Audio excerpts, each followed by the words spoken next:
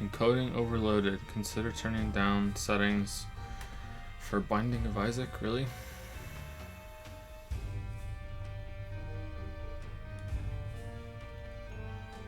Seems fine now. Okay, just at the beginning.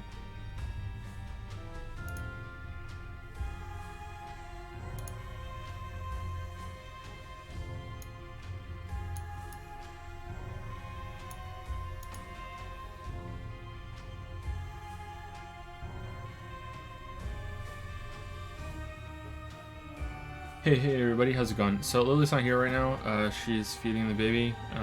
We're mouse over hitting start stream, start recording, and then suddenly both Finn and Leo wanted something, and in case they're crying, and yeah, so Lily will be here shortly. For now, it's just me. Just me. Just Joe. So this is Binding of Isaac Afterbirth, and I've never really played it before. I played the original. Steam says I played the original for 8 hours. Way back when it first came out. I used to watch some streamers play that, and I tried it myself. I only played a little bit. Apparently I got Rebirth when it came out, and I played it, Steam says, for 4 hours, but that's a lie. I played it maybe twice, and then I just left it running when I had to go AFK for something. I just played Afterbirth just now, and I beat it on my first try trying it. So the Gungeon skills transfer over, I guess, but it's really short your first time through. I know a little bit about this game from watching streamers, so I'm not completely ignorant. But we're gonna start a new file anyway, because I don't know what that was. So we'll go through it, and yeah, you're gonna see me stumble a lot. I don't know what the items really do. I remember seeing one that makes you vomit instead of throwing tears. I kind of know that there's like some system where you can donate blood for coins, and I kind of get the idea that secret rooms are usually where there's multiple rooms that are around one block for bombs, but I don't even really understand the buttons. Like, there were pills and cards and stuff, and I didn't really know what that was going on, so yeah.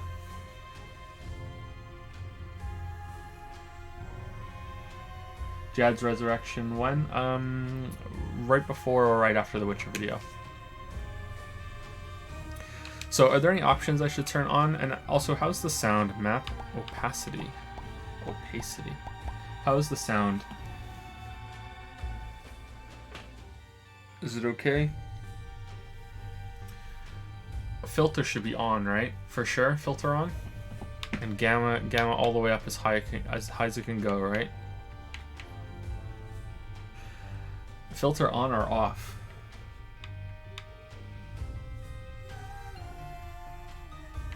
Pixel art, flash. Pixel art, flash. Pixel art, flash. Turn on found HUD.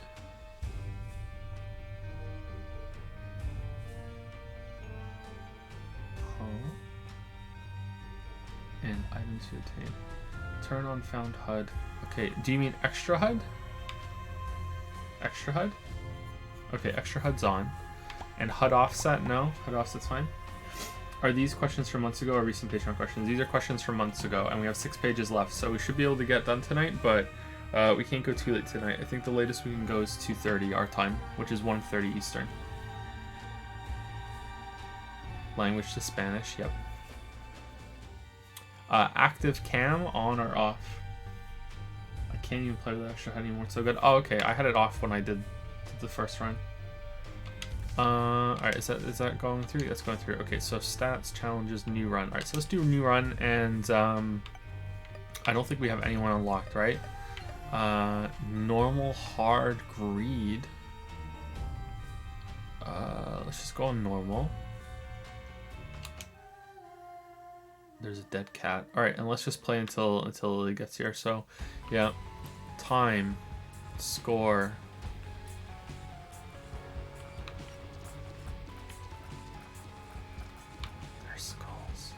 Or cassette. How is the volume now that we're in the game and we're firing stuff? Is it too quiet, too loud? So I'm guessing I don't have to explain what this game is, right? I'm probably one of the last people in the world to ever like play this properly, right?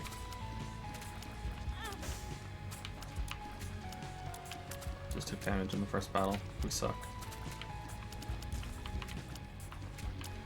I think I got very, very lucky when I played it just before the stream started. The only shop that was around was on the first one, and I got some ability or some curse or something that every single time I took damage, it would summon a bunch of troll bombs, and that helped clear rooms and stuff for me. And there was only one store, and then after that, it was on the first floor. There were no other stores. I couldn't spend my coins, and then on the very last floor, I got some ability that. Some item that made me do extra damage depending on how much money I had. And I just was able to just mow down pretty much everything. So I think I got really, really lucky. I stopped watching Kiki's delivery service for this. Better be good. I don't know what that is. Is that some anime? It sounds like some anime to me.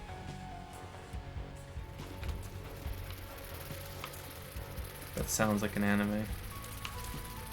So when I watched streamers play it, these kind of rooms didn't exist. It was just box room after box room.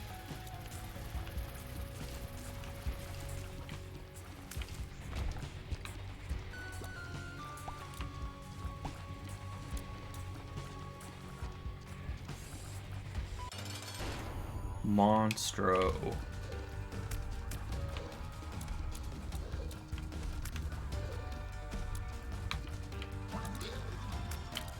Monstro. I think I had him second floor when I just played just now. There was one called Gemini Mega Man. Maybe I misread it. And one which was like a big pile of like flesh that would shoot out 5 red orbs at me, and there was like a lot of holes in the floor, and then there was Mom, and then I think those were the bosses that I had. But anyway, yeah, apologies for playing this game. I know a lot of people have watched many people play this game before, but I've always wanted to try it out properly, and I figure it's good to do that on a Q&A where the focus is on the questions anyway, instead of the gameplay. But I'd like to try it and see.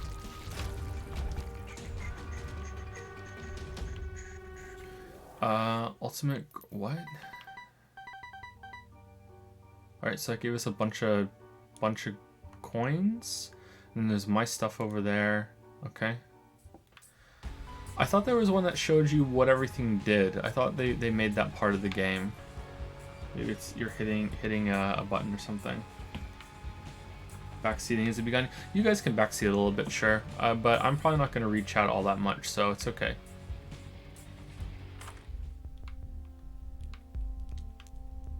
Donation. Okay, I don't know what that is. So does extra HUD only give you the time?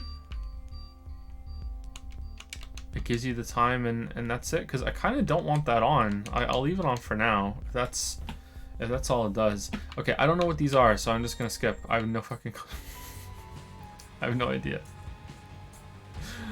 I have no idea. Alright, did we miss something back here? Alright, what's here? A mushroom. Speed and range up. Alright, I'm glad that we didn't get this right at the start. Okay, and can I bomb this so I can hit this button? Coins.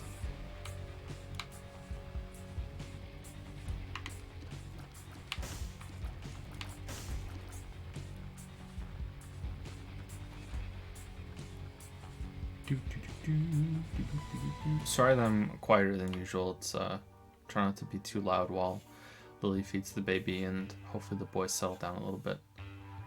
Alright, so there's a clock on this one. Burning Basement 2. The sequel to Burning Basement 1.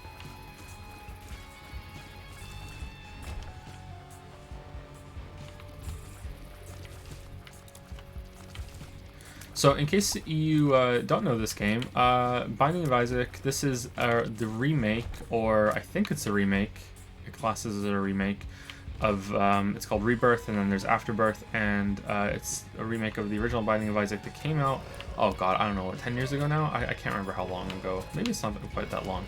And it's not the first rogue-like game, because, you know, that would be literally rogue, right?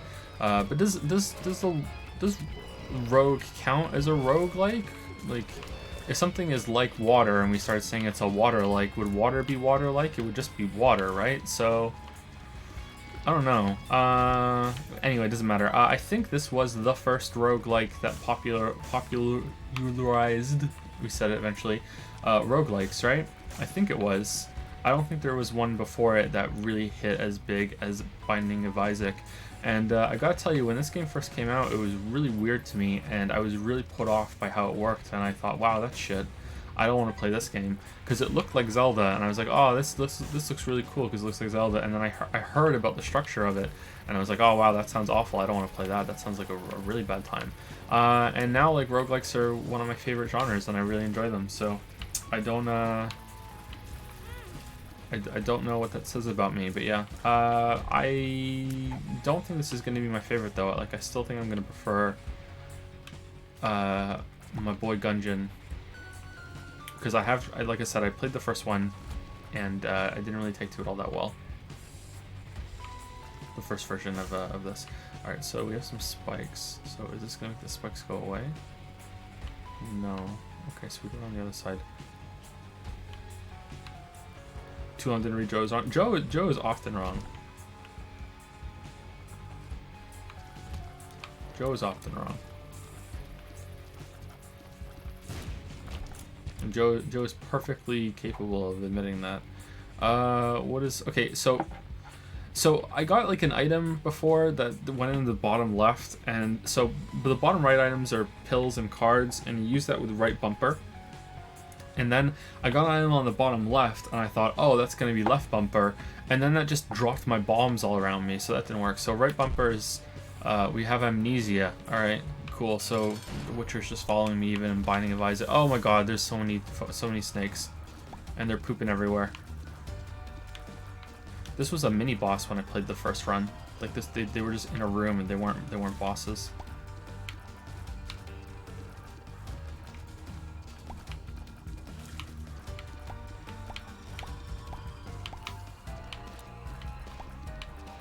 This is my first time, kind of my first time playing it properly. Yeah, I did a run right before stream just to make sure it worked and I could control it well. Yeah, and I ended up like beating it, but that's not very difficult, right? Like this is a game where I think someone showed me like the true like where the bosses go and how many different floors you can get and stuff. So, but yeah, and I watched some streamers play this back in the day, so. The controls in this game are confusing as hell. That was another reason why I don't think I liked the original, because I don't think there was any gamepad support back then, and I'm playing on an Xbox controller right now. Monstro's Tooth has appeared in the basement, cool. And we got Breakfast, HP up, okay. And I didn't really like playing it on the keyboard, because it was WASD and the arrow keys, and now you can use the sticks, so.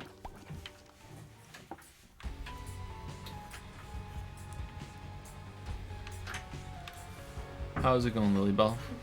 It's going. It's going? She fell asleep while eating several times, so we had to keep stopping and testing to see if she was really asleep or just, you know, would still eat asleep. That's kind of cute. Yeah, it's funny. She didn't finish it. She fell asleep. And then Finn's like, can I come out? Can I come out when Leo's asleep? And Leo's wide awake, so Finn goes, it's going to be a long time. Hi you guys, how you doing? I see it, Lilies, thank you very much. Lily Bell, yeah. That's me. Lily Bell. Oh, apparently I'm not playing efficiently. I could have got some keys there. I'm sorry. That may sound like I'm being sarcastic. I'm sorry. I'm not sorry. Sorry. I'm not being sarcastic. I am sorry. I'm not sorry. Oh god, that made it even worse. I understand the frustration of Oh no, of watching someone play a game that you know and they're playing it really inefficiently. Like I'm sorry.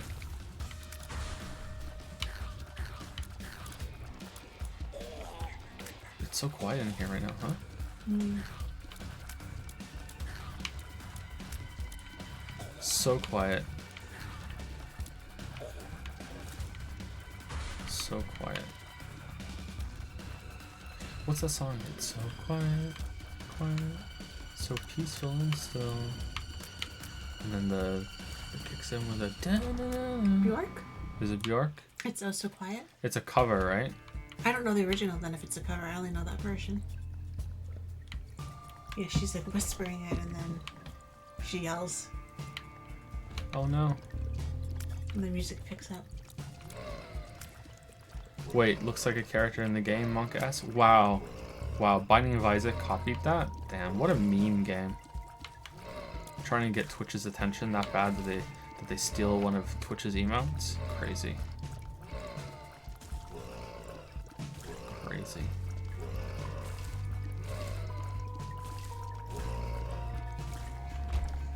Crazy go nuts. Crazy go nuts. Alright, should I use this Two of Spades? It says that it was an alt item multiplier. Don't I need to have an item on, like, on the floor first for it to do that? Like here there's a card, right? So, oh, it did fucking nothing. Alright, cool. Let's bomb these mushrooms. Ooh, pills. Alright, pills do. Tears up. Alright, so did that do range or rate of fire or... Okay, there's speed. Range, I'm guessing, is the top right one, then rate of fire, then the speed which the projectiles go, the damage and luck.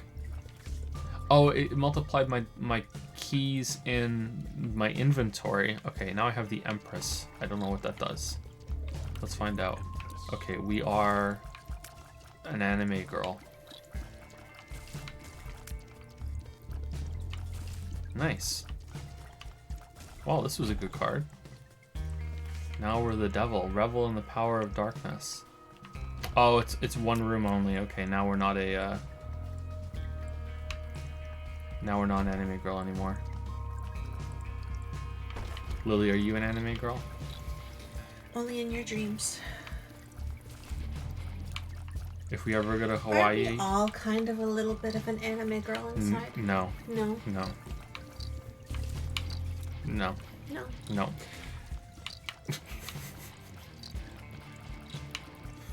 If we ever go to Hawaii, do you want to be kawaii in Hawaii? Can I wear those flower laser on my neck? Sure, you can do that. Okay. Okay, what does the devil do? Okay, the devil seems to have increased our damage. Okay, so I'm getting the impression that I'm learning that pills can be permanent, but cards are one use temporary only. Okay. Alright, I'm learning. Alright, so if we go on the spikes, can we get across so we can exchange health for getting this chest? Yeah, so we just got a bunch of bombs and we took 2 hits for that. Should we go in there? I don't know what the icons on the minimap mean. Actually, I don't know if I should say this. Uh-oh, don't then. Don't then. Are you gonna say how much you like Trash Chan? Oh, I do like Trash. I'm not scared to say that. Oh, okay. Yeah, she's some pretty decent aspirations there, huh? Okay. Get it? Yeah, I get aspirations. it. Yeah. That's not what I was gonna say. I was gonna say that I started my Christmas shopping already, and I bought Kate a few presents, you know, and it being her first Christmas and everything. And I got her some stuffed animals, and I got her a few dolls because what do you really get a baby, right? Like you can't really get her anything that's not soft. So one of the dolls I got her is an anime girl. Really? Because she was so cute. No. I couldn't pass it up. She's a little anime girl. What anime is she from? I don't know where she's from. If she just has that style, that aesthetic. No. But she's got like the the really dark eyes and the little mouth and the dark hair, and I think she's got flowers or something in her hair. I can't remember now. I'm not condoning this. So anyway, I want to say, you know, because there's so many in our audience, right? That it's like there's a merger, you know? There's a merger? Yeah, there's like an acceptance. There's you know, I'm embracing you, weeps. I bought her a doll that's like an anime doll. I'm embracing the anime even though I don't watch it. Okay. You're expanding your horizons? Expanding my horizons. She didn't arrive yet, so when she gets here, I'll show you what I mean. But Oh, okay. It's not here yet. No. This is not in the house, so we're No. safe. Okay. Good. yeah. It's an olive branch. That's a good way of putting it. Yeah. What color is her hair? I think it's dark. Okay. Black or dark brown. Alright, that bodes well. It's Alright. not. It's not a color. It's no. not teal? Yeah. No. Alright. She was really pretty. She was a really. Anime can be pretty. You know, it can. We just got some Jesus juice. I'm surprised you're saying this. Who are you? Have they gotten to you? Maybe. It's in my water supply. Shammy is still in Germany. What have they done to you? I don't know. I just thought they would like that. That's all. Oh, it's another store. All right, what's this? I don't know what that is. These do not seem worth 5 cents to me. Was ist das? All right, let's leave that alone. I want to use a bomb here to get this chest open. Ooh, money. Now we can get the thing that we don't know what it is. All right, let's go get the thing that we don't know what it is. This is a mom's box. What's inside? All right, and we can use that with L2. We got a goat hoof. Speed up. All right, and that's the thing that's in the bottom left that we're just holding that we don't use. All right.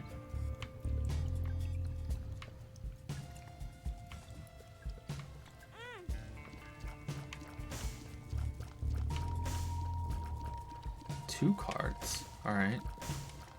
Ooh, oh shit. I think I knew that. I think I knew the fire was gonna do that. The sun, may light heal and enlighten you. And two suns. Alright. Should have waited until we got out, but then I wouldn't have had the card. Alright, let's get this. This is the item room. It is an eye or a rod. I don't know what that is. It's an eye. All right, plop. All right, what do you do, eye with a red scarf? Hey Joe, I just remembered that Noida's physics system reminds me of Cortex Command. Sorry that I wasn't able to remember it during that stream when it was relevant. Cortex Command? I don't think I've ever heard of that. Cortex Command. That sounds like an old game. Might not be though. Oh, she's awake. She's awake. We haven't really started properly doing the questions yet or anything because we don't even know if this stream can continue much longer. So apologies for that if you're anxiously awaiting the beginning of the questions. It's just, yeah, we almost canceled this because it wasn't going well, but we'll see. Cortex Command. However, I should say thank you to some people.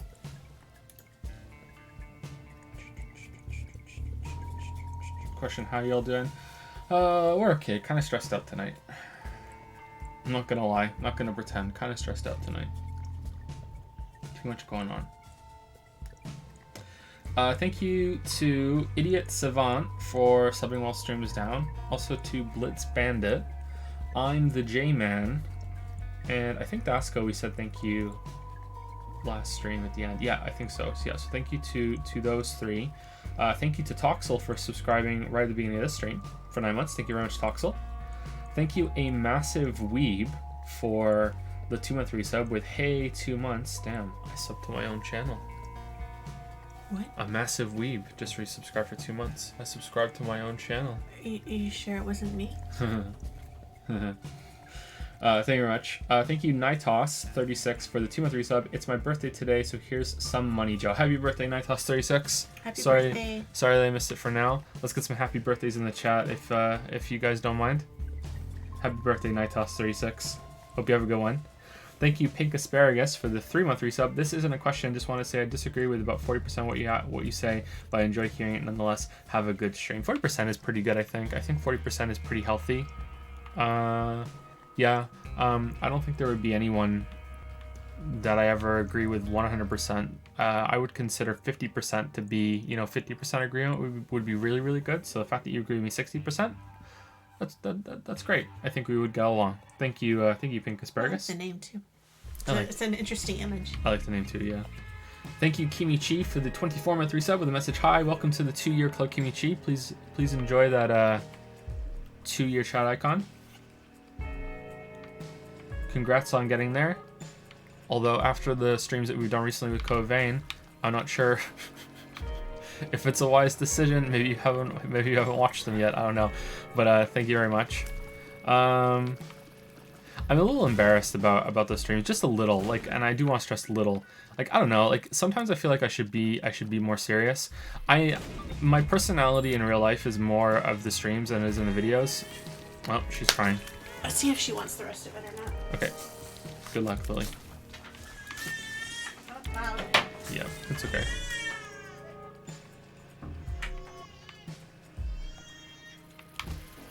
Like, Joe in the videos is a lot more of I wouldn't say a character, I wouldn't go that far, although some YouTubers do have character kind of personas on YouTube.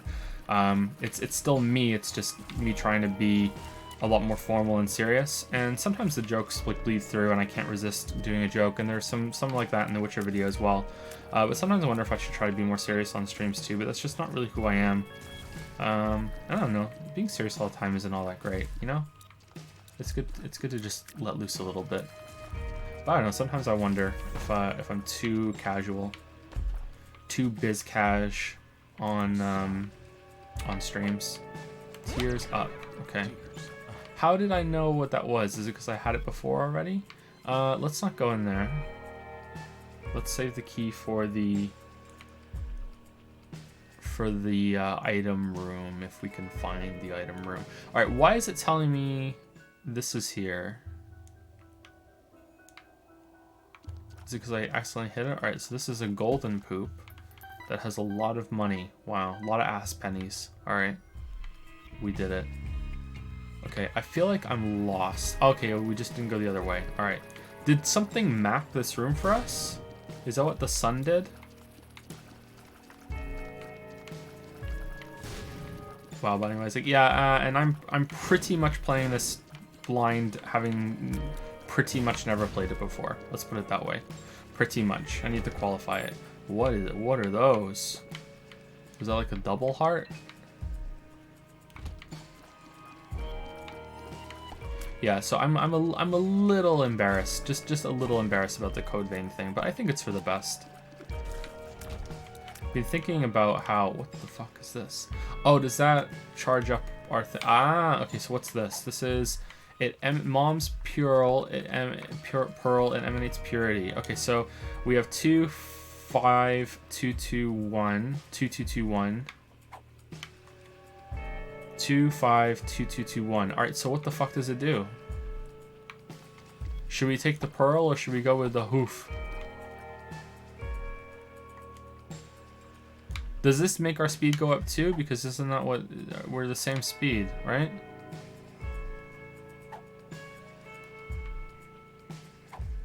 Extended stat effect time. Nah, I'm good. You don't have any DLCs installed? I have Afterbirth installed, but not Afterbirth Plus. What happened with Code Vein? We just made a lot of jokes and we just memed it up with the character creator and everything. It wasn't anything bad. It was just like got carried away a little bit. I want to stress the little part. I'm just a little embarrassed. That's all. Just a little, you know. I don't think we crossed any lines or anything. Just a little embarrassed. Take the pearl? Okay. Isn't Afterbirth Plus free? Yeah, it is, but I was told that it's not necessarily the best thing to have. Piercing shots, and what the fuck is this thing? Okay, we gave it a coin. We gave it another coin. We gave it another coin. And another coin. And another coin. And another coin. We just keep giving it coins. We're just giving it coins. Alright, what do you do? Alright, we're out of coins. Okay then. Alright.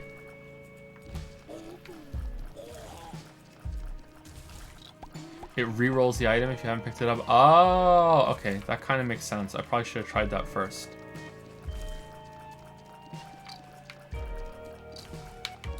So I'm okay with games like this being obtuse. I do think that, you know, it'd be better if they explained a lot of things, but I'm okay with it for the most part. It's not a big deal to me. Uh-oh. Why did it go dark? Paralysis. Alright, that would be bad if we used it right in front of everything. It's just, because then you're going to be replaying the game a lot, and you can have chances to find things out again, how they work, so that's okay.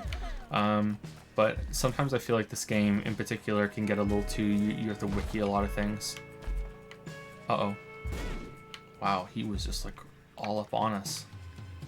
Do we want the card? I want the card. The Hierophant, 2 prayers for the lost. Alright, we got gray, we got Kappa hearts. Alright. Kappa hearts. Alright.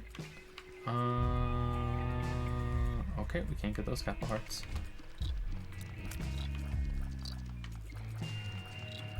So that must have been excruciating for anyone who knows this game for me to just spend all my coins right there after picking up the item. So I'm not sorry. Lemon Party. All right.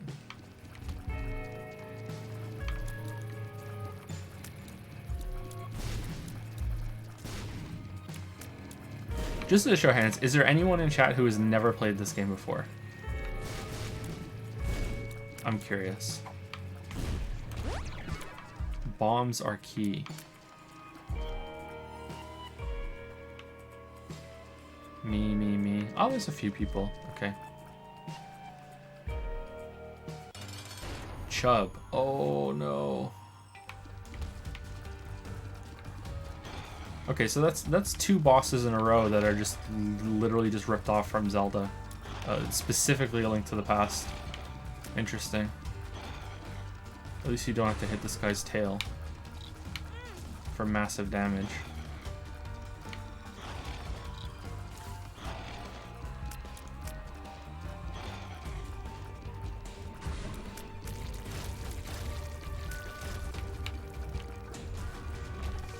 Little Chubby has appeared in the basement. Alright, what's this? Synthoil? Damage and something up? Alright. Okay then. Thank you again, Kimichi, for the 2-year resub. Thank you very much. Thank you, Discord, for the 8-month resub. Hey Joe, I just remembered that Noidus Physics system reminds me of Cortex Command. Sorry I wasn't able to remember it during that stream when it was relevant. Oh, so that's the message that Lily read out. Okay. Alright. Thank you for the resub, Discord. Thank you very much. I'll look up Cortex Command after, Oh, let's put another coin in. I'll look up Cortex Command after the stream's done. See. All right. So what's this? This is a little larva. The poop is moving. All right. Do we want that one? Like, which one of these 4 do we want, chat? Do we want little larva, the pearl, or the other one, or the hoof? What do you guys think? Playing Oberdin first time, and I'm so impressed. My mouth is probably hanging open the whole 3 hours I played so far. Can't wait to check the video out when I'm finished. I'm really glad you're enjoying it, Nitasia. I really like the Oberdin as well. Pearl or hoof? All right, let's take the pearl. Most people seem to think pearl. It's kind of split. You so far getting good items final boss first try, or is it not your first run? I played a run right before stream and I beat it first try, but it's not really first try because I know some things from watching streams and stuff. And may you find all you have lost. May your rage bring power. Temporary flight. Okay, so do we want temporary flight or do we want mom's box? Temporary flight seems like it would be pretty good to go get those other items, right? But what about what's the moon? Uh-oh. Alright, the moon teleported us. That was not worth the moon. I feel like I'm constantly going to be asking chat what should we take for the box. So let's take the Bible and may your rage bring power. All right, that seems like it's going to be something that you use and it gives you a big temporary damage buff. So let's save that for now. Bible is good if you know exactly what it actually does. Doesn't it just give you temporary flight? Oh shit, we just lost one of our Kappa hearts. Like, can't we just use it in here to get these items?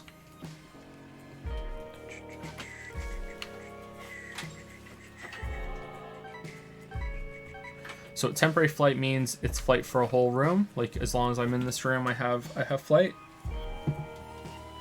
I'm guessing, right? As long before I leave. I leave and now I don't have flight anymore. Yeah, that seems about right. Okay, cool. All right. Interesting. Thank you very much, Discord. And thank you to Toxel for gifting 5 subs to Mufencio, Data Traveler, Zargi, Bakuretsu Connoisseur. What's a Bakuretsu and why is there a connoisseur of it? And Sir Nosferati. Senior Nosferati? One of those. Thank you very much, Toxel. I think there's a weeb in there for where you gifted these subs out, so I don't know what kind of dice you were rolling there, but either congrats or condolences. Thank you very much, Toxel. Thank you. Thinking on the shame of Code Vein and looking back, former stream memes include naming the Phantom Thieves ass eaters, talking about 3 a.m. poops, and already at the time questioning whether a character's boobs got bigger after obscure requirements. You'll be fine. Yeah, but I mean, that was responding to chat. That was like reacting to a bunch of chat. Lily's back, by the way. That was reacting to chat, whereas and just being like honest about something that happened. Like the 3 a.m. poop isn't a joke. Like I really was taking a poop at 3 a.m. All right, so this is blood for coins. And just being reactive to chat is fine, but I was proactive in Code Vein, you know what I mean? Oh my god, these, look, check them out. Holy crap. Look at these Leos. Big baby. Oh no, it's a troll bomb with troll face. Hi, imaginary fanboy. Acid is the chat thing. Yeah, that's what I mean. Like I think Code Vein is the first time it's been like me actively really heavily shitposting, you know? And it's fine. I think it was funny and I was having a good time, but I question, you know, the what? Why can't I hurt you, crazy guys?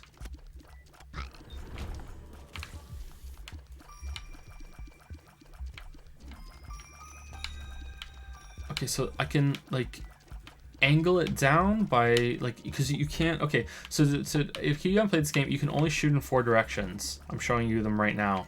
But if you run, you can angle it. Okay, that's kind of weird. Like, why don't you just let me shoot diagonally? I guess it's so you can have a little bit of micro to do. I'm not saying it's bad. I'm just saying it's unusual to me. Okay. It's not unusual. Any Tom Jones fans in the chat right now? Any Tom Jones fans? All right, so is she settled? She drank a little more. She won't burp. She didn't want any more. She left like an ounce or 2, and then she started smiling at me. So I put her down, and she's just in there babbling to herself. She's such a cutie, isn't she? The boys wanted hugs and kisses, so I went in and did that, and they wanted to come see you. I said you were working, because if they come in here, they're not going to leave. So. Yeah, they can't see this game either. Yeah, that's a bit. Oh god. All right, let's use this thing. Dun dun dun dun dun. Oh wow, this is really powerful. I wish we'd kept this for the boss. Really good. All right, let's go do it. Monstro 2, the sequel to Monstro. Okay. So we'll see. I can hear yeah, her still. She's talking. She's still. Oh wow, she's still awake. But yeah, it should be okay. All right. While I'm doing this, let's take a question or 2 from chat, and then we'll go straight to the Patreon after that, and we'll probably answer 2 Patrons in a row.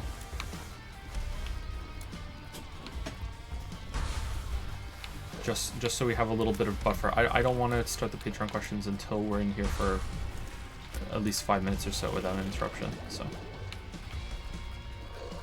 what do I think of Brandon Sanderson? I haven't read any of his books, so I can't answer that. Damn, that was easy. These Q&As are just they're so easy. Do you speak German, or was ist das? Was ist das? Everything, you know? I speak no German. I learned German a little bit in high school, a little bit of German. There's actually a pretty embarrassing story I have about that. I had to record for my final exam. I had to record myself speaking German and I didn't have the capability of recording myself, so I had to do it at a friend's house, and I was really embarrassed about like recording on the computer, and there was a lot of like bad takes that I made, and I ended up like swearing a lot on the thing, and then he promised me that like he would put it together and he would fix it, and I was so embarrassed I didn't listen to it back, and I handed it in, and I'm pretty sure I handed it in with just a bunch of me just cursing right what the fuck with the teacher, yeah, I still passed somehow, but yeah. Oh, I had a good laugh. Yeah, that was pretty bad. I've forgotten almost everything. The only real things I can say in German are, you know, was ist das, wo wohnst du? Just like the simple questions thing. Ich bin sprechen Deutsch nicht so gut. You know, like things like that. You know, just little things. I wish I had done it more. I wish it more German. I had continued with it. Yes, it makes it more German. I only know Scheisse. Only Scheisse. And that's in the Bourne movies. That's the extent of my German, unfortunately. Lily, do you like Orangensaft? I don't know, do I? Do you want to go to the Krankenhaus? Do I? Yeah. What's this? Krankenhaus sounds naughty. Orangensaft. Oh, there's gunfire outside. Is there a holiday today? No.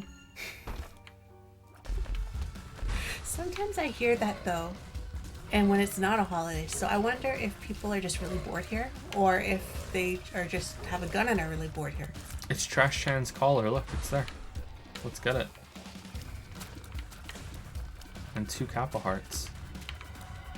It's the hospital. Do you want to go to the hospital? Is that a threat, Joe?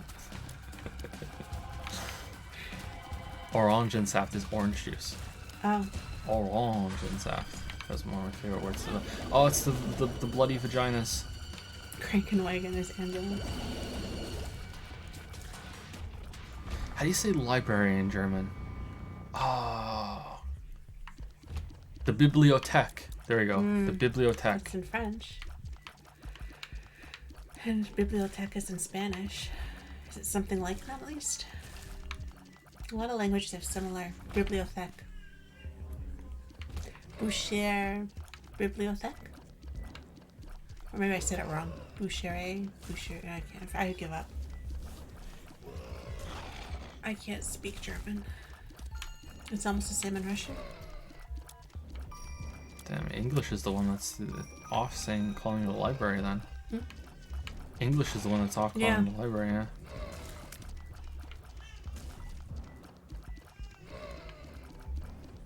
She's still going. All right, let's just dive into a Patreon question though. Then let's just do it.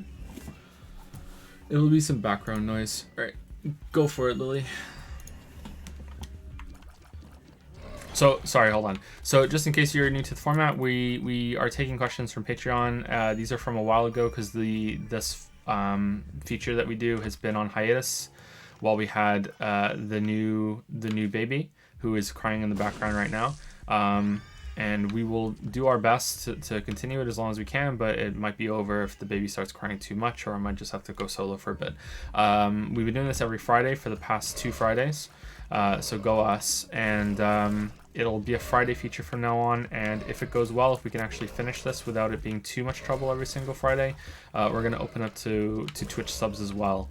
We'll put a new thing in a new Discord channel, and Twitch subs can ask the questions in there, and patrons should probably ask it on Discord as well, because Patreon is pretty bad at having their chat feature actually work, or the message feature, so I think that would be for the best. Unless I guess they don't have Discord. Well, it's free. Anyone is everybody anyone can have Discord, you know, like I don't know, but then anyone can have the Epic Gaming Store, and people still complain about that. So sorry, no politics. So yeah, it should be fine, but if they want to ask it on Patreon, that's fine too. Are you able to pause this game? Yep. Can you go and see her just for a minute before we start and see if you can burp her? Because I tried like 3 times and she won't burp, and maybe that's why she's crying. Sure, I can go burp her. You're much better at that than I am, and I did try. So I walked around with her a bit, and she was just smiling away, and now she's not happy. So the burp whisperer.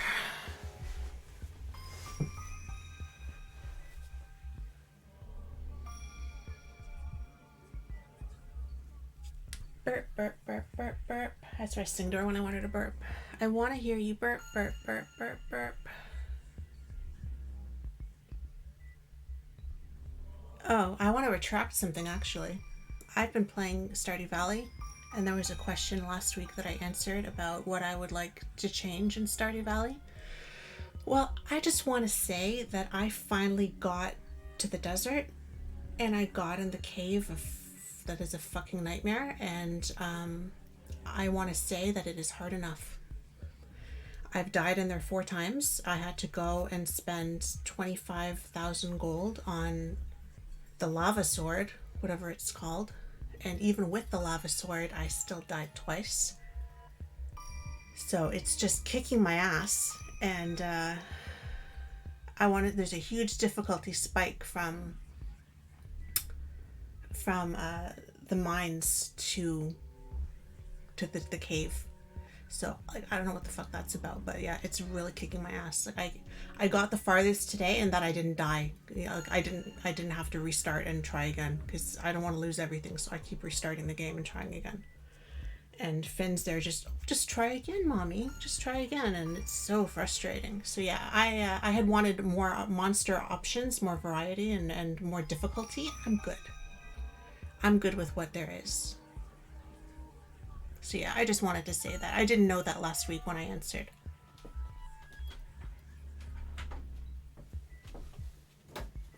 Yeah. Yeah, I got a huge burp out of her.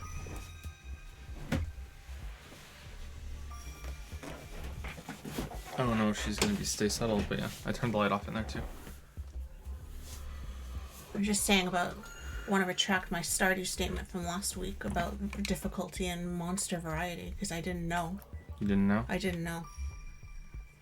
She doesn't know? I don't think it's gonna work. I think we're gonna have to take her downstairs, but we'll see.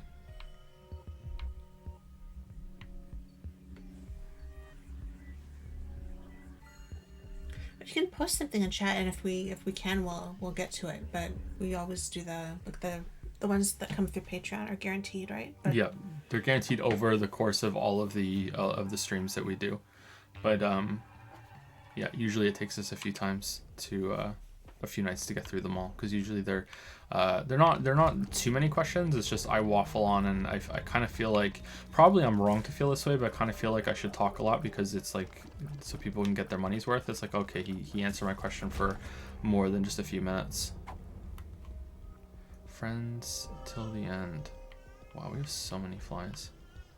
Is her crying that distracting, or can you guys barely hear it? Because if you can barely hear it, like, she's fine. She's not really crying for anything. She's just trying to learn how to talk. But if she gets any louder than this, then yeah, Lily's gonna probably have to take her downstairs.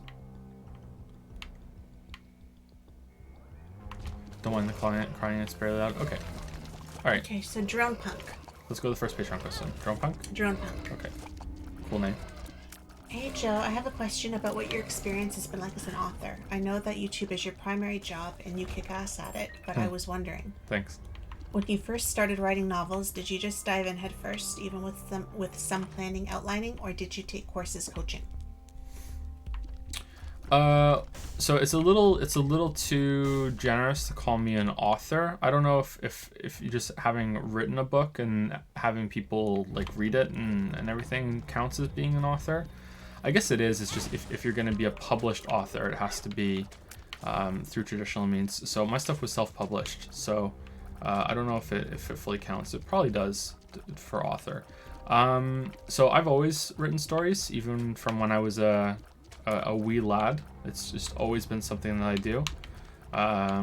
My parents used to tell me that I used to just make stuff up even when I was before my memory goes back. I would just say stuff. I always would like to write sound stories and everything in early life. I started reading quite early too.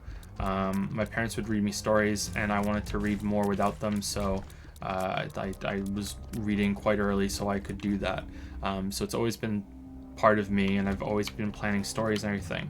I did take one class, and that's kind of how I met Lily Bell, really. Kind of.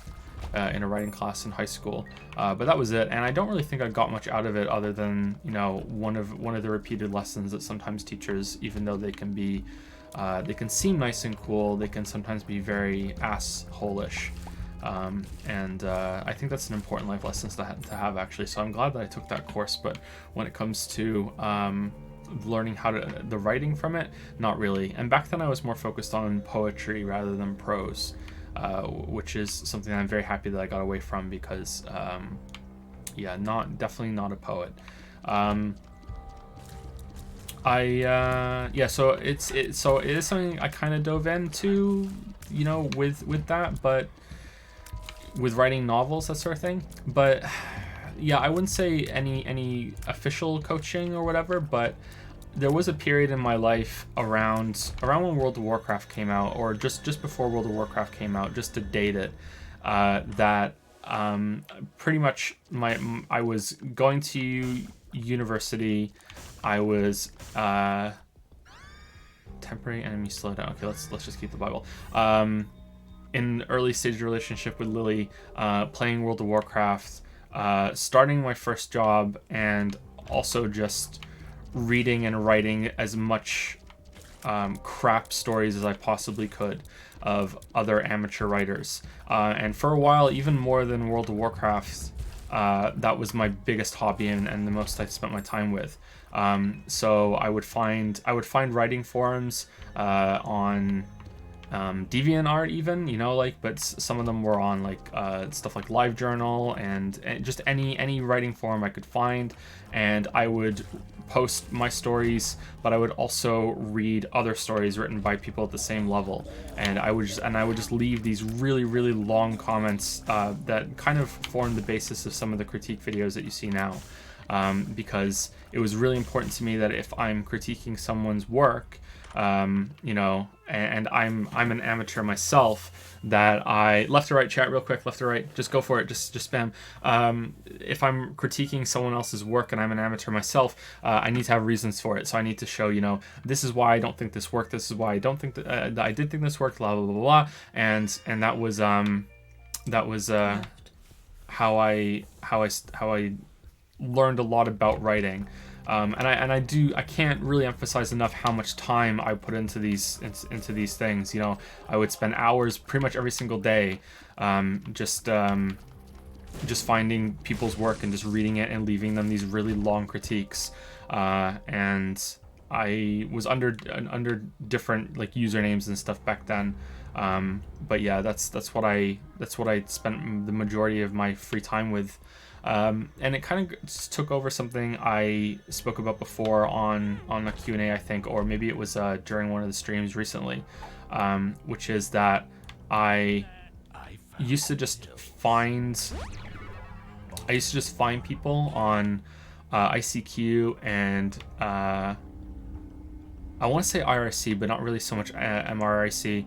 MSN Messenger, AOL, you know, AOL Messenger, I said that 3 times, now 4 times, and I would just find people and I would just talk to them, be like, hey, what's up, where do you live, where are you from, what's your story, you know, like, hey, Spooky Safe, what's your story, that sort of thing. And I would just talk to people, and I would just, you know, oh, you're from this part of the world, okay, tell me what it's like there, hey, you know, like, what's going on in your life, oh, what and usually if I had spoke to them a couple more times, like, hey, what problems are you going through right now, you know, let's have a talk, you know. That was like one of my biggest hobbies when I first got the internet and the computer.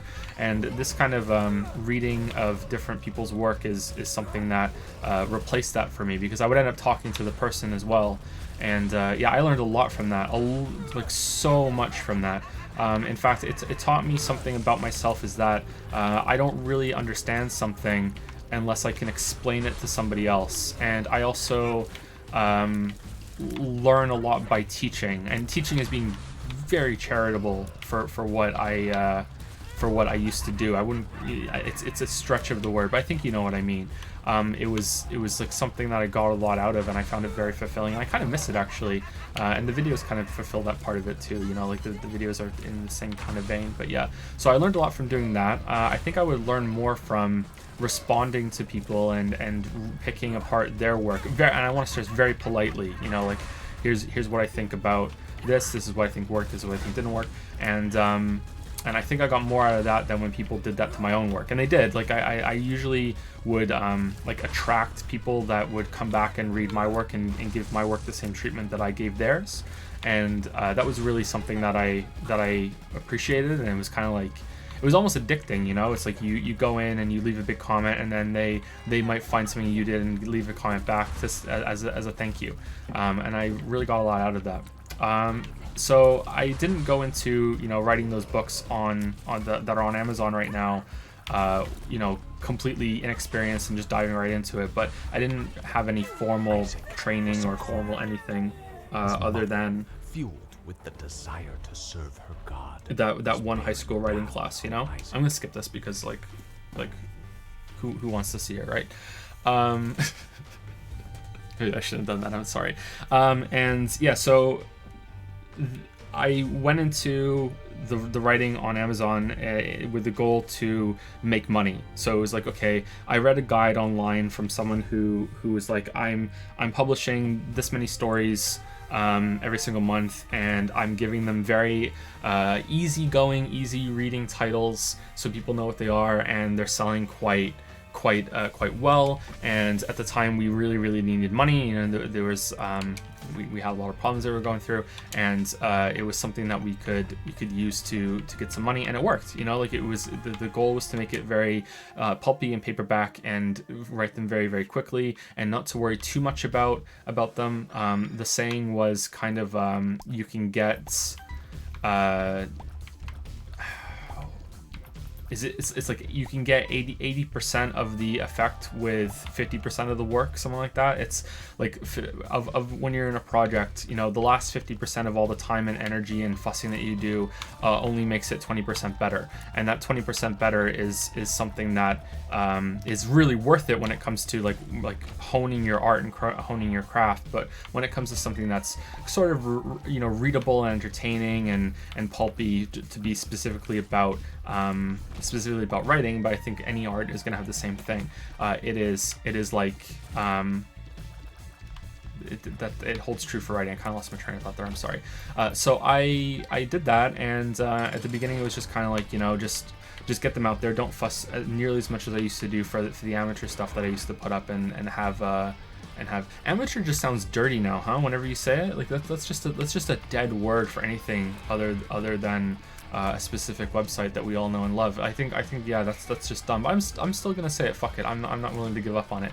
Anyway, so so it was more about being entertaining and readable, and they did their job. They were successful, but I have a lot of more literary ideas that I would love to get back to, and I was working on quite a few of them over the years when still going through other people's work and leaving comments and everything, and I would love to get back to them at some point, but I don't know when that's going to be. I'd also like to finish the series that I have up on Amazon at the moment, because I've said this probably too many times, so I'm sorry if you've heard this sad story before, but Lili has books too. Lili and I were very successful on Amazon until just one day they changed their algorithm for how they promote self-published work, and our sales went from selling like 100 to 200 copies every single day to literally 2, you know, like that was the drop off overnight, you know, 100 to 200 copies to 1 or 2.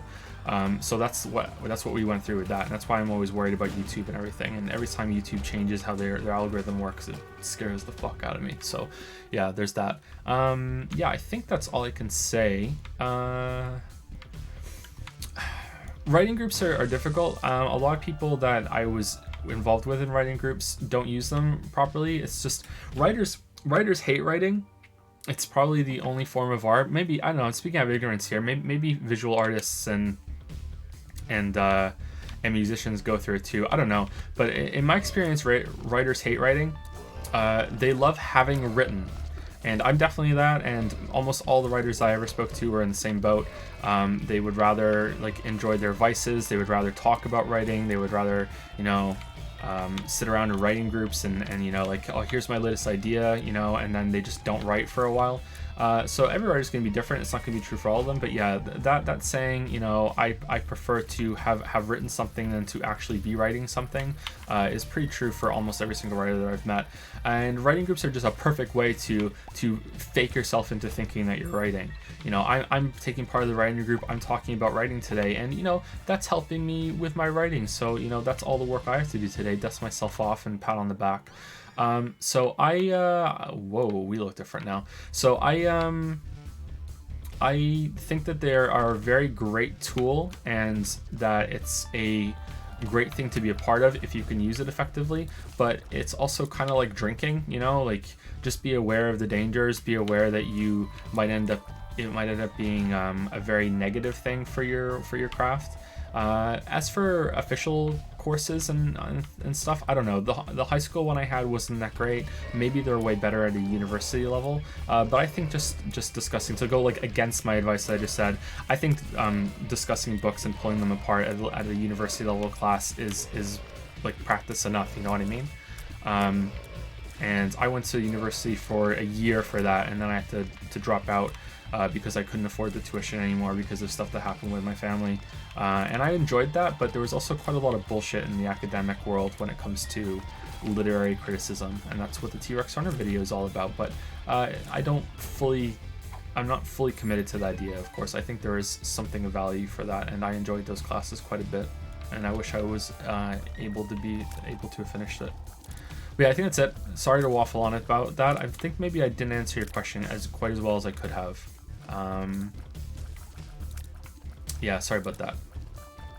I feel like there was a part of your question, an aspect of your question I didn't really dig into as much as I could have, but yeah. Okay. Was there another question from Drum Pun? Yes.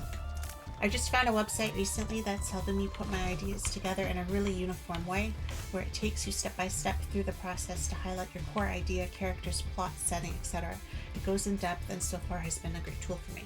So it's not really a question, just I guess a comment. Okay, that's well, related. I think that maybe that's reminding me about the part of the question I didn't really answer all that well. So there are different kinds of writing, and again, sorry for people that have watched every single one of these Q&As, because this is kind of a repeated answer, but I don't mind repeated questions. It's just as long as the person who asks it know that it's kind of a repetition. I'm very much a planner when it comes to writing. I always know what the beginning, middle, and end is. And this is kind of like different factions of writers.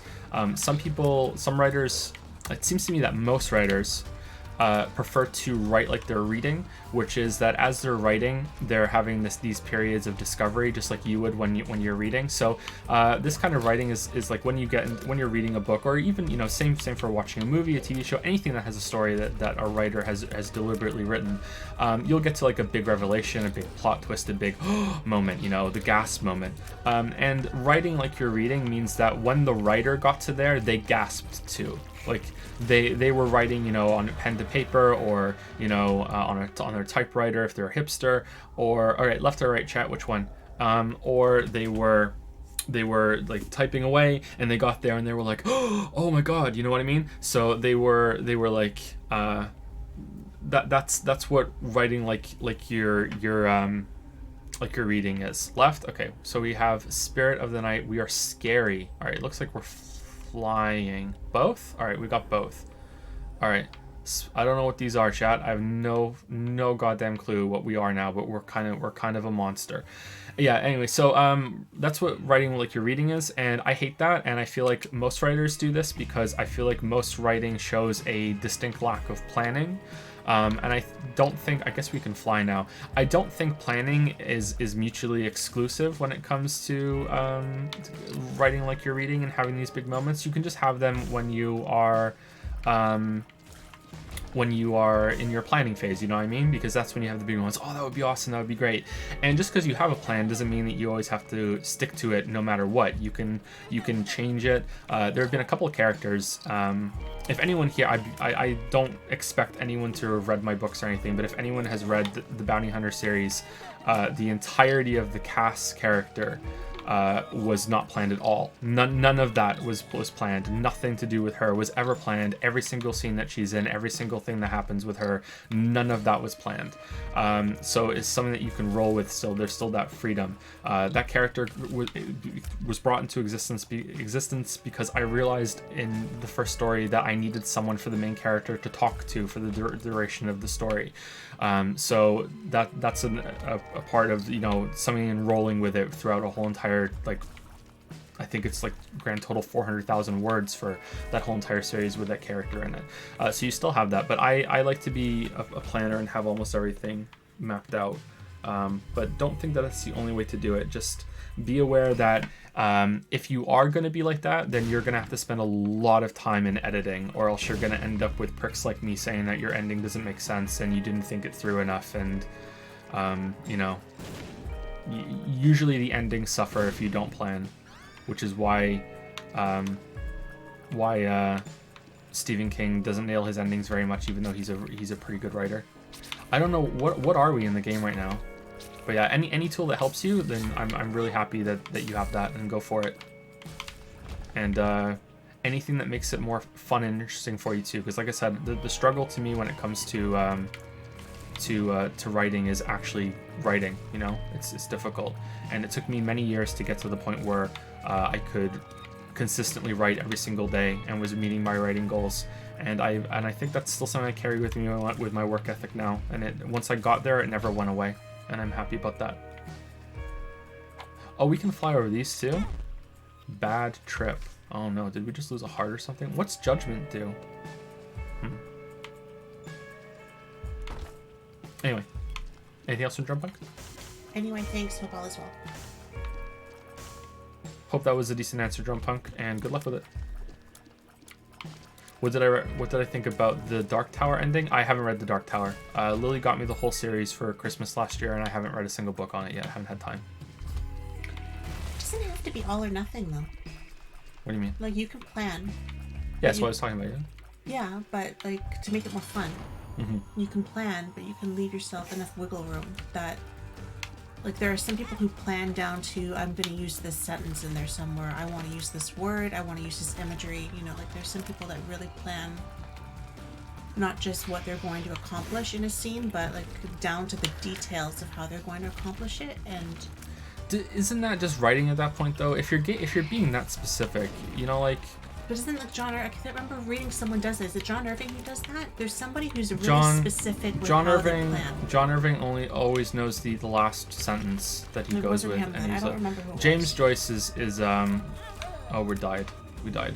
James Joyce famously has this thing where he would fuss over a whole entire sentence for days or even weeks. Supposedly legendarily he would do this. I feel like we had a better run going right there, and we just threw it away. But that's okay. Yeah, he would fuss over, you know, like where the placement of one word would be in a sentence, and he would just be talking to his writer friends about it over and over and over again. And you know, and I think that's bullshit. He liked to troll a lot. I think it was Finnegan's Wake. After he wrote Finnegan's Wake, he, you know, legendarily, you know, dusted off his shoulders and said something like, "Yeah, good luck analyzing this, you literary assholes." You know, I mean, I'm paraphrasing what the legend says. I don't believe that's true. I don't think he was that particular about it. I don't think any writer is really that particular about that sort of thing. Poets, yes, but I don't think I just remember reading something. I don't know where I read it or where I heard it. Maybe it was in an English class or something. They were talking about something. I think it's him. I don't remember who, but I just know that some people tend to kind of overplan, and I find that really boring. I don't like to plan that much. Yeah, I like to know when I write, I have the plot plotted out, what's going to happen, and then I break it into chapters, and then I have little notes for myself in each scene, and the scenes make up the chapter, and it'll say something like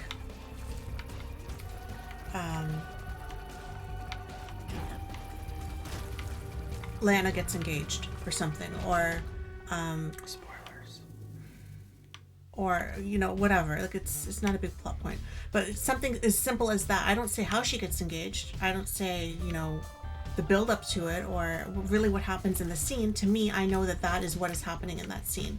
Or someone's mental state deteriorates, show this, you know, and I pick something that I think will show that they're starting to lose it a little bit. But I don't say what it is, and as I'm writing it, it kind of comes out, and those are usually my best moments, are when they come out like that, and it's a lot more fun than going in knowing exactly what's going to happen. Sure, you're closer to writing by reading than I am, but I'm not as near of a careful planner as someone like John Irving. Like, I still have those like this. I look at it as the plan as a skeleton, and you just add layers onto the skeleton as you write. Yeah. And there's lots of things where I might have a sentence in my head where I'm like, I'm definitely going to say this at some point, or that's a really good line, or this is a really good hook for a scene or anything. But yeah, it's a lot of things are decided during the... Whoa, what the hell's going on here? The poop is coming back. It's Wolverine poop. Oh, damn. Okay, we need to get out of here. Yeah, but yeah.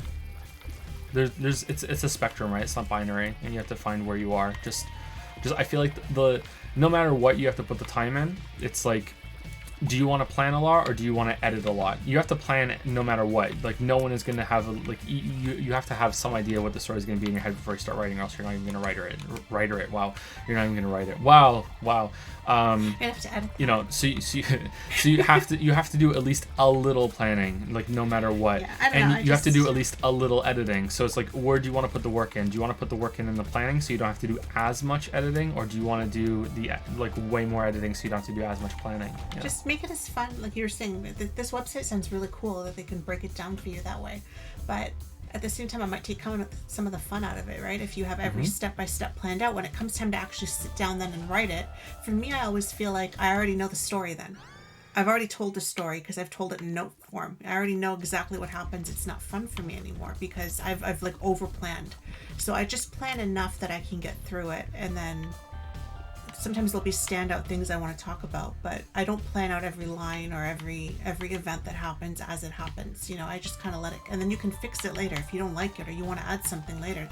I go back and do lots of rewriting to it as I'm writing it, so you can make it more fun like that. I think it doesn't have to be so boxed in, you know. Anyway, that's all I wanted to say. You were talking about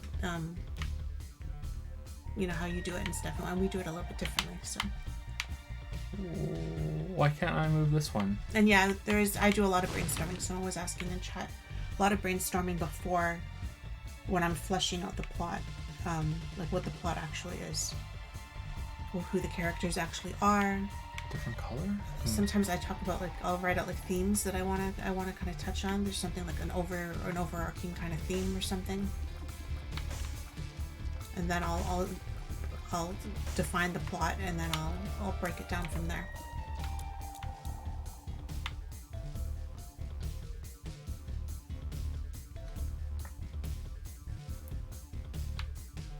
Miswriting.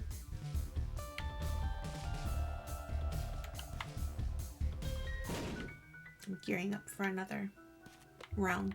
Are you? I was reading it back last night. Good luck with it. That's how I write. I write in little bursts, and then I'll take a break, and then I'll go back and write in a burst and take a break.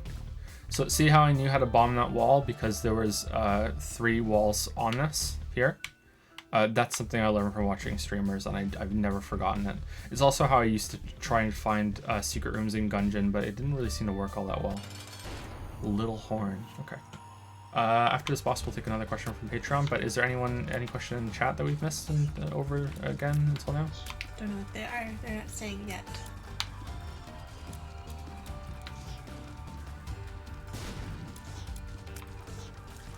Joe, have you ever watched Northern Lion? Sparingly. I watched him play at least one round of Binding of Isaac at some point, but I've never watched him stream except for very recently. I saw him stream something, but it was only for a minute or two. I have seen him on... Whoa, we're a skeleton now. Holy crap. I've seen him play Gungeon and Binding of Isaac on YouTube, and I think I watched him play Nuclear Throne once as well. I liked him. It was pretty intimidating watching one of his videos, because he's so like non-stop talking about references and stuff and singing and everything, and I was like, oh goddamn, like this guy's got this thing down, you know. So I was a little intimidated, like, wow, I'm never gonna be, you know, anywhere near this guy in terms of quick chat interaction and everything. But I don't even think he was streaming. I think it was just something that he recorded, you know, like he has that. Someone's in chat saying charisma. Yeah, he has pretty good charisma. Yeah, so that was quite intimidating. Like, oh man, that was before I started streaming. I was like, ah man, this is what I'm up against, man. These are what the expectations are. I'm never gonna be there, and like I'm still nowhere near him, but I think I do okay. I really wish I would say less. It was like it's a bad habit, and I'm trying to consciously not do it anymore, but there you go. I just did it instinctively. So you know a lot. It's difficult for me not to do that. Fabulator's asking about I'm saying the questions went on Patreon and there's no post. This is March questions? Yeah, they're from a while ago. Yeah. So if it goes well, from this one to the everyone's gonna notice every single one I say. From if it goes well tonight and next Friday when we finish, if we don't finish tonight, which is not looking likely, because we had a really slow start, then we will be continuing it, and there'll be a new prompt. We'll also open up to Twitch subs as well, because a Twitch sub is more expensive than the $3 reward tier, so I think Twitch subs should get it too.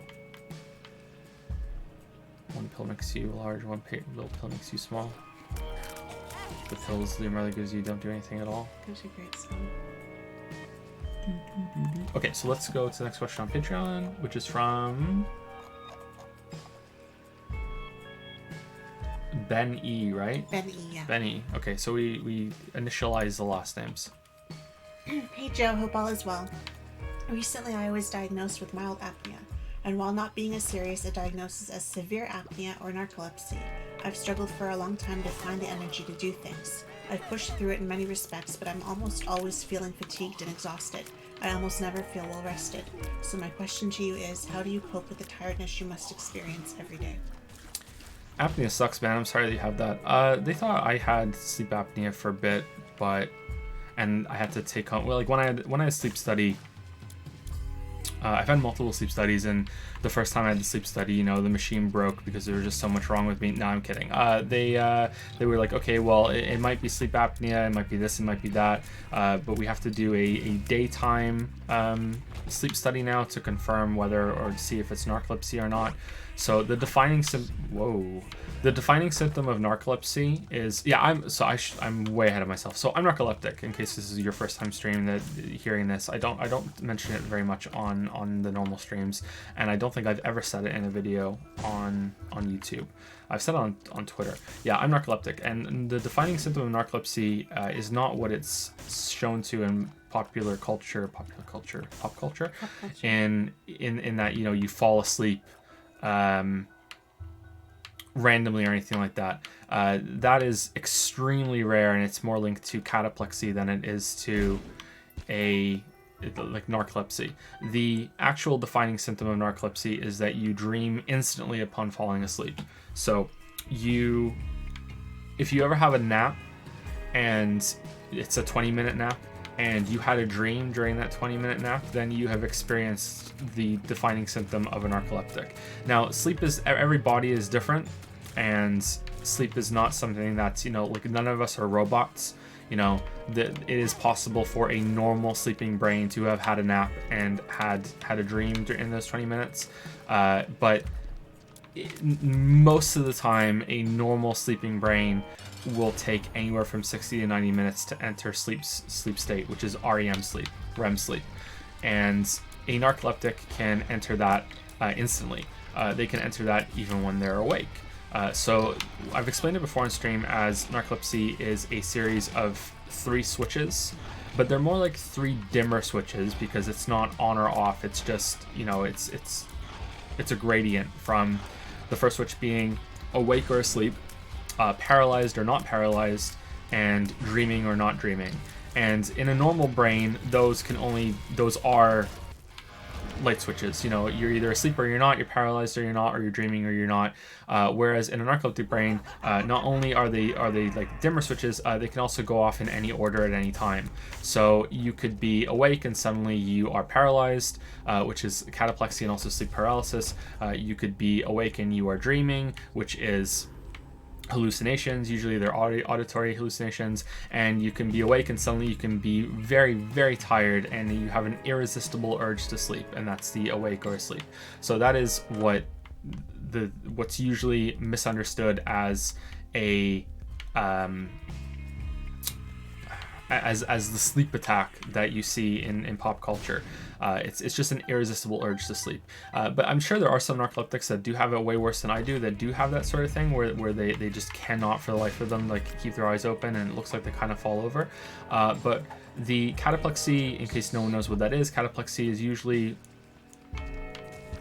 we have a spider. Cataplexy is usually when you experience an intense emotion. Usually it's laughter, and your knees will buckle and suddenly you can't really stand properly.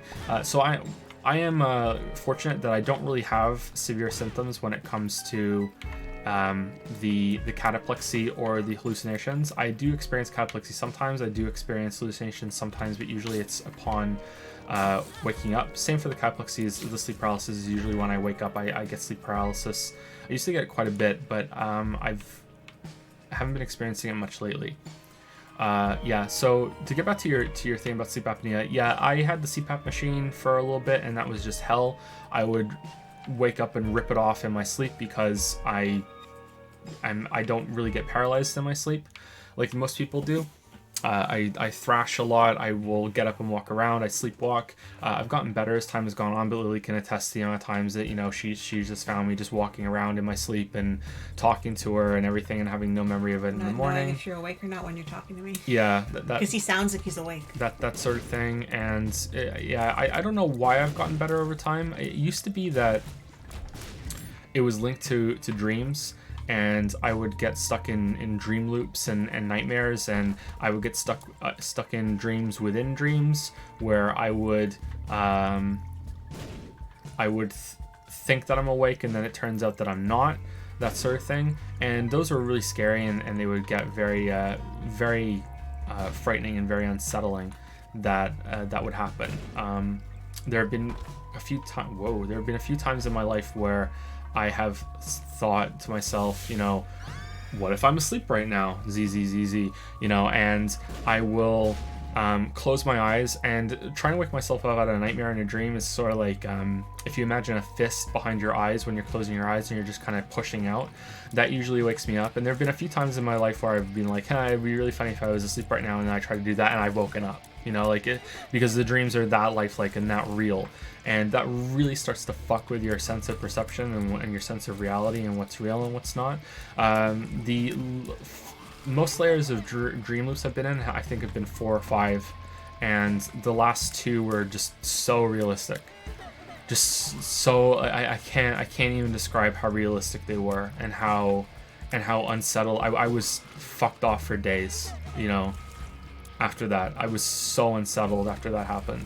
But I set up sort of like dream defenses where I started to realize what was a trigger and what was not. Like if there was some of them were weird, like some of them would be like a bouncing ball, a soccer ball or a beach ball coming down a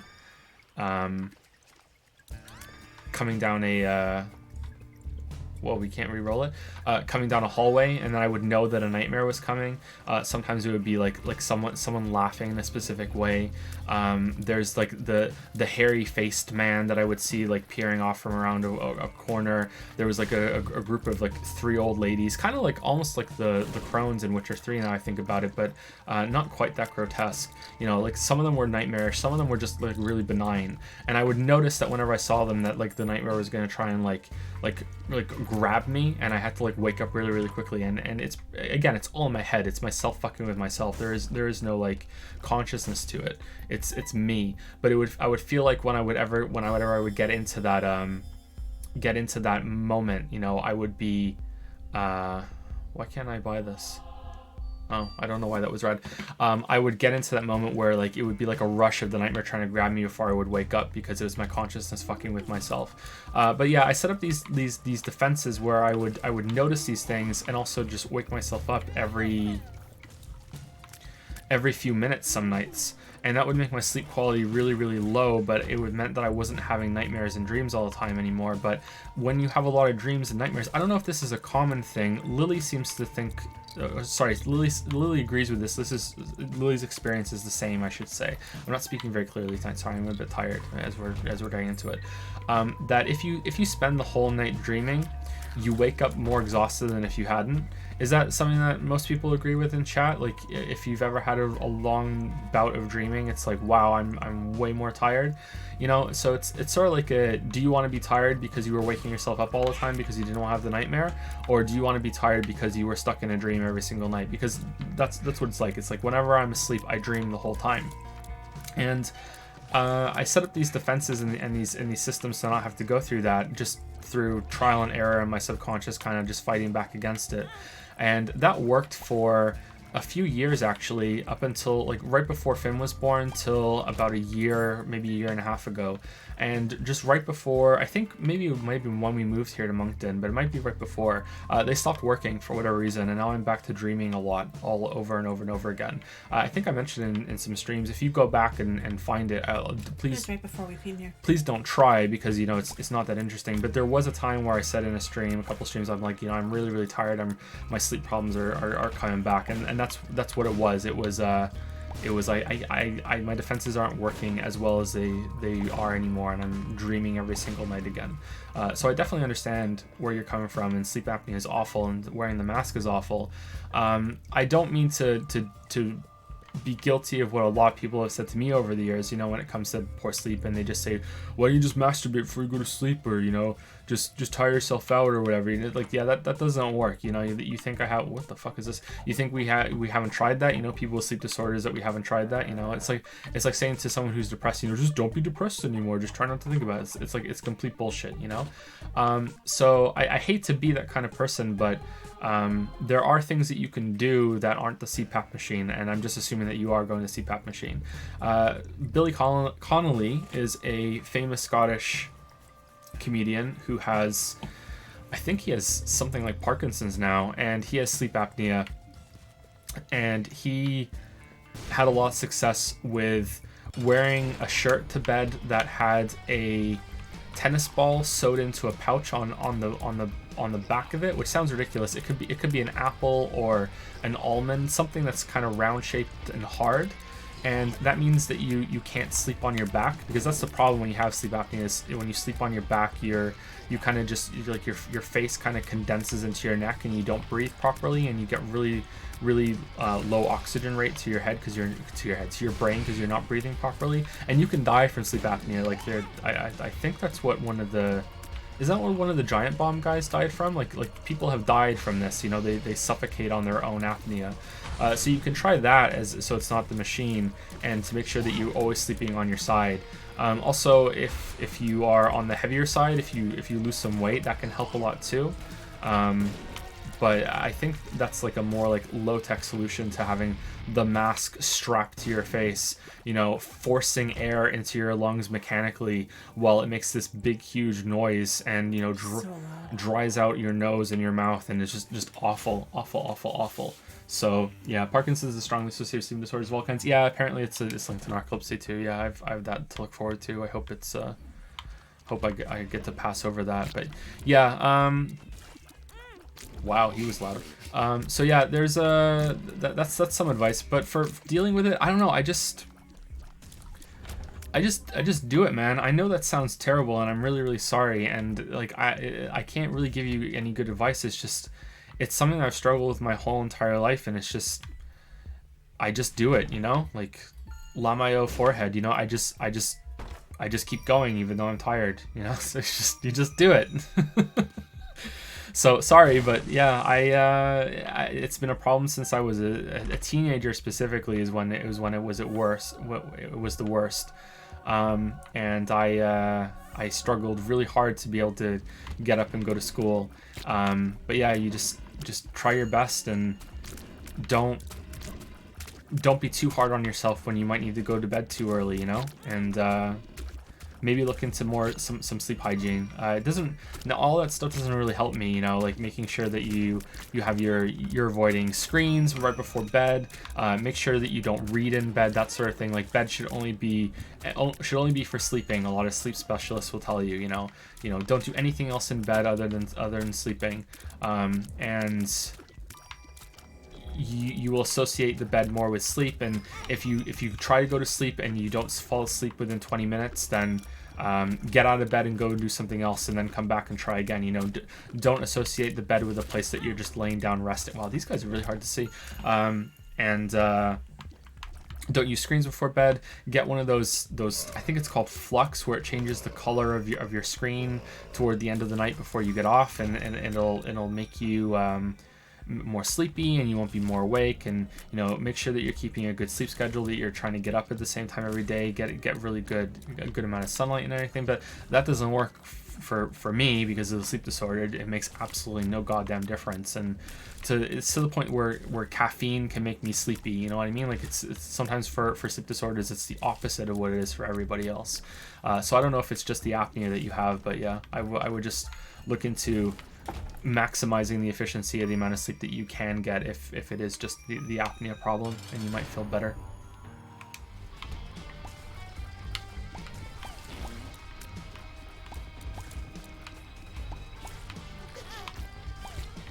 What is this thing? Sorry, I just kind of stunned there for a second. Oh, we're dead. All right, cool.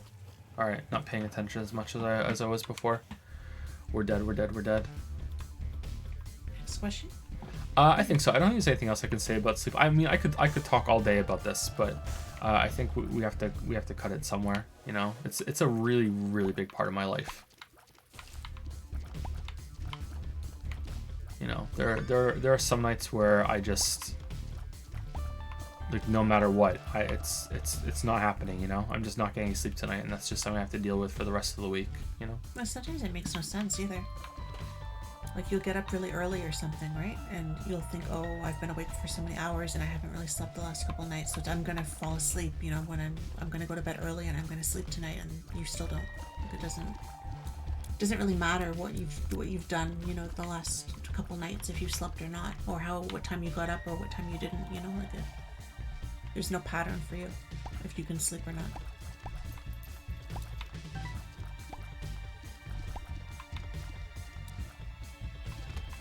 Stop talking, pay attention. I was more looking at like the boss itself, like whoa, what are you? Yeah.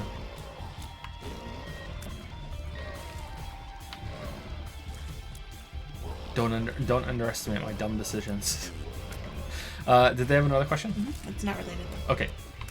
You touched on it in the God of War video, but if there was any one thing that could be added to improve the sequel, what would it be for you?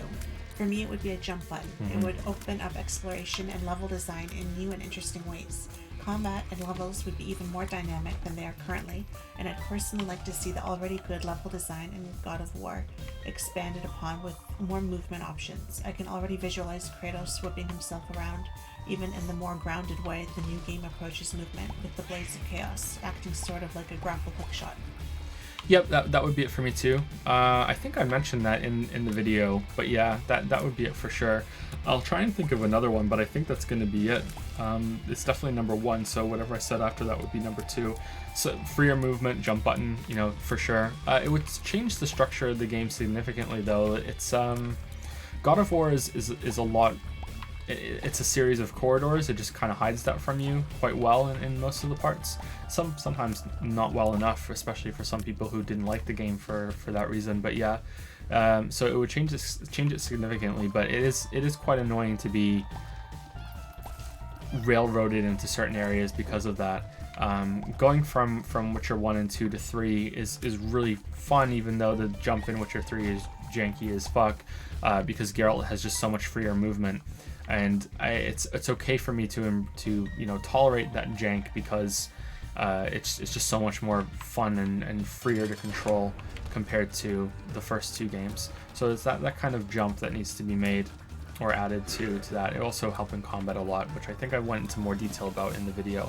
I don't know if they're gonna do it though. I think maybe they want to have that more kind of kind of grounded, more controlled kind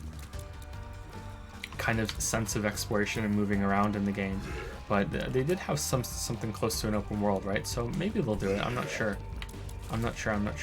It's also, it helps for the visuals as well. You know, having it that strict and that controlled makes it so they can push how the game looks a lot more. You know, it's beyond my knowledge to fully understand and comprehend or even appreciate exactly how much easier it is to make the game look as good as it does with that limited perspective and limited movement system, but it definitely must help. So I would accept the game looking about the same as it does now on the next console with a lot more freedom of movement if that was the trade-off that they had to do. But there's no way that Sony is going to let that happen. You know, like, they're going to want that game to be a graphical powerhouse on the PlayStation 5, and they're not going to be like, oh yeah, it can look just the same so you can have better exploration jumping around. Like, I don't think that's going to happen. Something of a more freer combat system or freer movement in combat at least would be good. I think they could probably pull it off. I think the combat in the new God of War is really good. There's no big flaw for me there. Maybe that was even something I understated in the video, but yeah, I think the jump button is definitely it. For story, there are some things I could say, but I don't want to because it's spoilers for it, especially the ending of God of War 2018. Let's just say a certain god showing up would be really great, and I hope that they don't reset the progression of the weapons. But yeah, I'm just repeating myself in the video now. There wasn't much of that video that I cut, so there's not much new content I can say about that. Sorry. So yeah, definitely the jump, and I think that's all I can say about that. That's it. Grapple hook shot sounds really good. I really don't want them to do God of War 3 gameplay again. But yeah, I would like that for it to be just a little freer. Any questions in chat that we can take real quick, and then we'll go to the next Patreon question?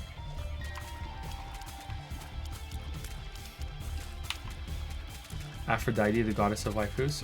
We're calling Trash Chan Aphrodite now? Wow. I can't read it because the thing's there. Sorry. The questions are cut off. There you go. Do you think the push for realistic graphics has become a detriment to games? The whole so expensive argument and animations start to feel so janky. Absolutely. Yep. Absolutely. Yep. Like, no one...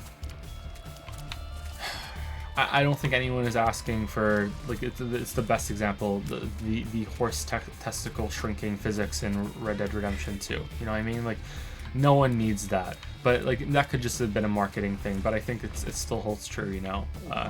No one needs this stuff. There were shots of Final Fantasy 15 that just were like, no one needs it to be like this, you know? Like, this is too much, and this is why the budgets are so inflated, I think. But it's still impressive, you know? I enjoyed the visuals, but it doesn't really matter all that much to me. It's like, I think we spoke about this in the last Q&A, or maybe on a stream recently, how, you know, AAA games push the graphical fidelity so much, whereas a lot of gamers claim they don't care, but then when these games come out suddenly they really do care. Well, that's because they know so much of the budget went toward it, so they want to be critical of it, you know what I mean? It's like, you spent this much money making this game look this good, and it doesn't even look all that good, or it has so many glitches. I feel like quality control in AAA games is getting worse and worse and worse as I get older.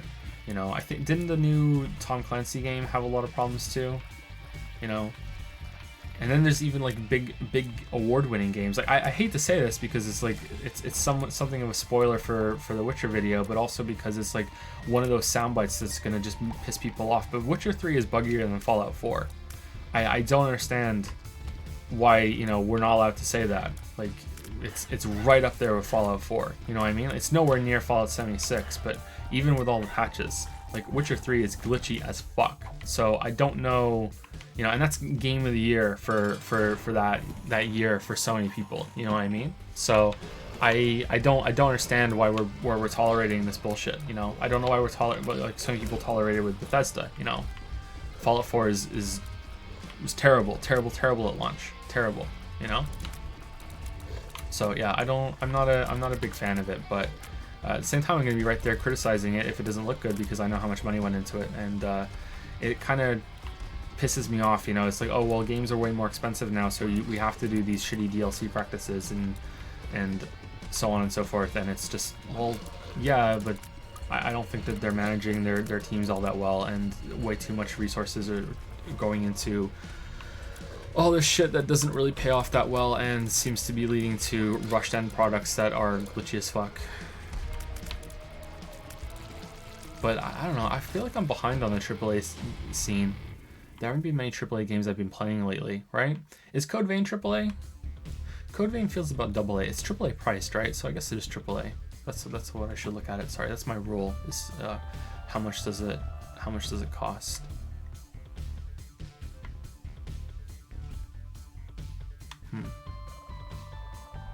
All right, I don't think we have any. Can we bomb open chests? I don't think we can. Those boobies are AAA. No, we can't.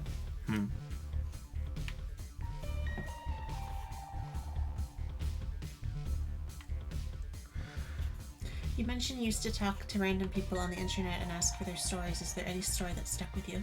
Not really. There's certain people that stuck with me. This is gonna sound way worse than it is, and it was nothing. It was never anything sexual or anything like that. But I ended up speaking, surprisingly for some reason, to a lot of single moms. You know, like, so like a lot of women a lot older than me. But it was just mostly just like having conversations, and they would talk about their kids a little bit, and they would talk about, you know, what they've gone through in their life and how they ended up being a single mother, that sort of thing. I guess they had computers, and they were at home all the time, and they were just a lot of people that would just answer quickly when it came to me sending out messages and stuff. Yeah, I would end up talking to a lot of single moms. But again, I want to stress, like, it doesn't sound like I know it's gonna sound. There was a German mechanic I used to speak to a bit in English. I didn't speak to him in German. He was really into wrestling, and he was pretty cool. There was someone I got into an argument with after a couple of times talking to them, where, you know, they insisted that an angel had come down from heaven and saved their grandmother from getting hit by a car, you know, and that was why she now believes in God, because the grandmother had told her over and over and over again that an angel had come down and swept her away out of the way of the car and saved her. And she blocked me after I said, your grandmother is lying to you to keep you in religion, and she, like, that was not a good thing. But yeah, there's that one. No, nothing really stands out. Sorry. That's kind of sad to realize, actually, that there's not many that I can think of, you know.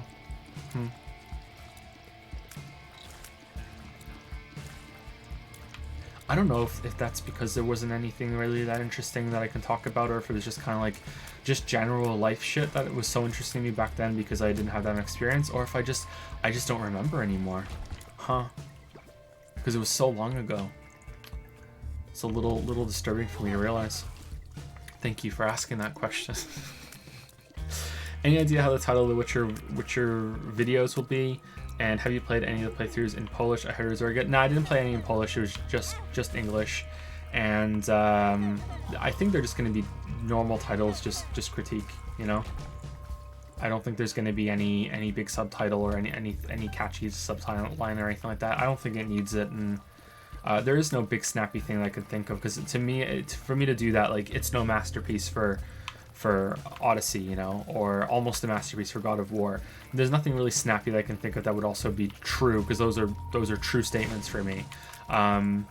There's nothing like that, and I don't think it would need it. So I think it's just going to be critique or analysis. It'd probably be critique, I think.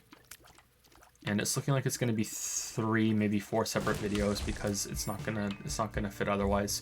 I don't know if I want to split it into like part 1 and part 2. I don't know. I think it should just be Witcher 1, Witcher 2, then Witcher 3, and then the DLC and the books and whatever. I don't know. We'll see. I'm still hoping that I can get it. Witcher 3 more like bad game. It's not a bad game. There are some hot takes in the video, don't get me wrong, you know, that again, they're true statements. Witcher 3 in my playthroughs has been as buggy, if not buggier, than Fallout 4. But like, you know, There's no like many hot takes like that.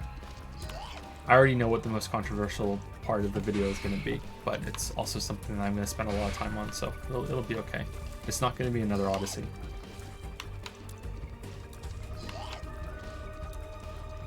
This boss is weird.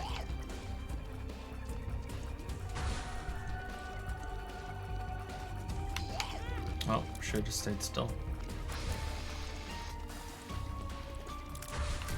Okay, one more question from chat, and then we'll go back to Patron because I just killed the boss. Someone's saying I don't remember any bugs in my Witcher 3 playthrough. I think you're very good at getting bugs. Okay, I don't know, man. Maybe it's really buggy at 1440p resolution or something. Maybe there's something about the resolution that just makes it really terrible. But you know. There was fan art from Maddie. Really? Fan art? I didn't see it. I missed it. Fan art in a Q&A stream? But they're saying there's fan art. Wow.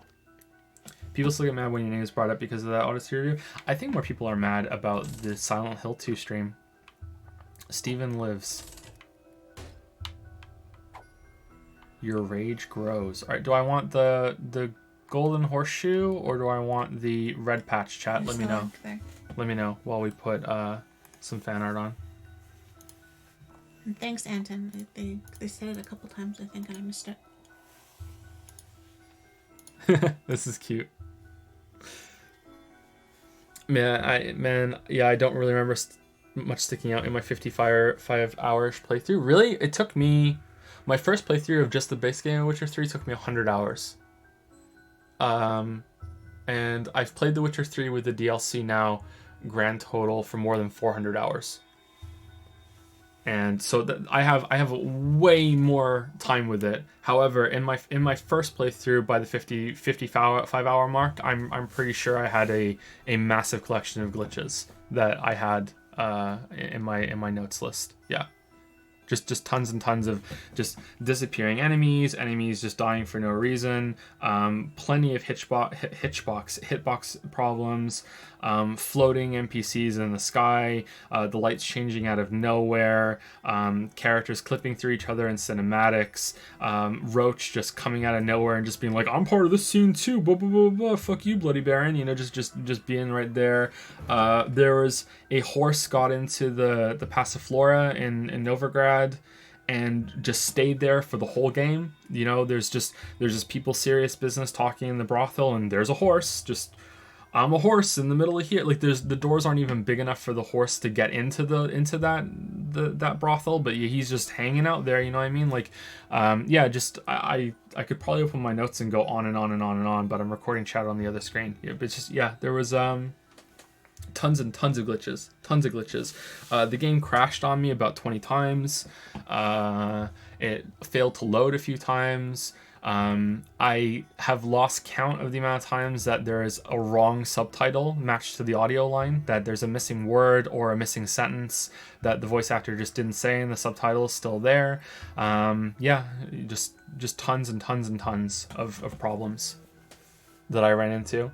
If I started Witcher series today, what game should I play and what order? I would suggest go through them all if you're really interested in RPGs in The Witcher. Go through 1, 2, and 3. Yeah, but don't worry about the difficulty options in 1 and 2. Just play them on easy and just get them through.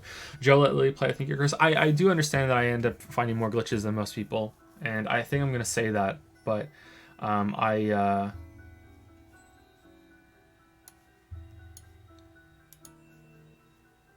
still think it is quite a buggy game. I had nowhere near as many glitches or ones I didn't notice didn't impact gameplay in a meaningful way. I played on Death March. I played on Death March too. That's the only thing I played on. And yeah, I had a lot of glitches in combat. The ones that, you know, the visual glitches, they don't impact it much, but yeah, it's still there. They still bring me out of the experience quite often. I would say that Fallout 4 probably has way more outrageous glitches. So this is from Matt Bake, if I can find it in the list. Did you see it, by the way, or no? It flashed, but it was too fast for me.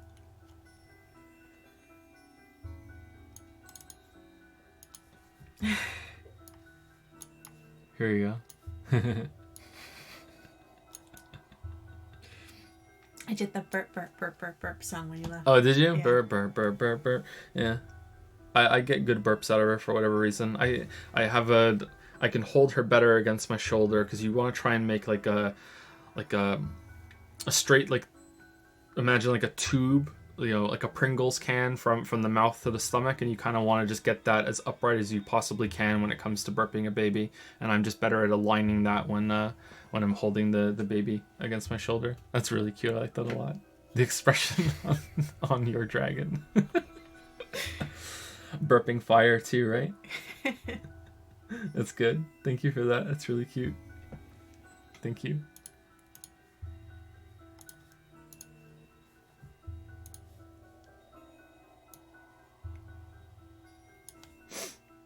How do you feel about Eurodranking games, namely IMO, the deep, intricate systems that are flavorful over functional? I don't really know if I can speak about that much, but oh, by the way, what was the consensus? Should I take the horseshoe or the patch? Did you see that? I didn't see anything. Didn't see it? I was looking at the baby. Pickle Nagito. Yeah, I don't really know much about Eurodrank, and I don't know what to say about that. I think I would prefer a flawed, ambitious game than a safe, perfect game in almost every case. Patch easily? Okay. So hopefully that's something I can answer, but I don't think I have much experience with Eurojank, so I can't really talk about it, sorry. This is a dead bird. Protective buddy. Okay. Alright, I don't know what that does. Okay. Which Witcher 3 DLC did you like better, Hearts of Stone or Blood and Wine? Oh, you're trying to trick me into talking about Witcher again. I'm not gonna fall for it. I prefer both of them over the base game. They're both really good for their own reasons. I don't know if I would be able to pick a favorite. Like, Hearts of Stone is the better condensed experience, but I really did enjoy Blood and Wine, so I don't know which one I would choose over the other, but they're both definitely better than the base game. Definitely, for sure. Anyway, let's go to the next question on Patreon. In fact, I would go as far as to say that the DLC kind of saves that game for me. Oh, damn. I'm just busting it out. I can't help it. Oh, this one's really long. Okay, so we can read down to here, right? Can you... Okay, you'll have to ask me to scroll down when we get there. Okay, all right. So this question's really long. Bryce says, "What up, Paw Patrol? How's it going, Bryce?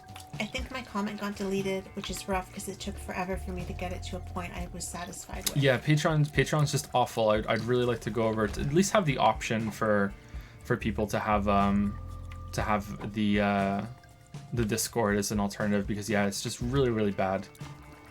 Anyway, sorry, go ahead. So, I've watched a large amount of your videos. I appreciate your perspective and the work that you do.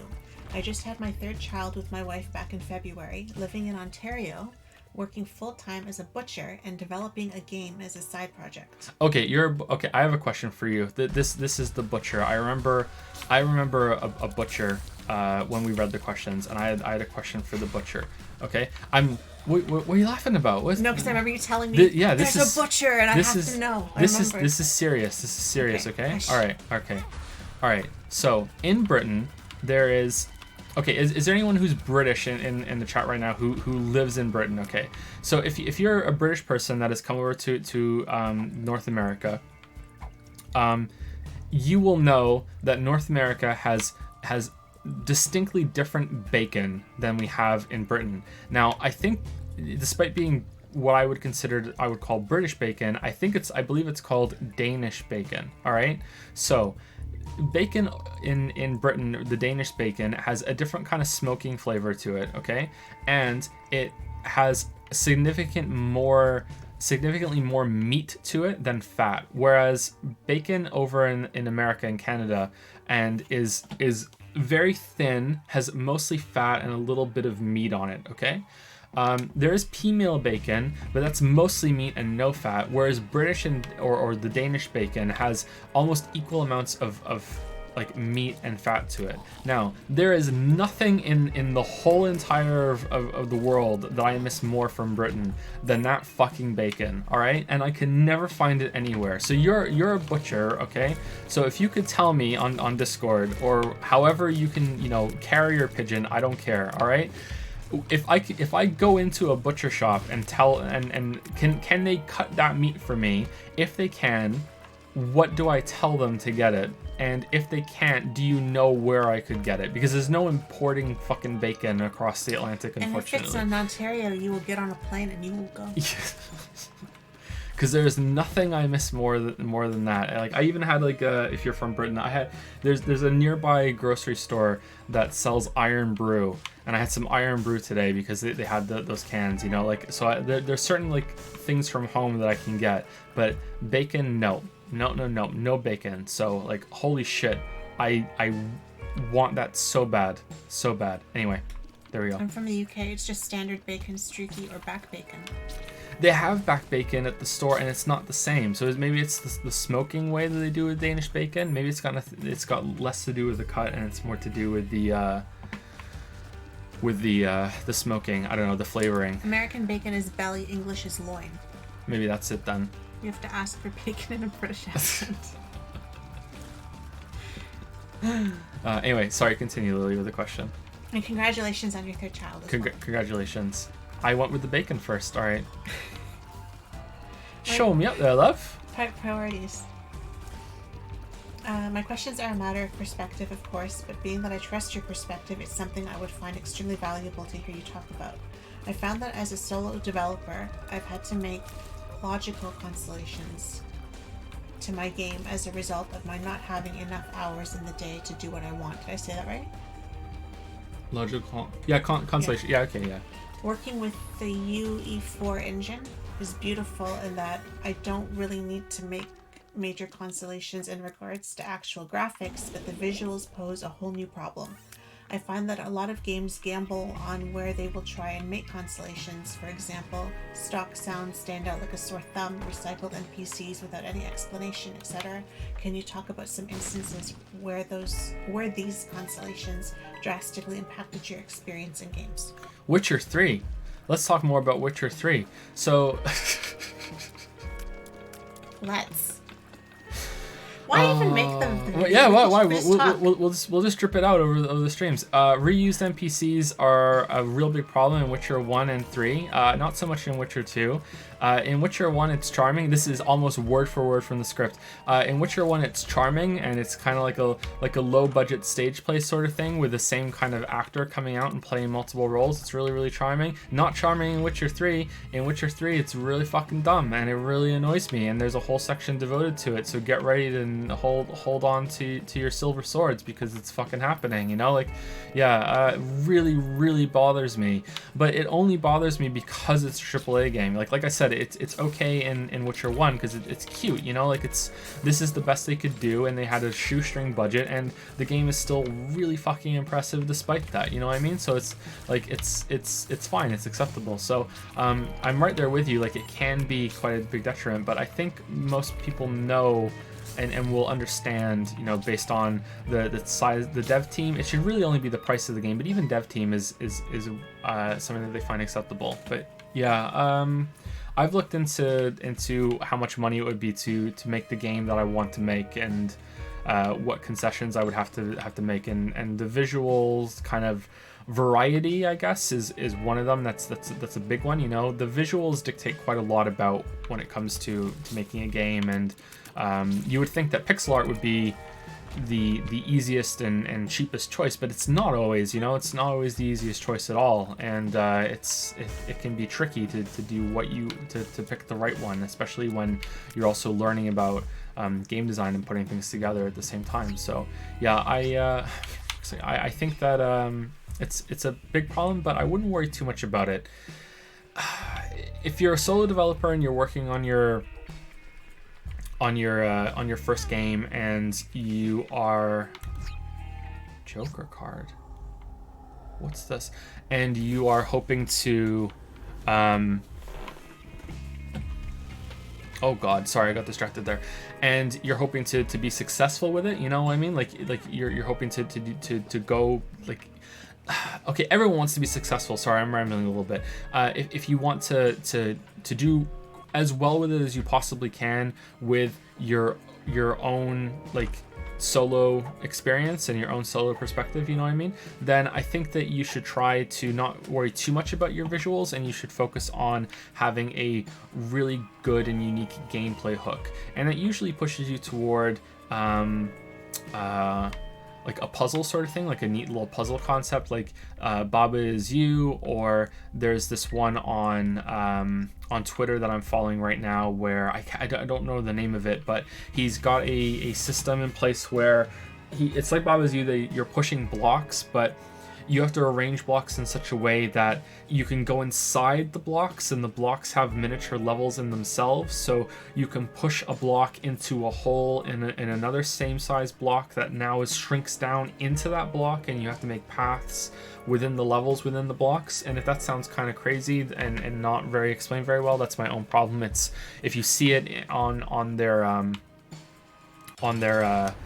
like their previews and everything, it makes perfect sense. So it's like it's cool, like it's a neat idea. So it's harder to do something like that with combat, or with a progression system, because you just need so goddamn much content and art assets to go along with it. So that's what I would think that you should go for. However, if you're willing to put a lot of time into learning how to be an artist, and assuming that you're not one already, and you can get there, like you can put as much time as you want into it, like look at what Eric Brown did with Stardew Valley, right? And he's not the only one.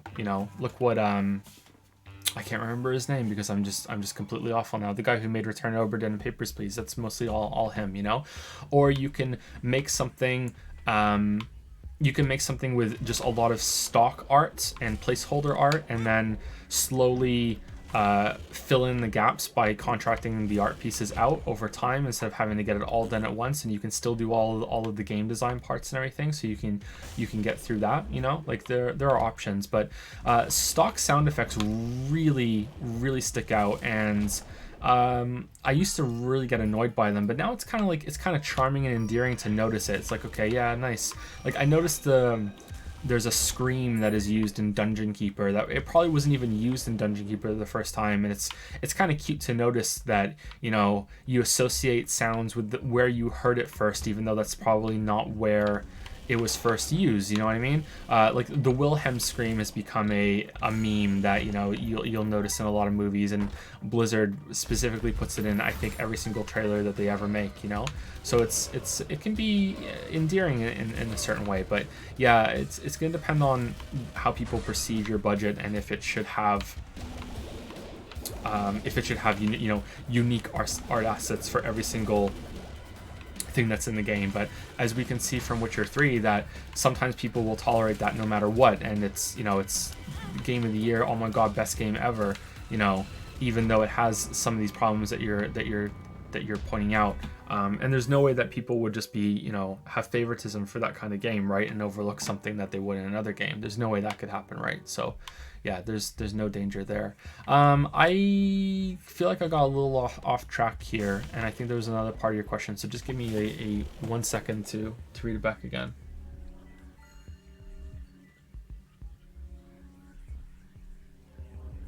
Yeah, you mentioned that you don't really need to make major constellations regarding the actual graphics. Is that because of the engine, or maybe you have experience? Maybe someone I said there was a waste on you. Sorry about that.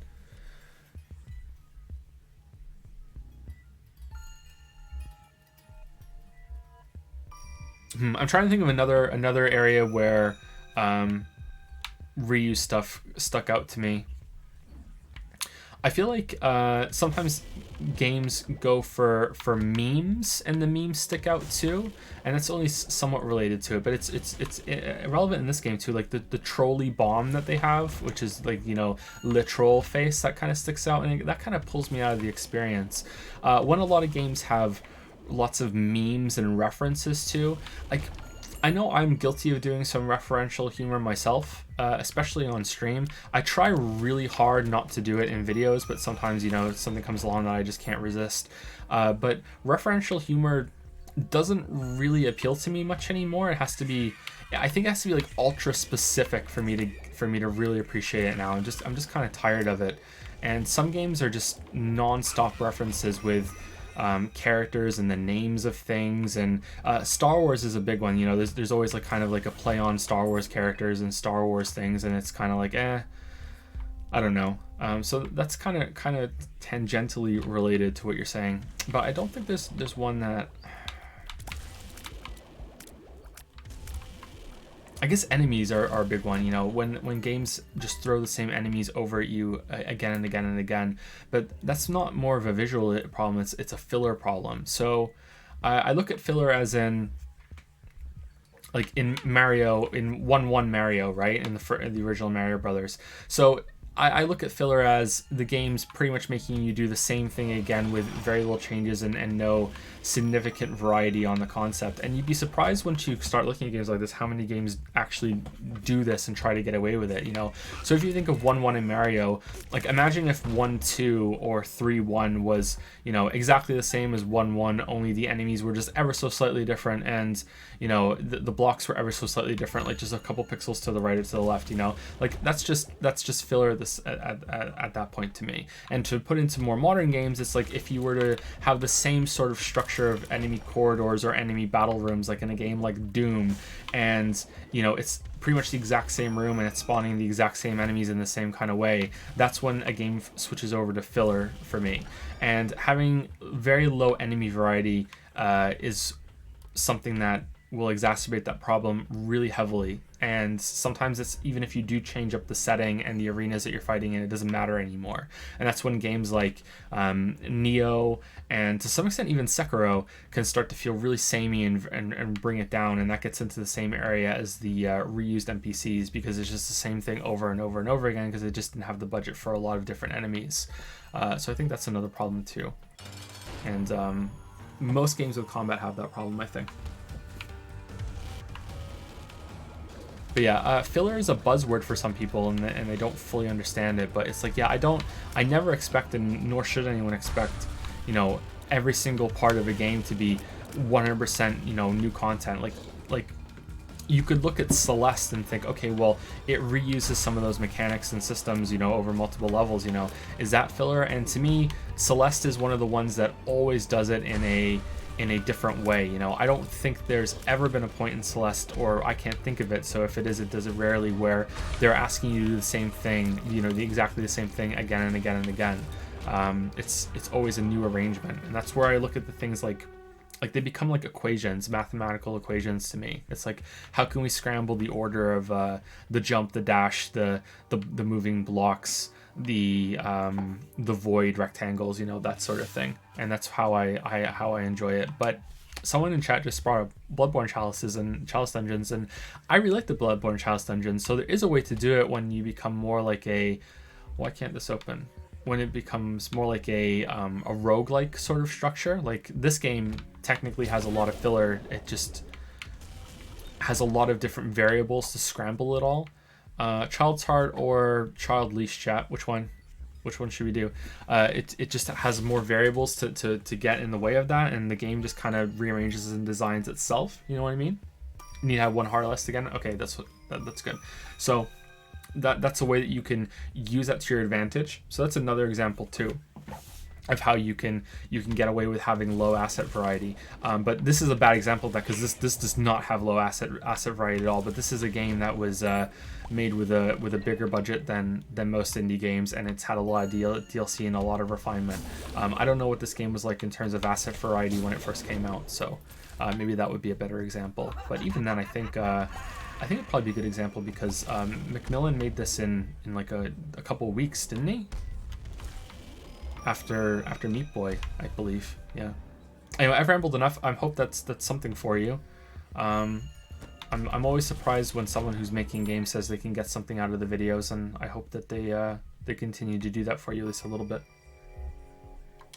Just scroll for me.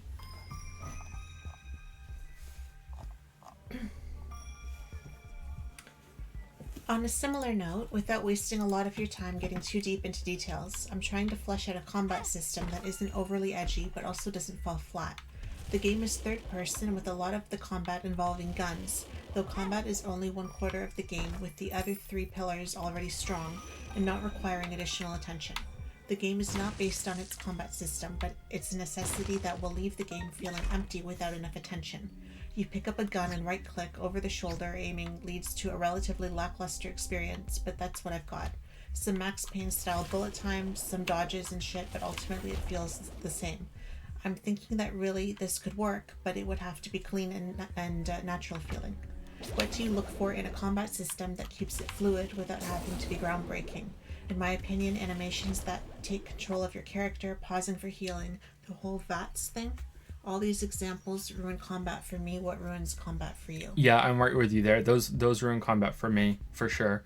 Should take the page of the heart chat. Yeah, those really ruin combat for me. Anything that takes away control of my character for significant amounts of time. Again, let's talk about Witcher 3. So the fact that you have to switch between different modes of play in Witcher 3 reminds me of the first Final Fantasy MMO, where you'd be walking around and then suddenly it's combat time and your character would have to play this animation and the circle would spawn around the enemy, you and the enemy, and it's like dun dun dun dun, like that sort of thing. Not really a big fan of that, and that's kind of how Witcher 3 kind of feels, where it's constantly switching you between these two modes, and you're done with combat and now you have to wait for the combat cooldown timer to be over before you can finally start looting the enemies that you just killed, because it won't let you loot while you're in combat. And are you in combat or are you not when you're hitting spacebar, and suddenly you're dodging, sometimes you're jumping, sometimes you're not, that sort of thing really pulls me out of the experience. So I shouldn't pick on Witcher 3 that much, but yeah, anything that takes you out of that and takes control away from you for significant amounts of time, even if it doesn't have that mode change kind of thing for playing. But I would say that it's not a big problem in the game like Doom, when there's like a quick execute animation, and same in Witcher 3. Like when Witcher 3 does the quick executes at the end, they can feel pretty good, but sometimes I can get the other way. I really don't like the really long parry animations and backstab animations in something like Code Vein, but it also gets annoying in Dark Souls.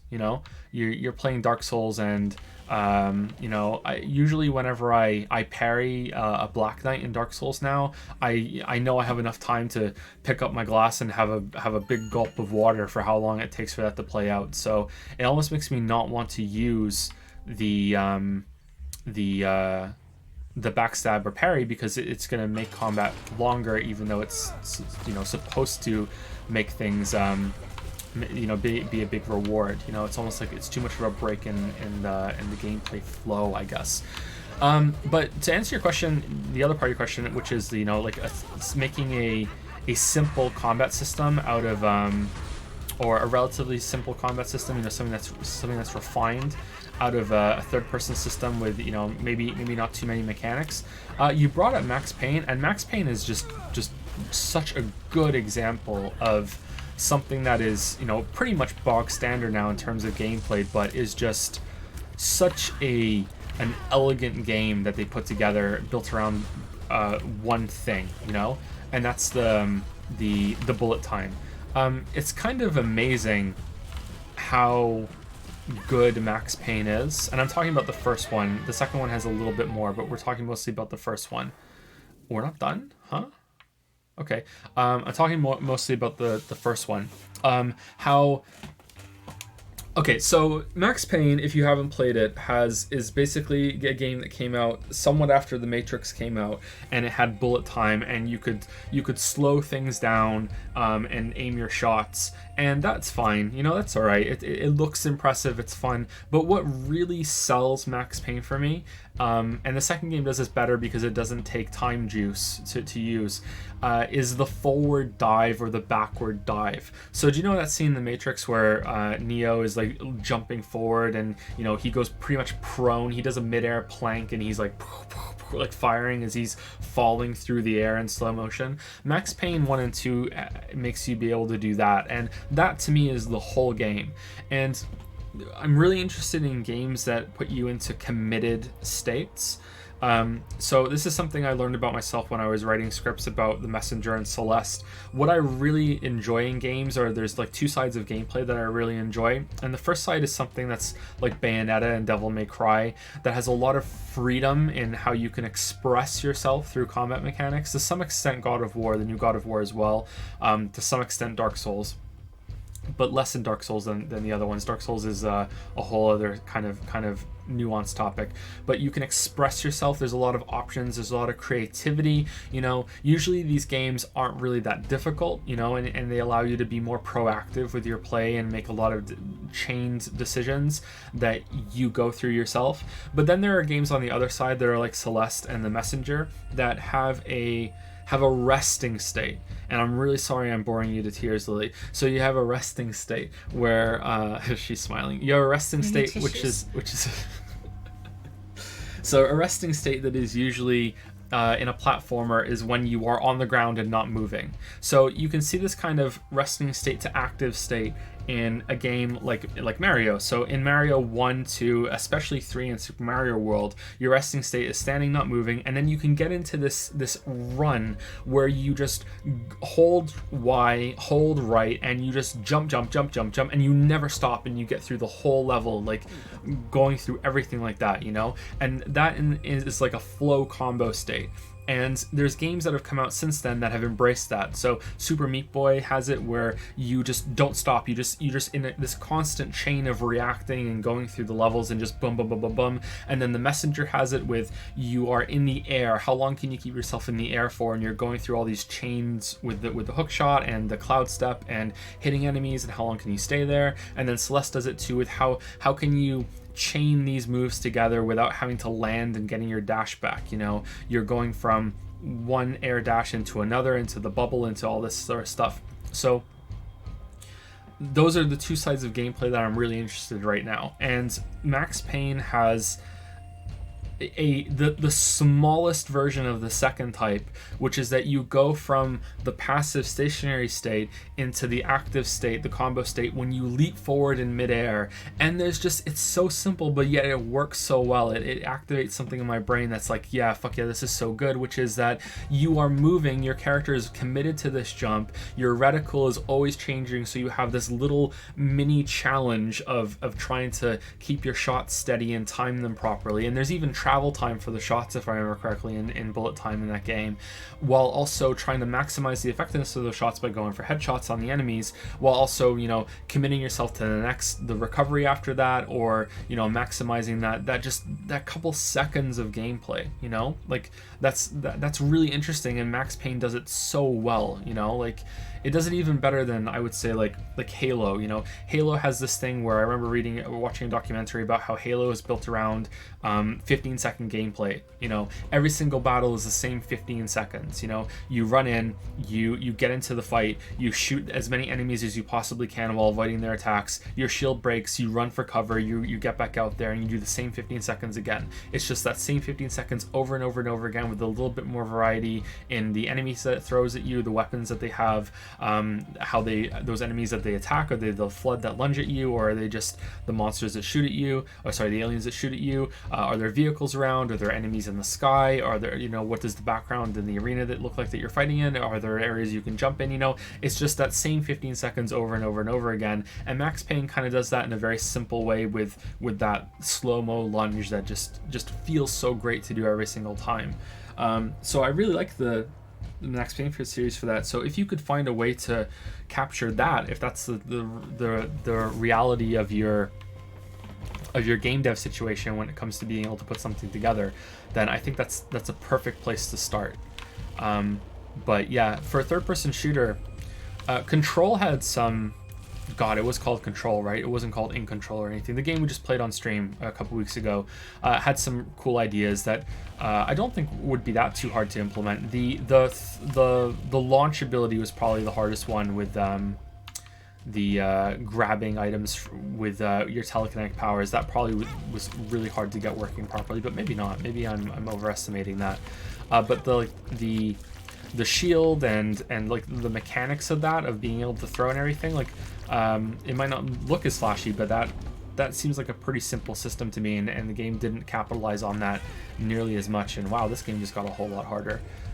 So yeah, I would focus on trying to make, if you're looking for combat, you said it's like a quarter of your game. Well, depending on how long your game is, if your game is 20 hours, you know, that's 5 hours of content where you're in combat. So that's not too bad, actually. You know, that doesn't have to be super refined. You know, a lot of people can put up with say average combat for 5 hours. You know, it's not too bad of a problem. But if your game is supposed to be longer than that, or if it's supposed to be something that you can replay over and over and over again, then you should try to make that as good as you possibly can. You should try to make it as good as you possibly can anyway, you know what I mean? But try and find like a simple gameplay hook that's really elegant and works well.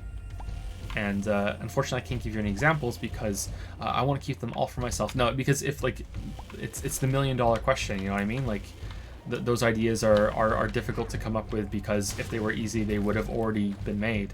But if you're struggling for some ideas, I hardly recommend going into some game jams, participating in game jams, or just play game jam games to see what people are just throwing at the wall to see what sticks. There's some really cool ideas in a lot of different game jams that you can see, and take your own spin on it and see what you can think of it. And that's it. That's all I can say. And I hope those are decent enough answers. I think Bryce had some short questions too, right? You still with us, Lily? I'm still here. You're still here?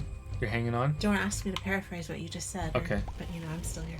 What's new, pussycat? Whoa. What's new, pussycat?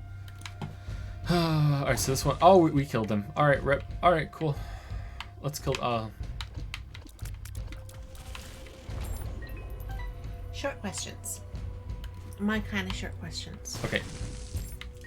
I personally prefer Octonauts over Paw Patrol for some reason, but it seems Oh, that my it's kids, this question. Yes, Oh, fuck yes. it seems that my kids. This is not a short question. Neither of them are. Well, this is not a short question. I don't I'm even feeling care. quite heated about the second one already. I don't even care. Let's go. Let's go. I personally prefer Octonauts over Paw Patrol for some reason, but it seems that my kids couldn't care less what I think most of the time. Do you have a kids show that you enjoy more than the others? Okay, so Octonauts, Paw Patrol is mostly the bread and butter for Finn and Leo, but they also like some YouTube stuff as well. Octonauts is pretty decent. Octonauts is kind of like a kid version of Subnautica. I'm not even kidding. I think it came out like way before Subnautica did, so maybe the Subnautica devs got inspired a little bit by Octonauts. Maybe it was on, you know, like, yeah. Octonauts has this thing where they every single episode they have a problem, but they also learn about like a creature that actually exists, and they do this song at the end that's really catchy, and the creature report. Creature I couldn't report. place Creature Octonauts. report. They do watch it sometimes. And they do that. Octonauts at ease until the next adventure. Yeah, it's pretty good. Like Octonauts is actually decent. It looks pretty good too.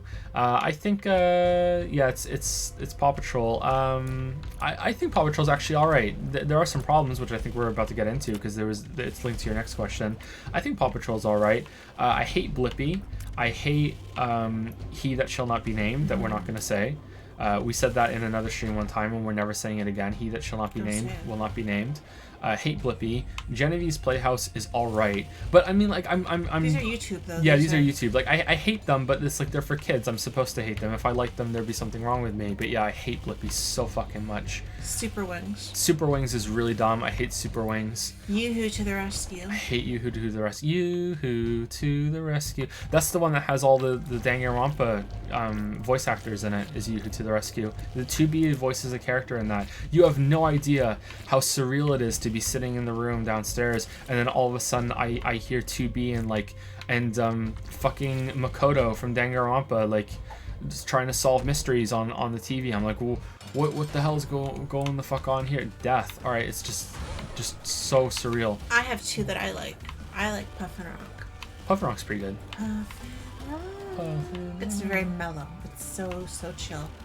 And I like Furchester. The Furchester Hotel. Oh, you like the Furchester Hotel? Because I like the Catastrophe song. Which is Elmo at Sesame Street. A Furchester catastrophe. We need to fix a catastrophe. We put it in the catastrophe. This simply cannot last. Catastrophe. What a catastrophe. Yeah. That one's pretty good. That was fun. Yeah. But Paw Patrol's okay. It's with Elmo and Cookie Monster. It's like Elmo's gone to live in the UK with his uncle or something and his cousin. What's to be is in Yoo-hoo to the Rescue, which is a 3D version of a show called Yoo-hoo and Friends, and I'm pretty sure one of the voices of like another Danganronpa actor is in Yoo-hoo and Friends, but isn't in Yoo-hoo to the Rescue. All right, so you might want to look that up on the Wikipedia and see what they're in. But yeah, they're in You to the Rescue. Let's find some friends and let's explore. So much more. I hate You to the Rescue. Super Wings is worse. Oh, Super Wings is so dumb. I said to Finn, it's more like the Stupid Wings, and he gets really upset while I'm laughing. More like the Stupid Wings. Yeah, so yes, Super Wings. My awesome airplane friends that come to help me whenever I need them. Like, it's the same thing every single goddamn episode. Like the Super Wings, you know, like, first of all, who's paying for this shipping, you know? Like, it's the world's airport with these fucking anime jets that are like delivering Billy's Halloween mask that costs $2 for Amazon Prime. Like, who's paying for the shipping for this anime airplane mech to come and deliver this shit to you, kid?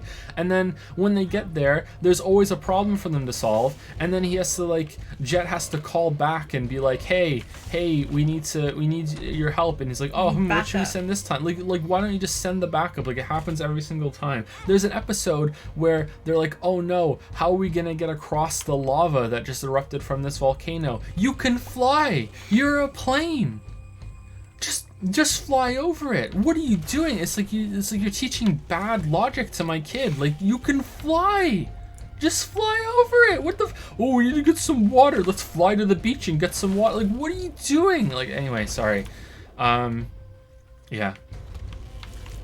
I like Charlie. Charlie's pretty good. Oh, that one's good too. Charlie Colorform City on Netflix. That one's pretty good, because it teaches emotions with colors, which I think is a difficult. It teaches shapes too, but it teaches emotions with colors, which I think is a difficult concept for a kid to have. Like, color me blue, I'm sad. Color me purple. You know, that sort of thing. We've used them actually. I said to him before, trying to put a word on how he was feeling. We've used the colors. Joe, listen. What? Go back to the room and bomb the rock at the 6 o'clock. What room? What room? I showed him some Looney Tunes stuff. He didn't take to it. This one? And I was really sad. And I showed him Mickey and Minnie, and we watched it for like a whole afternoon. And it was really funny for me, but I think it kind of went over his head a little bit. He didn't get it. So maybe in a year or two we can try again. But I tried Winnie the Pooh, but we could only find the older ones, like from when I was a kid. We couldn't find anything recent, and he didn't take to that either, so.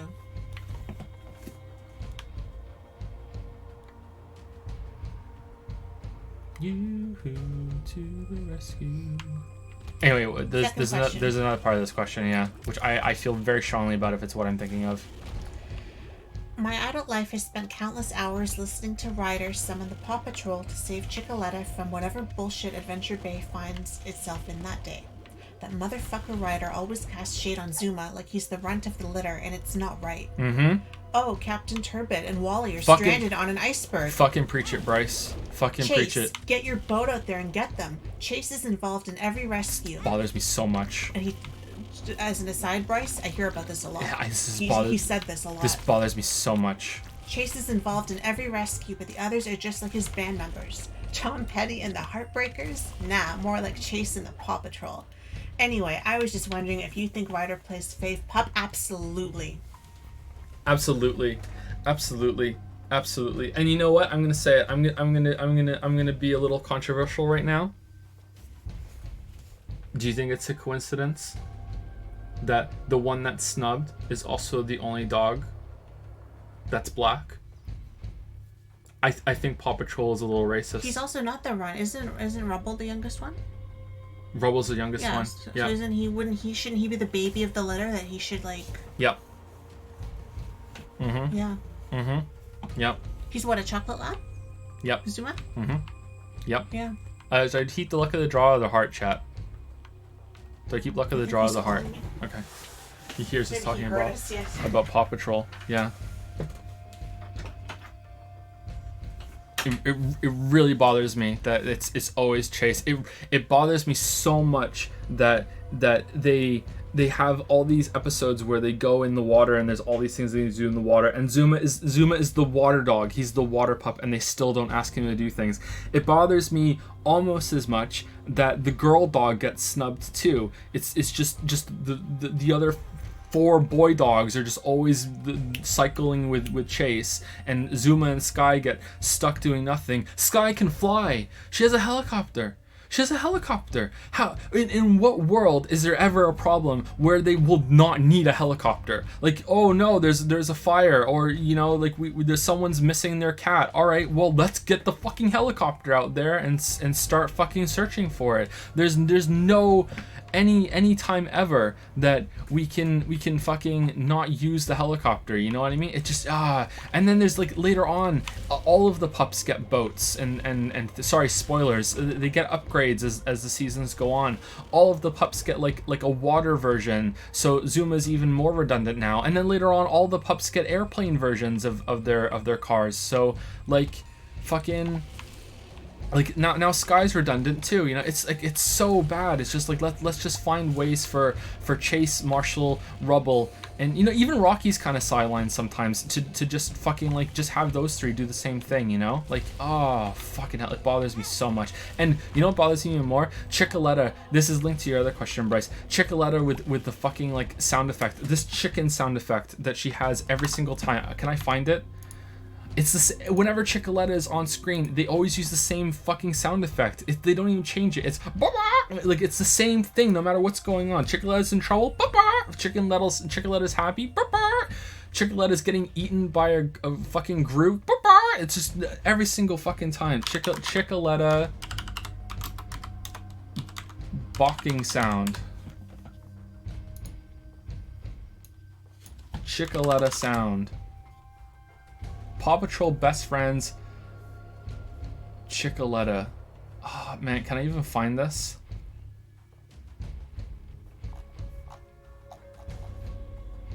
It's gonna make the thing get copyright striked. Never mind. It's just every single time they only have one sound effect for Chickaletta. Why don't they, like, she's in every episode? Why don't they have another sound effect for the fucking chicken? Why does the mayor have a chicken? What does the mayor even do? Was she even elected? I don't understand. It seems like Ryder is like Iron Man the early years. I don't understand how this kid has this much coin, and you know, has all these bases all around the world where he has his slave pups that he just puts through these grueling ordeals, you know, for him to get, you know, most of the tax money, while he keeps Mayor Goodway in office and her fucking chicken out of the deep fat fryer. Like, I don't get it. It bothers me so much. You have no idea that they don't let Zuma go out in the sea missions, and they don't use Sky more often, because, you know, when would they not want to have her fly? Anyway, yeah, but I'm done. I'm taking it down now. I'm done. Gonna be here all night ranting about Paw Patrol. Can you come see him for a minute? Sure. Can you come in? If you'd like to come see you and have a hug. Sure, I can pause this. You can come in. Okay. Hi, Finn. You're still awake? Yeah. So the sleep problems that we spoke about earlier, Finn is pretty much confirmed to have them too, unfortunately, or a different version of them. Say hello. Hello. Hello. What do you think of Paw Patrol? Who's the best on Paw Patrol? Hey. Exactly. See? That's what they want you to think. Who else do you like on Paw Patrol? Marshall. Oh, I see. Exactly what they want you to think. Chase and Marshall. Yeah. Who else? Rubble. Up. See? Wow. Who else? Ty. Sky? Yeah. Sky's pretty good, right? Yeah, and Rocky. And Rocky. Yeah. And Everest. And Everest. Yeah. Oh, who haven't you said? 2, and Mommy's favorite is one of them. Oh, he said Everest. Did you say Everest? You I said missed Everest. Everest. Who haven't you said? There's 2 missing, right? Yeah, there's 2 missing. Who are the other 2? Zuma and Tracker. There you go. Zuma and Tracker. Good job. What does Rubble say? I don't know. What does Rubble say? Or what does Chase say? I don't know. It says, Chase is on the case.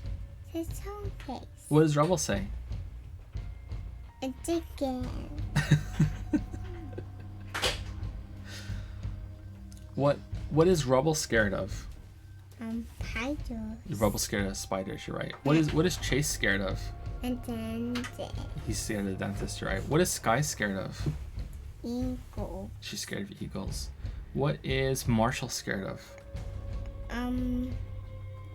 Flying. Yeah, he's scared of flying, you're right. Yeah. It's fine. Alright, so you can't get to sleep?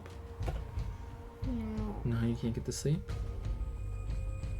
No. Do you want to sing the Paw Patrol song? How does the Paw Patrol song go? Paw Patrol, whenever you're in trouble. Paw Patrol, they'll be there on the double. Who's next? Marshall, Chase, Rubble, Rocky, Zuma, Sky. They're on the way. Paw Patrol, whenever you're in trouble. No job too big, no pup too small. Paw Patrol on a roll. Here we go. Uh-oh. Good job. Good job. Good job. Okay, we have to go back to sleep, kid. No. Yeah. No. Yes. No. Is it bedtime? No. No, it's not. No. Should you stay up? No. Nah. No. Nah. No. Nah. No. Nah. No. No. No. Nah. Nah.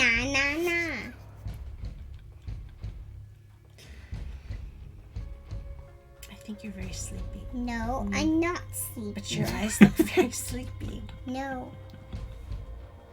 Your eyes look sleepy. Mommy's No. right. No. Okay, I'll tell you what. Why don't you go lie in your and go try? Okay, go lie down, and we'll be done soon. And I'll come see if you're awake. Okay? I wait. I know you are now. Is Leo asleep? No. Yeah, Leo's sleeping. Yeah. Is baby Kate asleep? No. Yeah. Is mommy asleep? No. Is daddy asleep? No. Is Finn asleep? No. No. Are the dogs asleep? No. Maybe Finn should be asleep. No. No. Okay.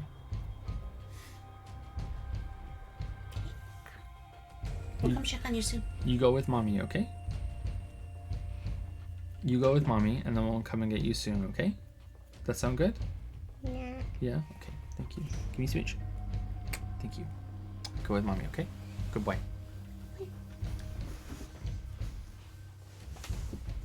Mommy, I can't sleep. I know. I'm sorry. What'd you say?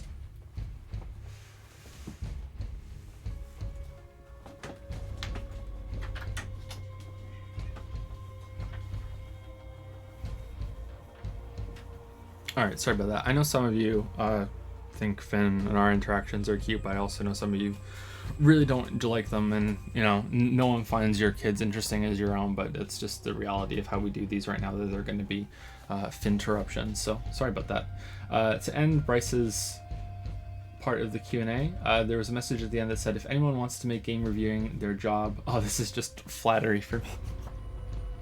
I shouldn't read this out. Lily should read it, and... Oh, okay. I don't take compliments well, and this is very a nice comment. If anyone wants to make game reviewing their job, then I think they should consider your channel the standard, which is a ridiculous standard, but I would settle for nothing less. I think you've created an expectation of quality that I can stand behind and respect. There is a small community within the gaming community on YouTube that I believe you're at the forefront of. That's what I want to thank you for, and that's why I want to be a long-term patron. You're fucking good at this, and you should be proud of that. Thanks, Joe. Well, thank you very much for saying so, Bryce, and I will just graciously say thank you, and I hope I can continue to live up to that. Thank you very much. Thank you. Goddamn L is sitting in the way. What? Uh-oh, is this a Binding of Isaac thing? Have I been making very suboptimal plays throughout this, and Chad is angry at me? Hey, you got 1 million views on Twitch? Yeah, we did. Yep. Yeah, it's more difficult to get views on Twitch than it is on YouTube, I think. So it means quite a bit. I'm way behind on saying thank you, so thank you to ISO Cried for the 200 bits. How goes Home Alone Simulator? Show love to... What? I think that's something to do with Binding of Isaac, but I'm not sure. I can't remember what you were saying back then. Maybe it's something else. Sorry, ISO Cried. It was been too long since this came through because we were answering questions and we got so much into it. So apologies for that. You were doing bad plays, but I'm complaining about something else. Oh, sorry. David on Twitch has resubscribed for 7 months with a message. Hello David on Twitch. Thank you very much for 7 month resub. Hopefully you're still here. That was about an hour ago. We're late saying these. Thank you Ethereal Seth for the 125 bits.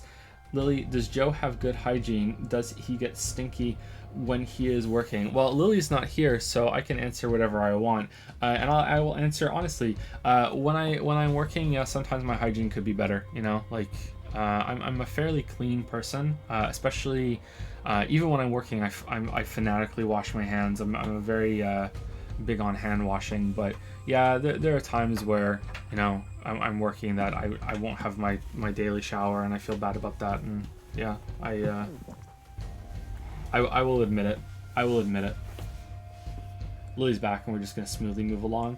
Thank you to Snuggles for gifting up 5 subs to the chat. So welcome to the Dragon's Den, to the Cringe Cafe, the Cringe Crew, to Zoro the Fesh, Dacta. I feel like I've said thank you to Dacta once before. Welcome.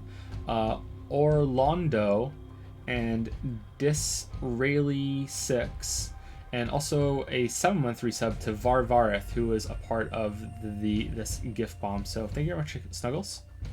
Oh, Snuggles gifted out another 5 after this. Between it's a Snuggles and some dumbass sandwich. You know, some dumbass resubbed in the middle of the 2 sub bombs. So once again, welcome Zara the Fesh, Dacta, Orlando Do, Disraeli 6, and resub to Varvara. Thank you, Snuggles. And then another 5 from Snuggles to Flexin. Oh man, the Binding of Isaac backseater, a gift to Flexin. Tall Charlie, Pyroman 15. Here's to Taste Buds. Yeah, here's to Taste Buds. Pretty good, right? Where would you be without Taste Buds? That's true. It's true. Yeah. And Gromislaw 2137. Thank you very much, Snuggles. 10 gifted subs. Holy shit. Thank you very much. And thank you to some dumbass for the 7 month resub in the middle of that. Damn it, Joe. Get at it. I haven't really seen him doing much. I'm just kind of reading chat a little bit. You can continue on, Flexin. Don't feel bad. Thank you for a 7 month resub, some dumbass. Thank you to Keegan Loses for the 8 month resub. Always good to say your name, Keegan Loses. Happy almost Thanksgiving. Yeah, it's 10 days away. Something like that? Yeah. We're going to make a turkey. I'm going to make the Thanksgiving turkey, and then Lily this year, for the first time, is going to make the Christmas turkey. She's going to try. Usually I'm the turkey cooker, but yeah, so wish us luck. Thank you, Keegan Loses. The Canadian Thanksgiving is earlier, yeah, than the American one. Thank you, Valker.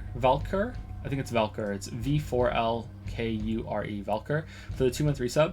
I made it to a live stream. They're normally 6 in the morning for me, so getting to hang live is pretty cool. You're doing a good job, Joe. Thanks, Valker. We're trying. It's probably the worst stream that we've done, maybe ever, tonight, because the kids are crying out in the background and there are more interruptions. So sorry about that, but we're trying our best, and this is kind of how it is for now. It's going to be like this for a while, actually, for the Q&As. It's the only way to do it. If we wait for them to all to fall asleep, we are not going to get any sleep. Finn is not a good sleeper at all, so it's not on the cards. And baby Kate can wake up at any time, right? I just checked on her. She's fine. She's sleeping. That's just the way it is, man. But thank you for saying so, and for the resub. And there's 2 more on my list, I think. Unoctium. I struggle every time.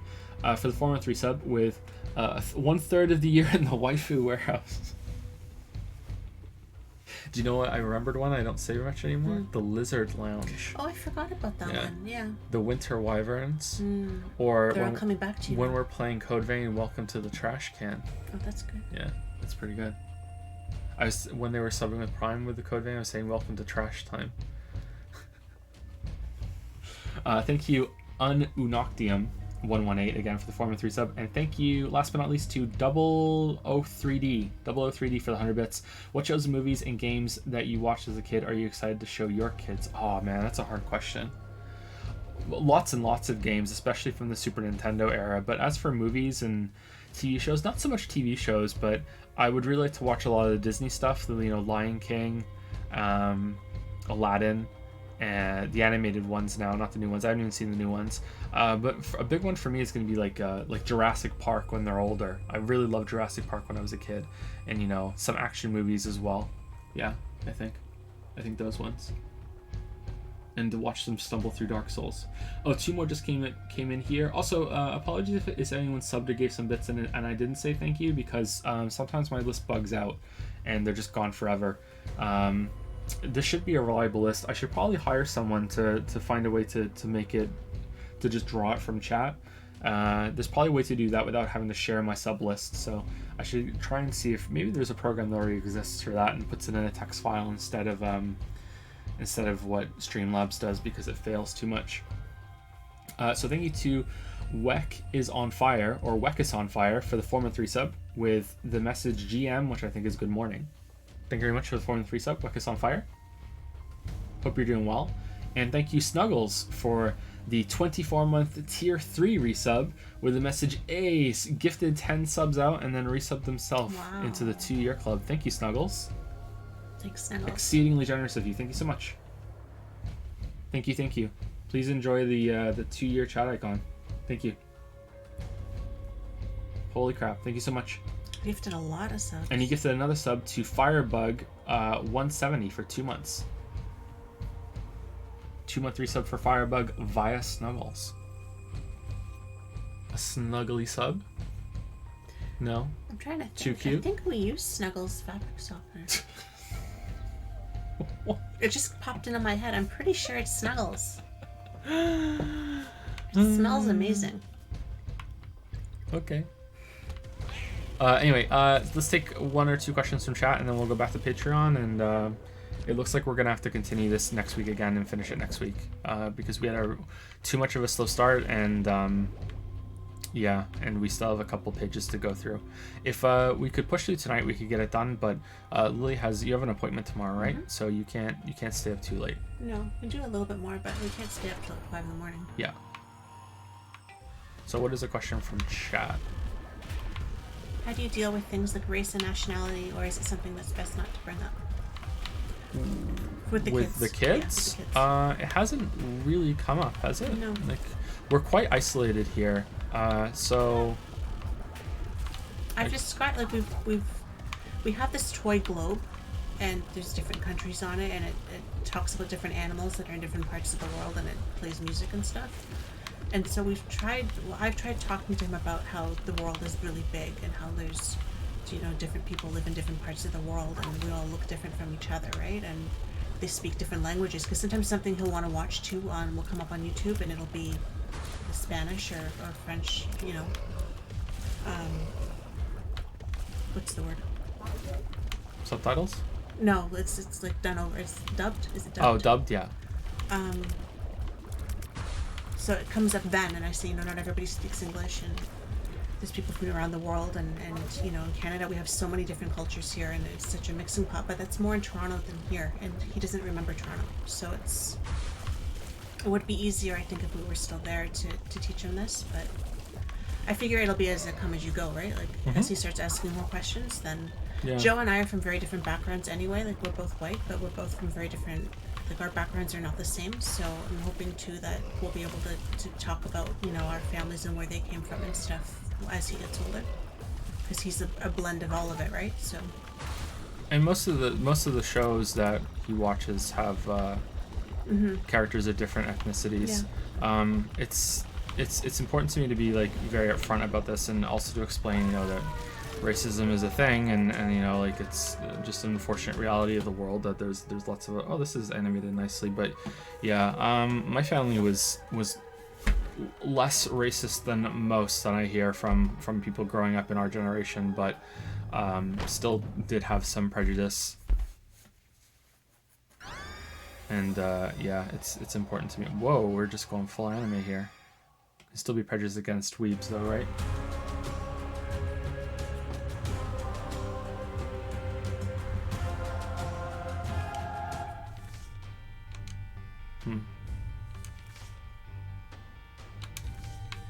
Oh, okay. Let's go with the next Patreon question. And You finished the other one, right? Yeah, You had I written a finished. little bit at the end. Yeah, there was a very sweet message at the end that made me blush like Geralt. Okay, I always say this wrong, and they're here. So there's more pressure. I want to say inchotes. Or is it incoats? What is it? Tell me. Just go all the way like I do and say in cahoots. I don't remember, and I remember having a problem with this before, so it's not the first time. In cahoots, eh? I say it better. Which one was it though? Was it the first one or the second one? Is it inch like a measurement, or is it ink? Incoets. Okay. Incoets. Okay, so it's not eights, it's Ets. Okay, I'll try to remember. I think this is the fourth time that I can't remember. It's been so long now since we did it. Incoets has told us this in chat. I remembered. I just wanted to watch you struggle. Kind of like in cahoots. Yeah, you're right. It like it makes you think of that when you're saying it. Hello, Joe. Hope all is going well and your family is happy and healthy. Which life experiences have you had that dramatically affected your enjoyment of a product? Extra detail. For example, I heard on a podcast that one of the members could not force himself to play The Last of Us because of the intro. Spoilers for The Last of Us. I read that wrong. So there's spoilers coming up for The Last of Us. He has a blonde little girl with a personality a lot like Sarah and lives in Austin, even recognizing the roads Joel drives on, and the events of the game hit too close to home for him to play. In a similar vein, you have mentioned Soma has a lot of parallels with your life and was a Truman Show-esque moment for you. Mm-hmm. For me, your name, Weebs Rise Up, will forever tear my heart out because of my circumstances when I saw it. I read that badly, sorry. Oh, Your Name is a name of an anime. I think when I read this question, I looked it up, and it looked really well animated. If it's the one I'm thinking of, I was like, oh damn, this actually looks pretty goddamn good, you know, like, yeah, I was surprised. Yeah, Soma's based in Toronto, and it has someone going in for a brain scan because they have something wrong with their brain, and you know, and they're having a lot of nightmares and sleeping problems, and I have a lot of nightmares and sleeping problems, and my mom died of a brain aneurysm, so I have to go for brain scans to see if I might have one too, because it might be hereditary, but it wasn't. It's mostly because my mom smoked too much, and that's apparently one of the big things that makes you have a brain aneurysm. It really increases your chances of having one. So it was kind of surreal when Soma was like, you know, based in Toronto. You know, you go through the TTC subway and they're all there, and they're going for that, and it was very kind of like, oh wow, this is quite surreal. But I don't think there is any other that's really done that for me. I don't know. I will say that anything to do with kids has, since becoming a father, I find myself very susceptible to now, and I get like emotional, sometimes upset, sometimes angry whenever there's anything to do with kids being like lost or killed or anything like that. I find it very effective, but it still has to be done quite well.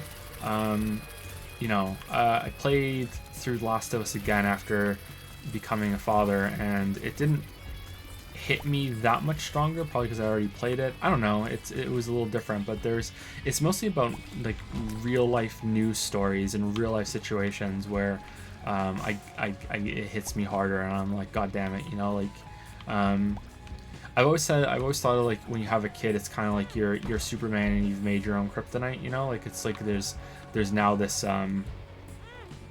this condition that you have made for yourself that's just going to completely destroy you, you know, like, and it's really worth it, but it's at the same time it's like it's some serious shit, you know.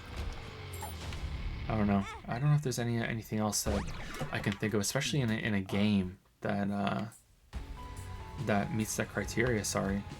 What about you, Lily? I don't play enough games to have. What about like a movie or a book or anything?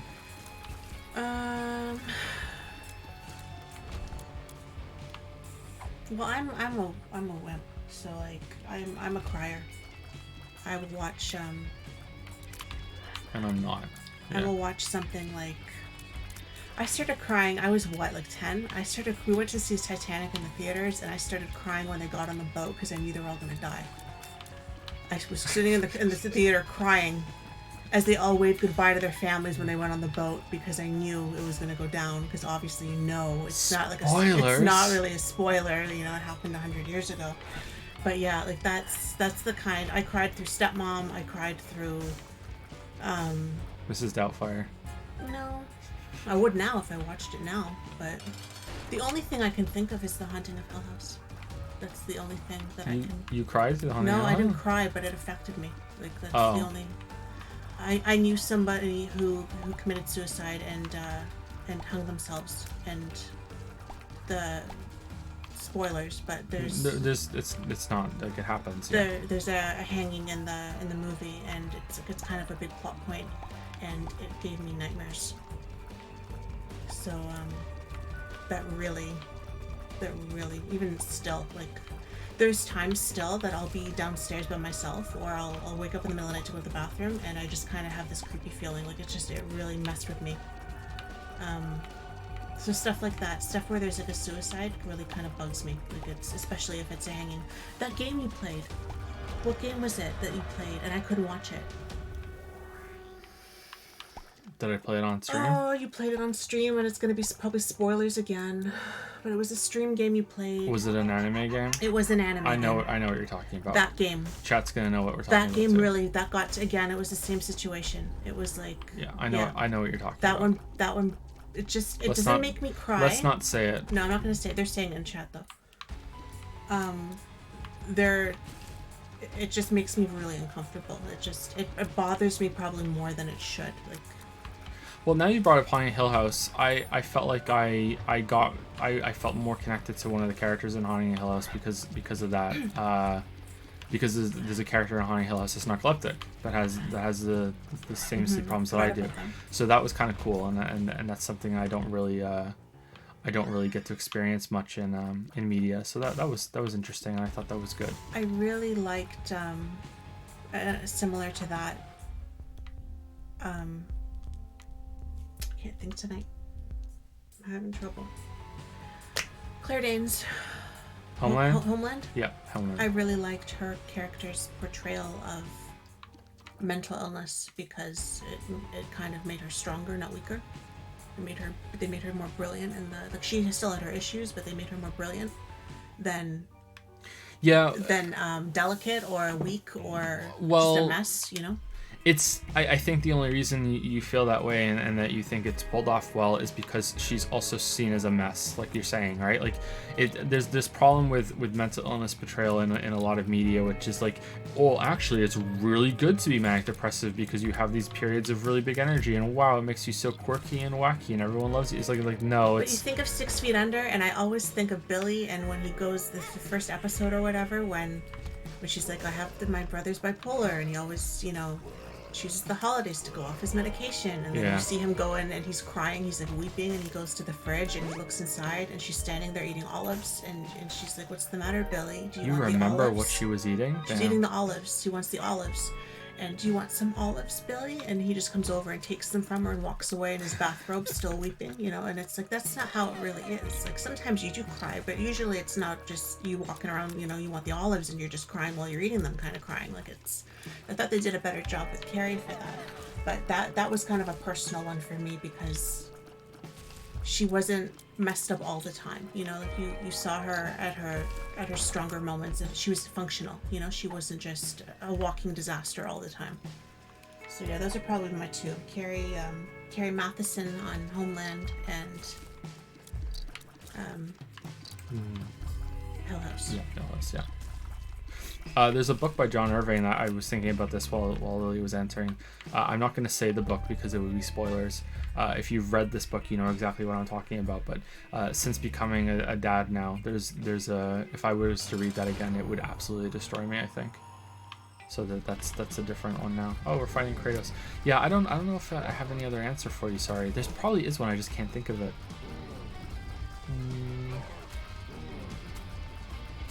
It's nice that we thought of some positive ones instead of just negative ones, right? Ways that our life situations have made us.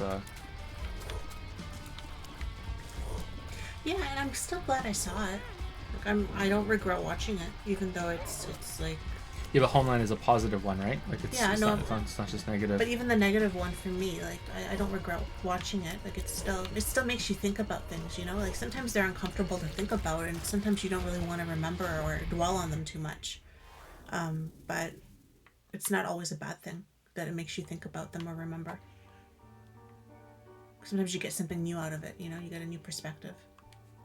Whipworm or the endless nameless chat? Which one? Game audio is loud. Really? We've been at it for a while. Did it get louder or what?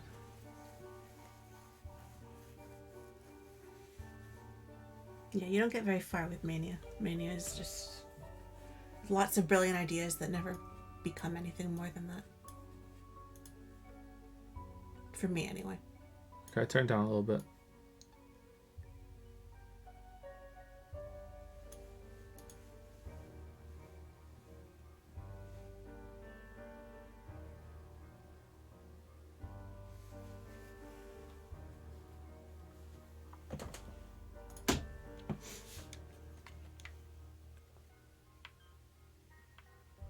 Next question. Yep, next question. Yeah, I was trying to think of something funny about how, you know, like growing up in the area that we did, you know, in the housing market that we did has made me hate a lot of TV shows where it's like, you know, the single 20-year-old man suddenly somehow has a house that he lives in. It's like, what the fuck? How does he have that? This is fucking bullshit. You know what I mean? It's like, but no, it's just some dumb answer. Like all the ones you see about Home Alone. How are they able to afford that house? Yeah. And take 9 people or whatever it was to Europe. Yeah. Anyway, what was the next question? Yeah, I hear you, Paw Patrol. Me too. Should art and entertainment lose points because you had an idea in your head of what it was going to be or how you would prefer it to be, and it didn't meet those expectations? Extra detail. I watched a movie recently where I came into it expecting an interesting take on the genre, in my opinion, and the movie delivered on my hopes for 75% of it, then slid back down into a classic trope of the genre. This recontextualized the movie and made me realize the interesting plot points I was thinking were getting built were actually working toward this slide the whole time. Thanks again, Joe. Good luck in this coming month, and I hope you can give yourself a break sometime. You deserve it, even if you don't think you do. I'm gonna take a break after The Witcher's done for sure. Yeah. I'm gonna take a break. So yes and no, definitely. So the question is, should your expectations matter when it comes to, you know, if you have certain expectations and it turns out the media does not meet them for whatever reason, it turned out that they were going to be doing something completely different, you know, like what should that matter or not when it comes to judging something? And the answer is yes and no. So it all depends on if you think that you were misled or not. You know, there have been reviews that I've done or videos that I've done on the channel where I thought that it was going to be something different because the marketing material of that game led me to think that. And sometimes people are very, very angry at me when I do this. So something like Minute, to some extent maybe even Forager, and there's one other one too that I get some comments on. You know, it's another episode of Joe expecting one thing and then blaming the game for it. Well, in these cases, it's because the marketing material made me think that we were going to have something else, and that's the only reason why I was interested in the game to begin with. So I think it's fair to be annoyed when it's that, and you should still, however, take away your expectations and try to judge everything for how it is. But your example is a little more interesting to me because I feel like that is because that's different. And your example was that you have what's going on here? That you were thinking that the story was going a different way while you were watching it, and then it ended up being disappointing. Like, I feel like that's very different than having expectations going into it, you know? Like, you were expecting the story to go in a certain way and then it didn't deliver. That's very, very different. And that's completely fair. And it's always kind of disappointing when you expect more out of a story and you think that it's going to do more interesting things than it ultimately does. And I am really regretting getting this item right now. I do not like this item. This doesn't feel anywhere like I thought it was going to when I realized what it did. Oh well. Anyway, yeah, I think that... Oh, I'm not even touching the controller right now. Sorry, I got distracted by something there. Huh. Okay then. Yeah, I think that's completely different, and it's more fair. That's just like you kind of get into the story and it just doesn't nail the ending for you. Yeah, for sure. I'm trying to think of some examples again of times where I've been misled by the marketing materials. There has to be some on the channel. Some more on the channel. Hold on, let me look it up. Was it Forager? Bum, bum, bum, bum. Prey is almost the opposite. I wasn't expecting something and it ended up being even better than I thought it was going to be. So that's where it's always good when it's a surprise, right? And it ends up being better. Soma, no, not Soma. Soma was about what I thought it was going to be. You know, I was expecting it to be more scary, but I wasn't really expecting it to be a good scary game no matter what, because it's the same kind of horror problems. Maybe horror games in general, I'm not sure.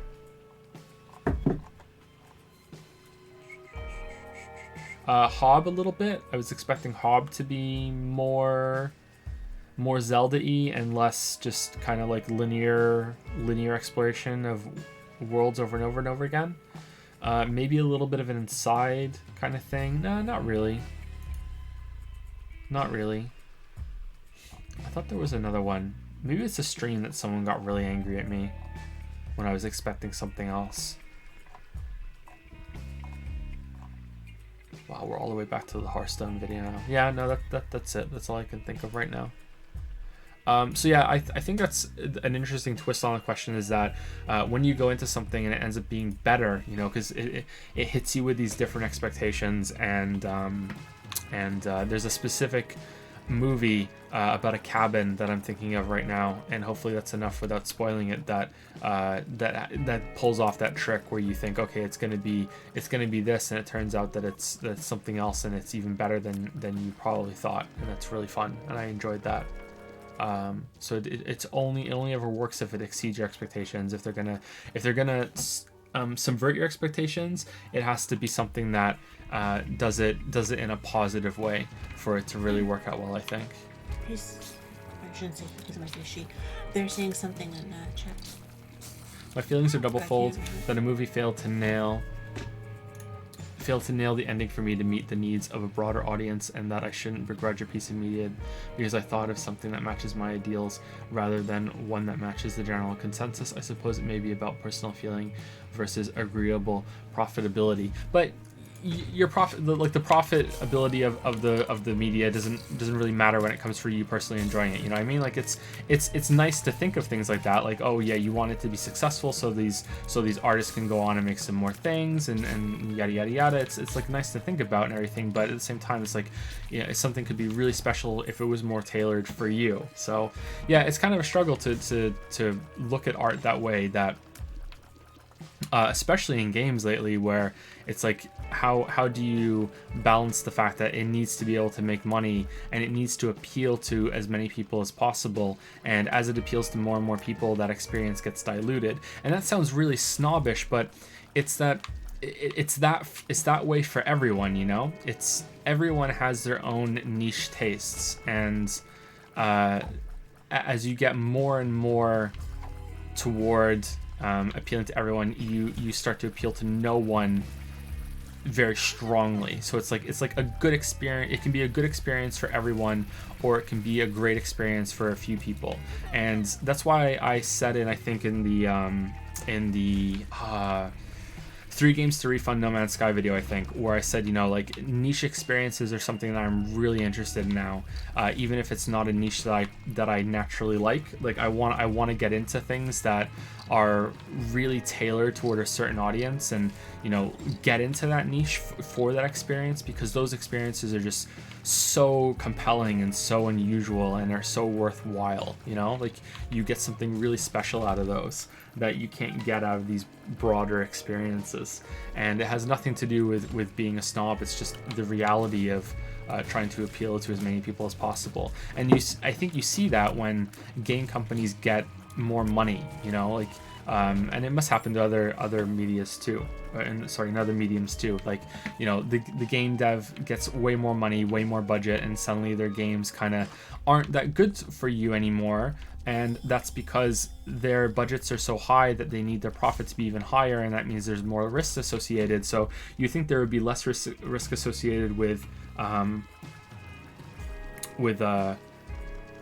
bigger titles when they're more financially comfortable, but really there are higher stakes now. Should I re-roll this or take this, chat? Let me know. And you can even see it in YouTube videos. I'm kind of in that place now too. You know, like, there's a certain level of income that I would like to sustain because I have plans for the future for eventually making a video game. So most people are saying take. So I need to try to tailor my content to still appeal to enough people in order to be able to continue to support that level of income, so I can, you know, meet that goal that I want. I still think that the videos themselves are just so niche that doesn't really matter that much, and it's not that great of a comparison compared to like movies and games. But yeah, that's definitely part of it. Guppy's Tail and Cursed and Guppy's Paw Soul Converter. All right, I don't know what these are, but we're just gonna keep them. 100% agree. My friend had to fight tooth and nail for free cosmetics in a multiplayer game. What? Penny. Whoa! What the hell's going on here? Now we have penny tiers. This game's weird, man. This game's weird. Can you tell me what movie it was? Like, can you just message me on Discord what movie it was? I'm curious what it was. I'm guessing you don't want to say in chat because it's what? In a dev sense. In a dev, that was the movie? No, that's just the other guy. Oh, okay, sorry. Yeah, comment, like sorry, I was like, oh well, I've never heard of that. He's Yeah. part of a AAA company. Okay. Let me go up and read it some more then. Hold on. In a dev sense. Yeah. Okay, I understand the context now. Okay.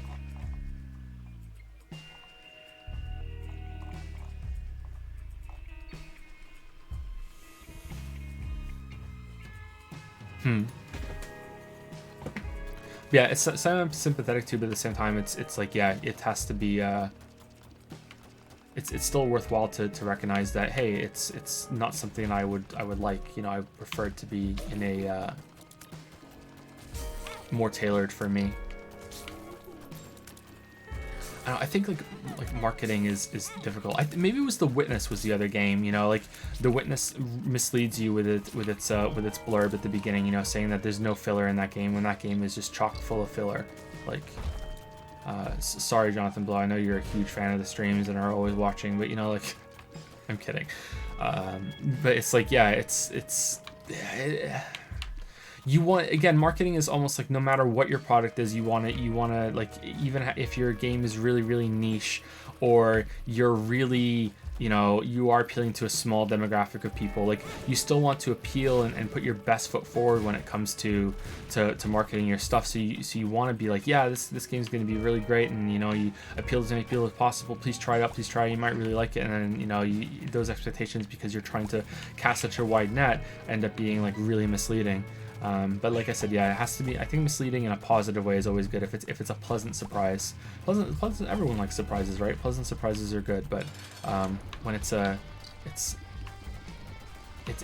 it exceeds your expectations in a different way, it's really fun. I feel like I'm rambling on this question. I'm really sorry. Incoets. Said it right, Yeah. Sorry. At least we got that part right. I hope that it was there There's was nothing else. there was something in there for you. And thank you for being in chat and adding to it as we go. Yeah.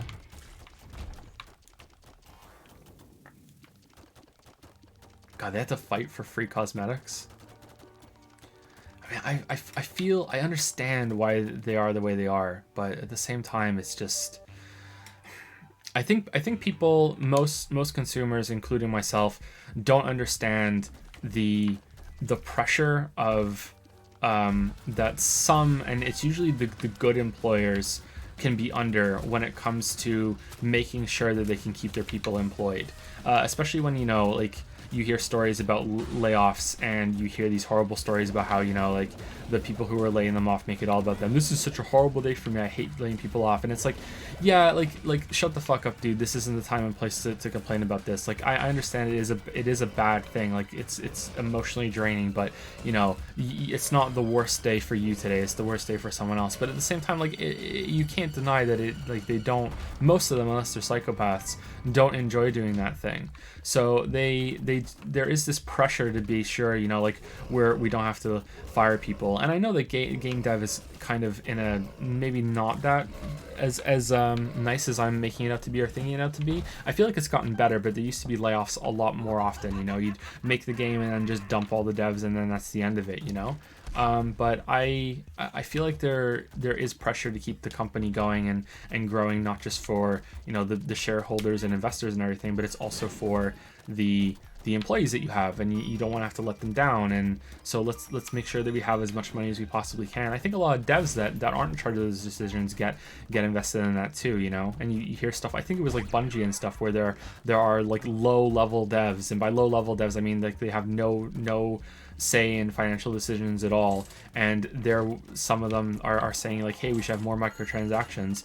And honestly, I just wonder if it's something about World of Warcraft. It always comes back to World of Warcraft for me, and that's because oh, we just wasted that, and that's because, like, can you really blame Blizzard for the way that they've gone with monetizing their games lately, when you have people dropping like the entire asking price of full games on stupid cosmetic mounts and battle pets, and, you know, like, realm changes and transfers and everything? Like, can you really blame them for being like, you know what, it's not worth it to make these big games anymore, and we should try and nickel and dime a little bit more than that? Like, unfortunately, they are cashing in integrity for money when it comes to these things, but I can't blame other devs from like looking at that and wanting a piece of that pie, you know what I mean? Like, I really can't. So yeah, it's oh, Leo Finn is singing the song with people in the background. Sorry. Anyway, little bit of a rant there. Yeah, yeah.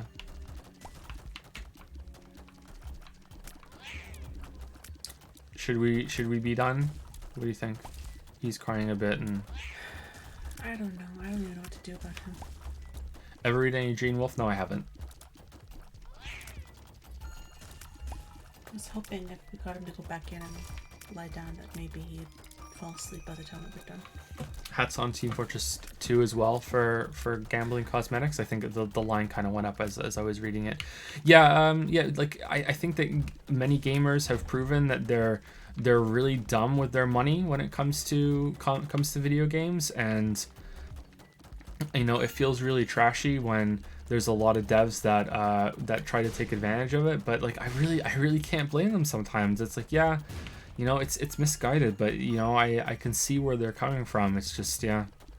And then you have people that will defend the practices too when it's a company that they like. And, you know, like the whole Devil May Cry 5 thing, and like, I understand, like, it wasn't done all that poorly, and it's it turned out that it was fine, and most of us understood that it was going to turn out fine as we were criticizing it. But, you know, it's that idea of boiling the frog again. You know, you normalize this behavior that Devil May Cry 5 did, which was selling red orbs, which is like the experience system in that game, you know, and you know, like, you keep normalizing it, and then all of a sudden, you know, like, we're at this place where people are looking back and thinking, wow, Bethesda Oblivion Horse Armor was actually one of the better DLCs that was ever made, and people hated that at the when it was first out. You know, like Bethesda even back then on the forefront of trying to dick more money out of its audience. Safety cap or the whip? I think we're going for the whip. Yeah.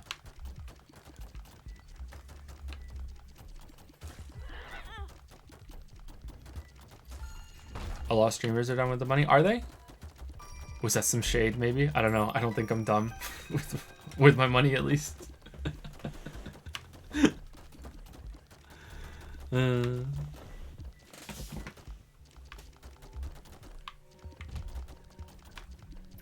It's like it used to be back then. DLC used to be like, why am I gonna buy any DLC when it's only cosmetic? And now we look at DLC and we're like, as long as it's only cosmetic, it's fine. But I think that's kind of taken out of context, because you also want to have like the cosmetic DLC is something that you can buy that on top of the asking price, whereas when it comes to big paid DLC, you want it to have like proper content, because then it's worth the asking price. You know, you want the expansions. Like not all DLC is the same. I wish we would go back to calling some of them expansions. Like to me, like Hearts of Stone, Blood and Wine, and you know Far Harbor from Fallout 4. Like those are expansions, not DLC. But still, like, still call it DLC sometimes. Have you heard of Deadbolt? If not, I highly recommend checking it out. I've not heard of Deadbolt. I don't think so anyway. Maybe. It sounds a little familiar, but I'm not placing the name on anything, sorry. I really dislike this target thing, chat. I really dislike it. Real quick, any more questions from chat? Maybe we'll do one more Patreon question and then we'll stop. Hey, I'm mostly a YouTube viewer. I was wondering if there is a video coming soon. The Witcher video... Should I just say when I think it's gonna come out? I hate saying this. I hate saying this because I'm always like, something happens and I think for sure. So then you regret saying things. So I'm not gonna say it, but like I'll give a vague answer. Like I am expecting it to be out in 2019, like still this year. Okay, like I'm still expecting it. And if it's not this year, it'll be very early in 2020, like super early. It'll be out before Cyberpunk's out for sure. There's no way that it's not gonna be out before Cyberpunk's out. 2077. You know, no fucking way. But anything else, you know, like I'm expecting 2019. At the very least, if it's in parts, you know, there will be a part this year for sure. But we'll see. Who knows if something might happen? You know, the house might burn down. It's a very long video. It's a year's worth of content, maybe even more. You're not going to be able to watch it in one sitting. It's longer than the two other longest videos on the channel put together at least. And that's as specific as I'm going to be. What main games you really appreciate respect from a writing story perspective has been asked a couple times. Sorry, what main games do you really appreciate respect from a writing perspective? And story. Writing story perspective, not very many. From writing, probably there. Okay, so there are two ways of looking at it. There's like the whole story and the whole sweeping thing that happens, you know.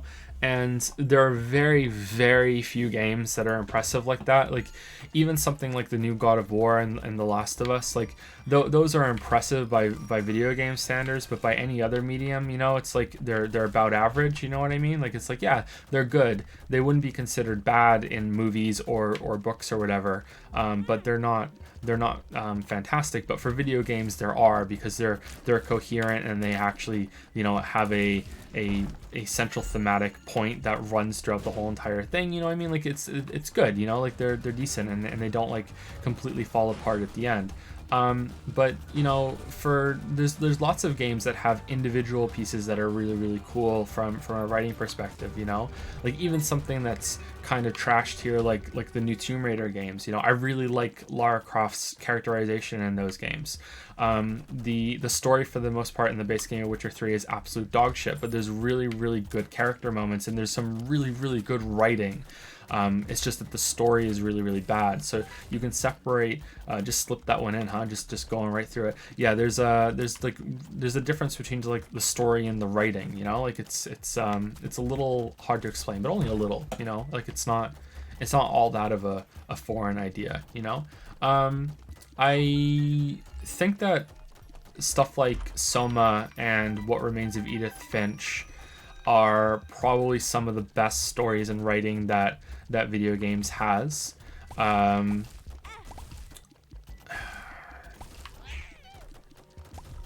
not really into stuff like Dark Souls and Hollow Knight, as most of you probably know. If you like, I'm guessing most of you come from the videos. You're not here from Twitch.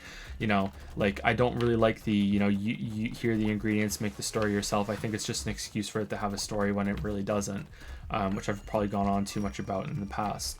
I think there's one other one that I'm forgetting, but yeah, like it's hard to name a bunch of really good stories. That's why I was so disappointed when I played Silent Hill 2, because I was expecting it to be, new, like in my top 5 for really great stories in video games, and it was just like, oh, okay, like if this was a book or a movie, like I don't even think anyone would really be singing its praises at all. It would just be kind of like middle of the line sort of thing. I feel like there's one I'm forgetting. I don't know, like I think that some of the writing in like even something like Metal Gear Solid series is really good, even though the overall story is batshit, like there were parts in Control that were really, really cool, like and we're talking about like comedy games and things that are funny, like Xenoblade Chronicles 2 is really, really funny. I think intentionally funny in a lot of places. Okay, do I like let this guy like come away and then hit him, or the Portal 1 and 2 as well, like really powerful, but as a story, Portal 2 not so good. Portal 1 I think is a better story than Portal 2, but Portal 2 has more funny moments. Yeah, I think that's all I can say for now.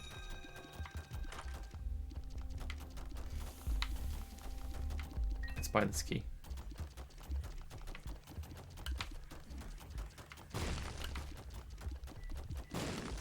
Why is Okay, he? we need to wrap it up. Yeah? Yeah. Okay. So see if there's anybody else to thank, and he's just chanting it over and over again.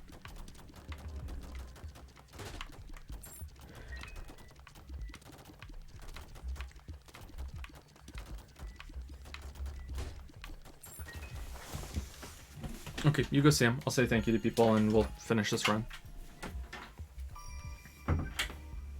Thank you to Your Ma for the new sub of Prime. Welcome to Prime Time, Your Ma. That was 20 minutes ago. Sorry, we get into questions and then we do rounds of thank yous. Thank you, Your Ma, for the new sub of Prime. Welcome to Prime Time.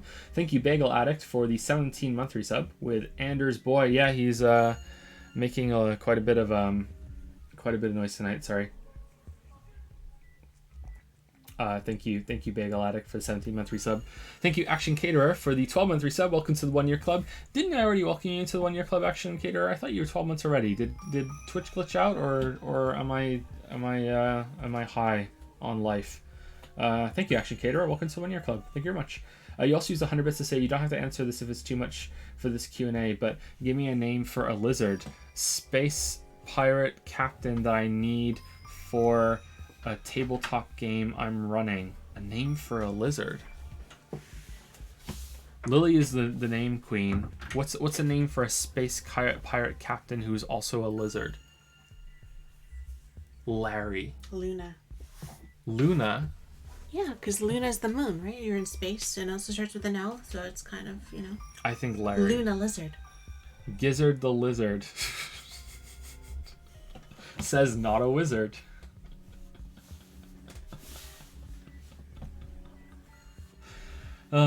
Twitch is weird. Sub anniversary separate when I actually do the subscribe. He's also the villain, by the way. Oh, Lysanderoth. Embrace the meme. Lysanderoth, the lizard space pirate captain. There you go. ProZD. Lysanderoth. Thank you, Cat Hands, for the 23-month resub. Always great to say your name, Cat Hands. Ooh, boy, I love this game. I'm getting into it a little bit more than I was before, but if I wasn't streaming right now, I don't know. Like, I hate this. You know what? I don't hate to say this. Fuck it. I'm gonna stand by my love for Enter the Gungeon. It's just a worse version of Enter the Gungeon to me. I really like the core mechanics of the dodge roll and the shooting and the different guns you find in Gungeon and the different enemy types. I just like it. It's just a worse Gungeon to me. I really like Enter the Gungeon. So that's it. Am I high? Gungeon is just way better mechanically, man, than Binding of Isaac. Binding of Isaac may have way more fun synergies and stuff because that's what I think people say about it. But like, Gungeon is just way better of a gameplay experience, you know. But if you're going for more of like a what cool shit is gonna happen this run, then I can see why Binding of Isaac might be way better. But yeah, I prefer Gungeon.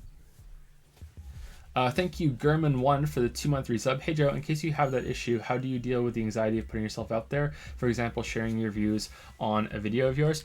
So this used to be a really, really big problem of mine, and I'm not really good at public speaking. I'm surprised that I can even get through streams, and every so often, for no reason it seems. Well, sometimes I'll if I've taken a break from streaming and I come back to it, I'll be very nervous coming back to it. I'm like, oh my god, what if it doesn't go well this time? You know, like it's gonna be like, this is gonna be the one where I can't even speak clearly, even though I can't even speak clearly right now. You know, like it's gonna be really, really bad. You know, like and it turns out it's fine. But when at the beginning when we first started streaming, I was terrified. So I'm not really good at public speaking, and I don't like being in front of an audience. But I think because you're all invisible, it doesn't matter. I can get through it. But what helped me with the videos was that I made a deal with myself really early on. It's like, okay, I can say whatever I want as long as I support it with evidence. As long as I can support it with examples and people can understand why I think the way that I do, then, you know, it's fine. I can say whatever I want, you know, because if they're like, you know, I think you're crazy, I really disagree with you, you know, at least they can say, but I can see where you're coming from, you know, like at least I can understand it. So that's the deal I made with myself. And I think I've been successful with that, and have been able to get through making videos with that rule. But sometimes I take it too far. I think with Odyssey I had too many examples, but that could have been alleviated by having like a note at some point saying, whoa, what the fuck?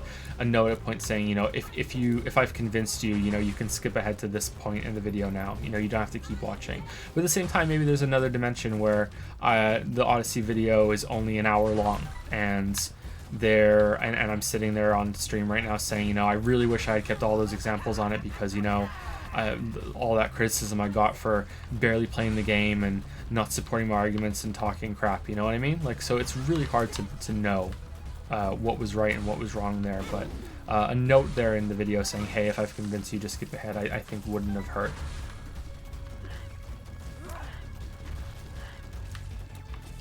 I think, yeah. But yeah, that's how I got over it, yeah. I wouldn't say I'm a shy person, but I don't do fantastically in social situations, and whenever I had to give like group projects and presentations or whatever, I would be quite scared. If I'm being really fully honest with myself, I think that if I was to ever give like a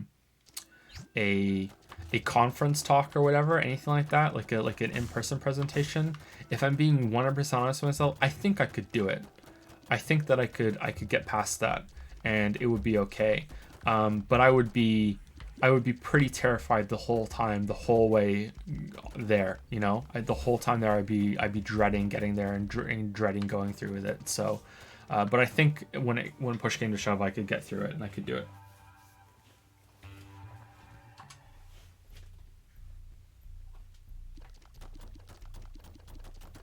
Is he? He's settled, okay. He's settled down now? He just wants to come out. He can't sleep. He's frustrated, I think, because he can't sleep. Okay, well, we're gonna have to do one more round anyway, and I think we have. Let's see, we have 1, 2, 3, 4, 5, 6, 7, 8 more questions, but it's only 3 pages, so some of them are short, and like this one's really short, right? Mm-hmm. This one's gonna take 30 seconds.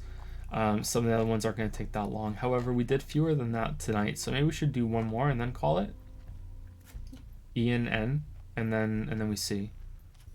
I'm hoping he's gonna fall asleep. I told him he should lie down at least because he's like half sitting up, but he looks exhausted. And I said, like, if he can lie down, maybe he'll fall asleep. But he just keeps saying he can't, and he's frustrated. But otherwise, he's fine. Like I just said, you'll come and see him when you're done, and he was fine with that. I'm hoping he'll fall asleep by the time we come out. 'Cause he looks like he's ready.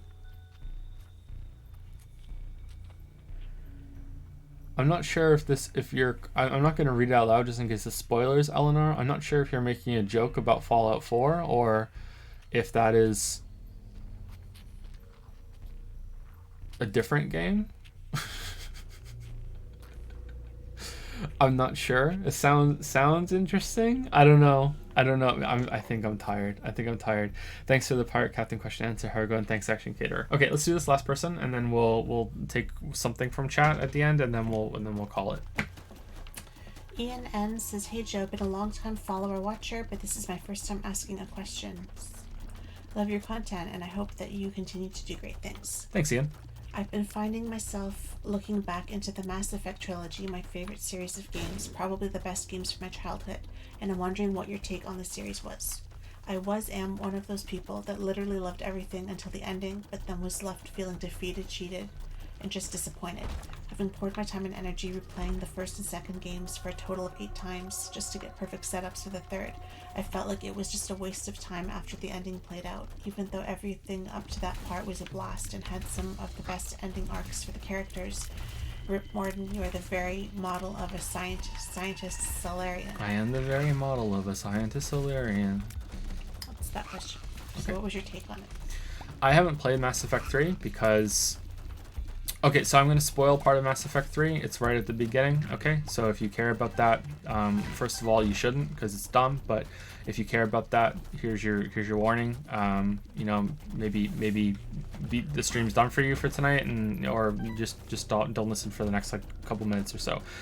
So at the beginning of Mass Effect 3, the Reapers, which are the big bad of that series, come to the Milky Way from, you know, the darkness between the galaxies, and they start harvesting all the planets, as is, you know, their wont to do.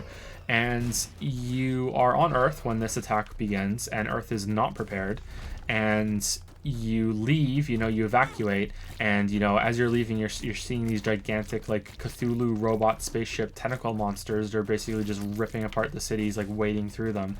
And then you go and like, you know, solve people's problems and find archaeological dig sites for people, and, you know, listen to people having their pity parties, and oh no, like, someone's sick, all right, like, and I just couldn't do it, you know, like, you know, Earth is burning, so are the other planets of the major civilizations. Couldn't do it. Just I like, and I loved Mass Effect 1 and 2. You know, me and a friend of mine had a like a not a bet, but we had like a hunch that Mass Effect 2, like, BioWare was making Mass Effect 2 and Dragon Age at the same time, and we were like, there's no way that both of them are going to be good. You know, like, one of these is going to be really, really bad. They're not going to land, you know, both of the hits on both of these games at the same time. And then Dragon Age came out, and we're like, oh man, this is actually pretty good, you know, the first Dragon Age Origins. And we're like, okay, well, rip Mass Effect 2. Mass Effect 2 is going to be complete dog shit, you know, there's no way they're going to hit this. And then Mass Effect 2 came out, like, oh wow, this was actually pretty good, you know. It had its flaws for sure, but it's like, oh wow, this was decent. I had a good time with it, you know. Like, the ending wasn't all that great, but, you know, like, it was an interesting idea, and, you know, it messed up a little bit of the continuity, but it was a good time. So it was like, oh, all right, nice. And then Mass Effect 3 comes out, and I can't even get past the first 2 hours because I'm just so put off by how nonsensical the whole thing is. So I can't really talk about the ending. Sorry, I do know all about it. I know that it was I don't know, like, rushed, obviously, but that it didn't have what the fuck just happened in the game right now? Oh my god. Sorry. It didn't have it didn't have proper continuity. What the fuck is going on? It didn't have proper continuity between all of the decisions that you made in the other games. You know, like it didn't matter, and it just leads to this color question thing at the end, right? So I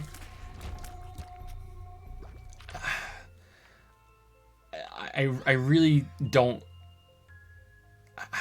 I really don't like that they did that, and I heard the story about how the lead writers, you know, like very late in development, they still didn't have the ending planned out, and they locked themselves in a room one day and had a big fight, and they shouted at each other, and then that's how they finally got the ending done, and then they did this color system at the end, and that's kind of what you're talking about, and it's like I feel like that's the main complaint that you have, and I can't really talk about it much because I haven't seen it myself.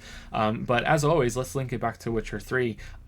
Witcher 3 does the exact same thing, boys and girls, and I hate to sound like a condescending prick, but I kind of feel like the reason why people aren't mad at Witcher 3 for doing the exact same thing that Mass Effect 3 did is because the posers at Reddit didn't play Witcher 1 and 2, whereas they played Mass Effect 1 and 2 and then 3, and it was like a big deal for them all the way, whereas a bunch of these people only came in on Witcher 3, so they have no idea that Witcher 3 did the exact same fucking thing that Mass Effect 3 did. So yeah, I can kind of relate, because that was really disappointing, and yeah, I don't like it. I don't like it.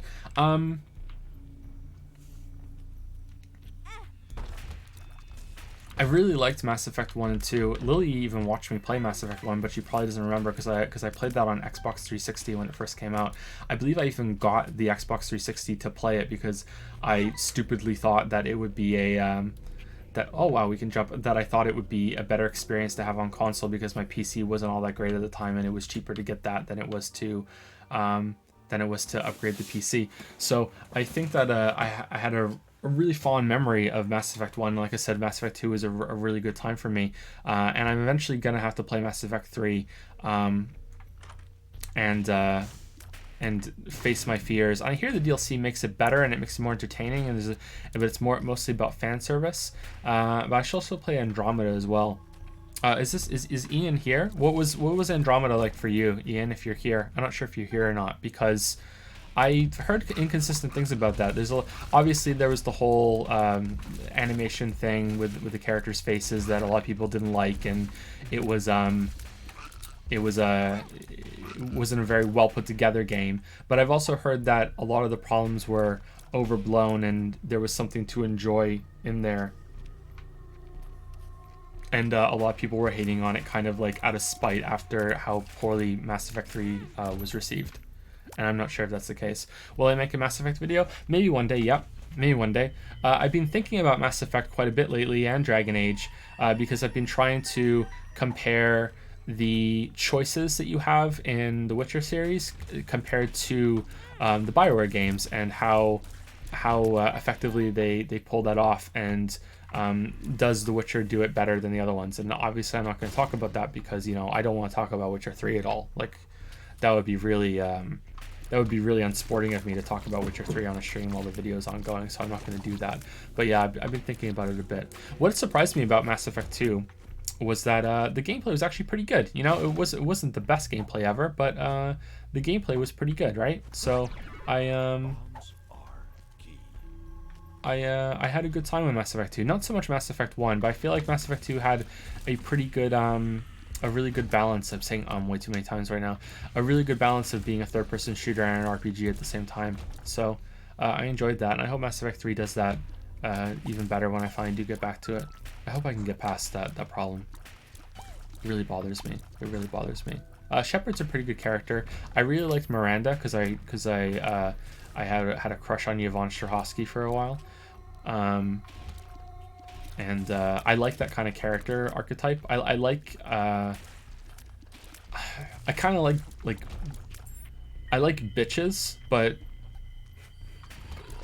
okay, like I don't mean I like bitches. I mean like she's a bitch. You know what I mean? Like it's the bitch archetype, but she's not a bitch to you. You know what I mean? Like I don't like the character that's that's a bitch to you. I like that she's kind of like a bitch to She's bitchy. to everyone else. Not like just a bitch. she's bitchy. There we go. Like Lily and I talk about like bitchy a lot. You know, like I like that she's bitchy. Whereas like Miranda and Yennefer have quite a lot in common. Oh no, it's Witcher 3 again. But like Yennefer is a bitch to you, so it's like like not nearly as good as Miranda. But I like Miranda more because of that. And not really keen on Liara or any of the other waifu choices in He's a lovely woman, but he likes me, so what does that say? in Right? yeah, but it's like Right? yeah, but it's like what you like in media is not always, you know, what you go for. You're not a bitch, you're lovely. You're lovely Lily. Lovely Lily, Lily Bell.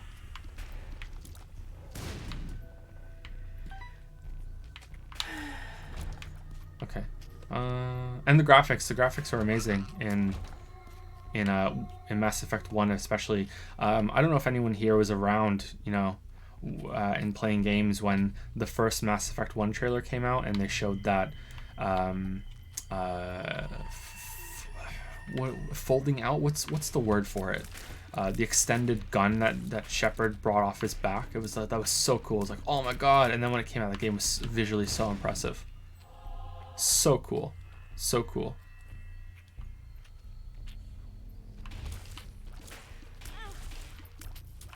Yeah, I hope to do a video on Mass Effect one day.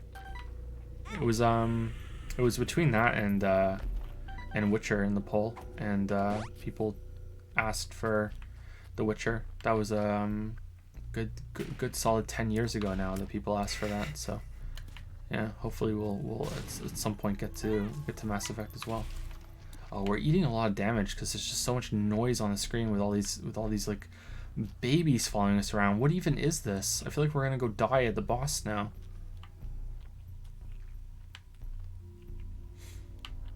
Did Ian have another question? Yeah. What is your take on game situations where the trail and experience is the best, but then the climatic, I can't speak now, I'm too tired, finish doesn't live up to it, ruins the adventure? I think it might make for a good video to talk about that situation, as I could see it going both ways, for and against an ending having that much impact on the experience as a whole. Thanks, Joe. Hope you're doing well and looking forward to when your next drop happens. Don't kill yourself, though, and don't get stuck in the cringe cave too long. Oh, thanks, Ian. Endings matter a lot to me, so probably way more than for most people.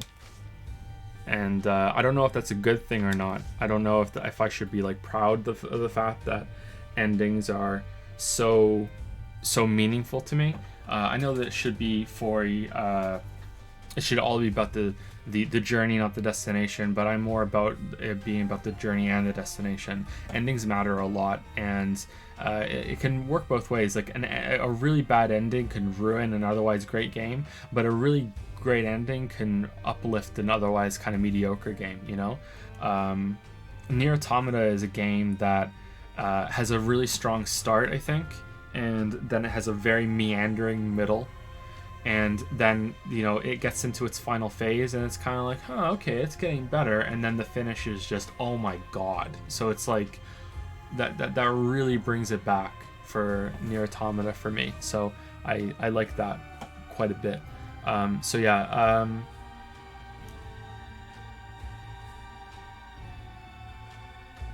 I don't know. I'm just the whole thing just went right out of my head. I think we need to go to sleep soon. That's what I said. Yeah. Where I think I'm too tired now. I feel like I'm slurring. I think we need to go to sleep. Yeah. There's a scene in the movie adaptation, and if you've seen the movie adaptation, if you haven't seen the movie adaptation, it's with Nicolas Cage.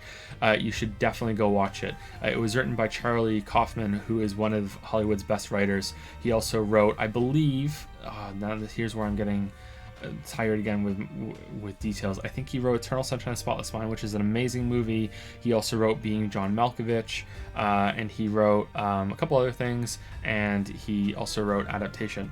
So Adaptation is about Nicolas Cage, who is playing Charlie Kaufman, who is writing the script for Adaptation. So it's a meta movie that actually really pulls it off well, and there's a scene where Nicolas Cage as Charlie Kaufman, who also has a twin brother who's also played by Nicolas Cage, goes to see a writing like guru who's giving a presentation, and he has this speech that he says, it doesn't matter what happens in your movie, just wow them at the end, and that'll satisfy them and keep them talking. The ending is all that matters. And I don't really agree with that. Like, everything else that comes toward the ending needs to be set up to really punch it. But if there's any part of something that needs to be done really well, if you want the wow effect and you know that they're going to stick around for the whole thing, then the ending is the most important, I think. But that's assuming they're going to stick around. So I would say the beginning is actually the most important part of any piece of media, so you get them hooked, and then you can kind of meander in the middle, and then the ending can be fine. Because when I think of Nier Automata, I don't really think of that meandering middle all that much, although it is worse for video games, because video games go on for so much longer than most other media.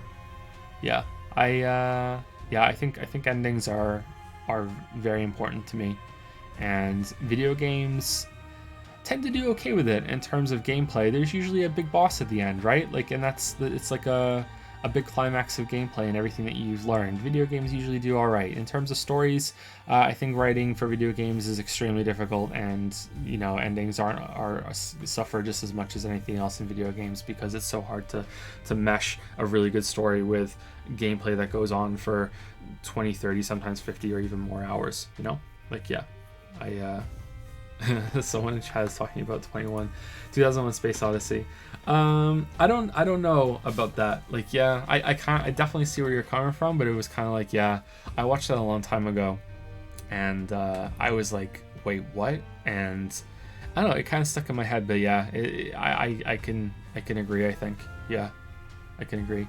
Gotta stick down like Game of Thrones. There's another one, Game of Thrones, a lot of people think that retroactively ruined everything, and it's like, what's the best case scenario now for Game of Thrones is that forever you will think that it doesn't have an ending, because that's the ending you got, and it's so unsatisfying that it kind of ruins the characters for the rest of the thing. And then you have... Sorry. You okay?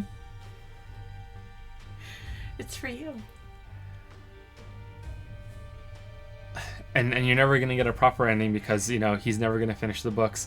I also spent an entire night revitalizing my hockey roots while yelling at Letterkenny references at my friends thanks to you. So drop the mitts, you fucking puck bunny. I love that. Your friends are good guys, though, yeah? Yeah? I love that. Good, they're good guys, are right? Fucking puck bunny. Puck bunny. Oh, I love Letterkenny. Letterkenny is a very raunchy, rude look at kind of like the hicks of Canada, I guess. Are you allowed to say hick? Is hick an offensive term? I don't think so. I don't know. And Letterkenny is really great. I highly recommend it. I think even if you're not from Canada, you can still enjoy Letterkenny. Letterkenny is really great. And they get nuked out like in your hand, eh? What did I say about 2001? What did I miss? You can scroll up for someone that said for the ending of 2001. I think I like the ending, but I don't know if I think it's great. It was kind of good for but it's almost like there's two endings to that movie. There's the ending that's at the very end, and then there's the ending that happens just right before that, but how could you properly end that, with the events that happen right before the actual true ending at the very end of the movie? I don't know if there could be anything that's satisfying there. Sorry, we're meandering here, Ian. I think definitely I think that the endings are very, very important, but which we're not landing ours very well. And we're not landing ours very well for the stream, so maybe streams are immune to that sort of thing, because it's more of a performance art and improv. But yeah.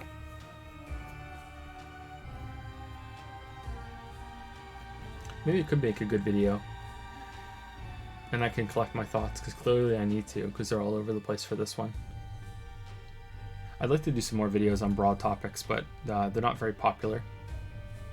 There's actually a question in chat about those. Hi Joe, I remember you used to write small scripts that were not critiques and something related to video games. For example, your horror game and video and subjective video, as well as others you mentioned on streams that weren't intended to be videos. I want to know if you still do this, and if you do, what has it been about? Yeah, there's been a video that I wrote on difficulty in video games, and there's some other topics I like to touch on too. But again, I don't know. It's sort of like they're not all that popular, and any video like that is gonna make the channel take a hit with the algorithm. So it's kind of like you have to slip in those kind of videos between the long videos that improve the algorithm. So it's always kind of like balancing. So it's like, okay, I can do one big video that the algorithm really likes, and then I can afford to spend those good algorithm points on these 10D videos that won't get all that many hits, but I will enjoy making, and I feel like I have something to say. But yeah, that's so far in the future now, because of the Witcher video is just so all consuming that I can't really talk about it. Hey Joe, I've been watching you for about a year, and I really love to get your thoughts on why my father went to get cigarettes and never came back. Go look in the mirror, man, and you'll find out. Not sure if you're answering any more chat questions, but I'll try. I just saw you posted a stream of Dusk. Did you finish the game, and or did you enjoy it? Yeah, I finished the game. There's the other two will go up soon. I have to render them together. Actually, I haven't done that yet.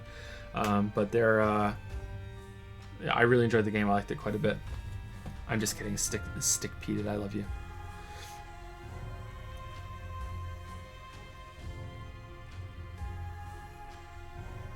Are there any scripts that are basically done you can upload while on break after Witcher? I'm really leery about uploading scripts without there being a video coming out on that script sometime soon.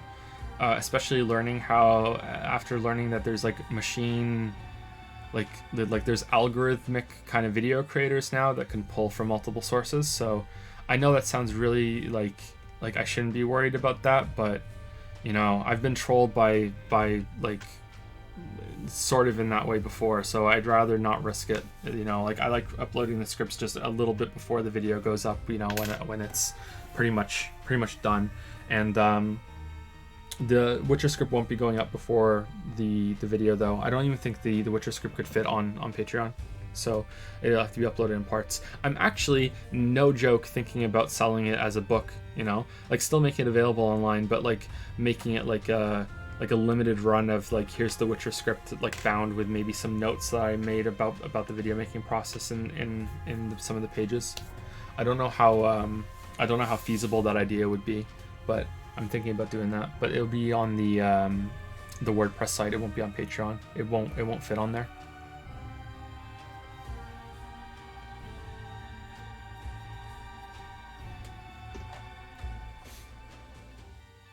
I meant small videos. Thanks for small videos. Yeah.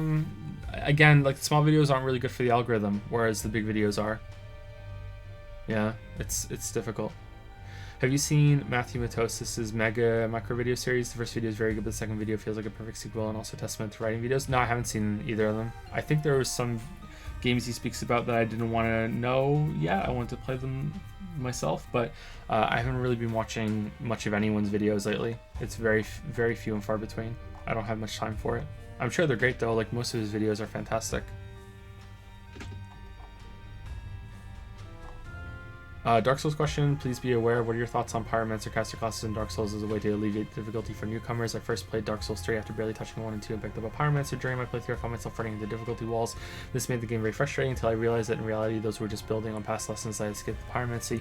Your thoughts about the whole topic? I think it's a really good idea. I like that there's alternate playstyles that are easier than others. I just wish that there was a way to commit to a certain playstyle so you could really own that you did it in this way, you know what I mean? I really dislike this part about Dark Souls because this Dark Souls has a lot about bragging rights. It's okay, yeah, I beat Ornstein Small my first try. You guys are fucking scrubs. You're so terrible at the game. And you're oh, how'd you do it? Oh, well, I just threw my fireball at him a bunch of times. It's okay, well, dude, you were playing on easy mode. You know what I mean? That sort of thing. It's not that cut and dry, but yeah, it's kind of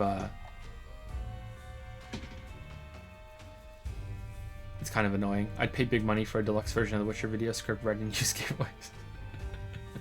And someone else wants it in Nagito voice.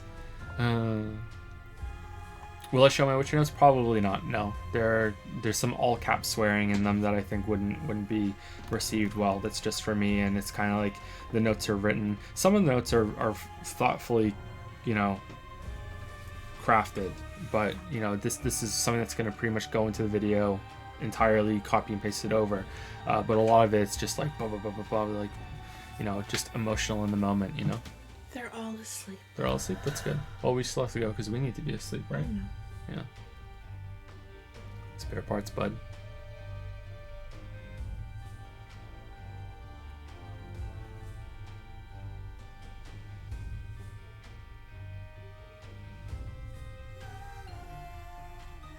Most accurate Letterkenny joke. I can understand the hockey bros, and it causes me concern for my mental health. I love the joke where he's Shorzy, and they're doing the ribbing on each other back and forth, and he says, I fucked your mom and I made her come so hard that they made a part of our heritage video out of it. I like the one with the Celine Dion one. And like you have to. That's one of the jokes you have to be Canadian to understand, because you have to know the part of our heritage videos that are on there, and it's just, oh my god, that's such a, like, again, it's about being in part of a niche, man. That's such a targeted joke that if you understand that joke, it's just like, oh my god, that's so funny. But yeah, you kind of have to be Canadian. The Celine Dion one's pretty good. They're fighting the back and forth. Yeah, that one I think is more universal. It's the Ontarians fighting with the Quebecers while they're both ice fishing. Yeah, that one's pretty good. Do Letterkenny Montreal, and you probably get the YouTube hit for that one.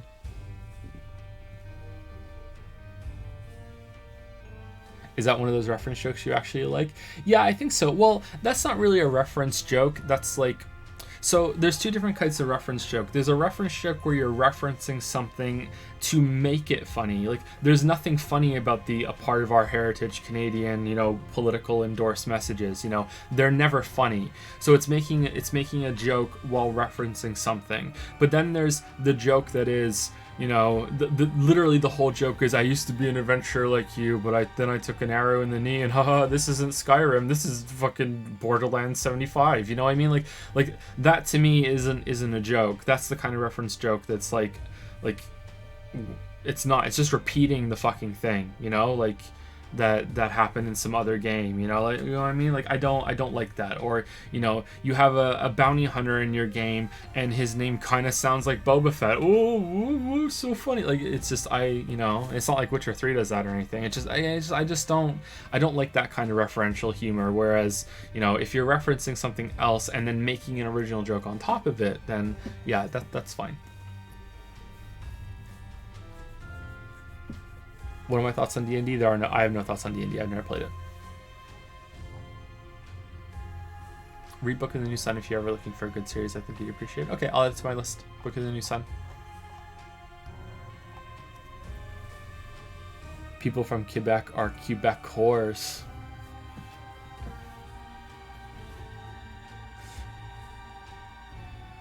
And people from New Brunswick are Quebecers light, right? So last but not least, thank you to Kine SC for the 14-month resub. Sorry, that was 20 minutes ago. I think right about when Lily left to go check on Finn.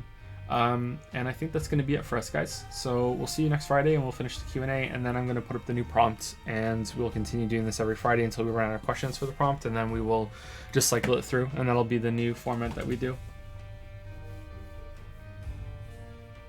We should have answered more Patreon questions tonight, but it took us an hour to get going. I kept thinking we were gonna have to call it. We weren't gonna be able to even get this far. Yeah, and I don't want to start answering. We almost didn't start. They were being really loud, and she kept crying before we even started. I don't want to start a Patreon question and then stop it, because of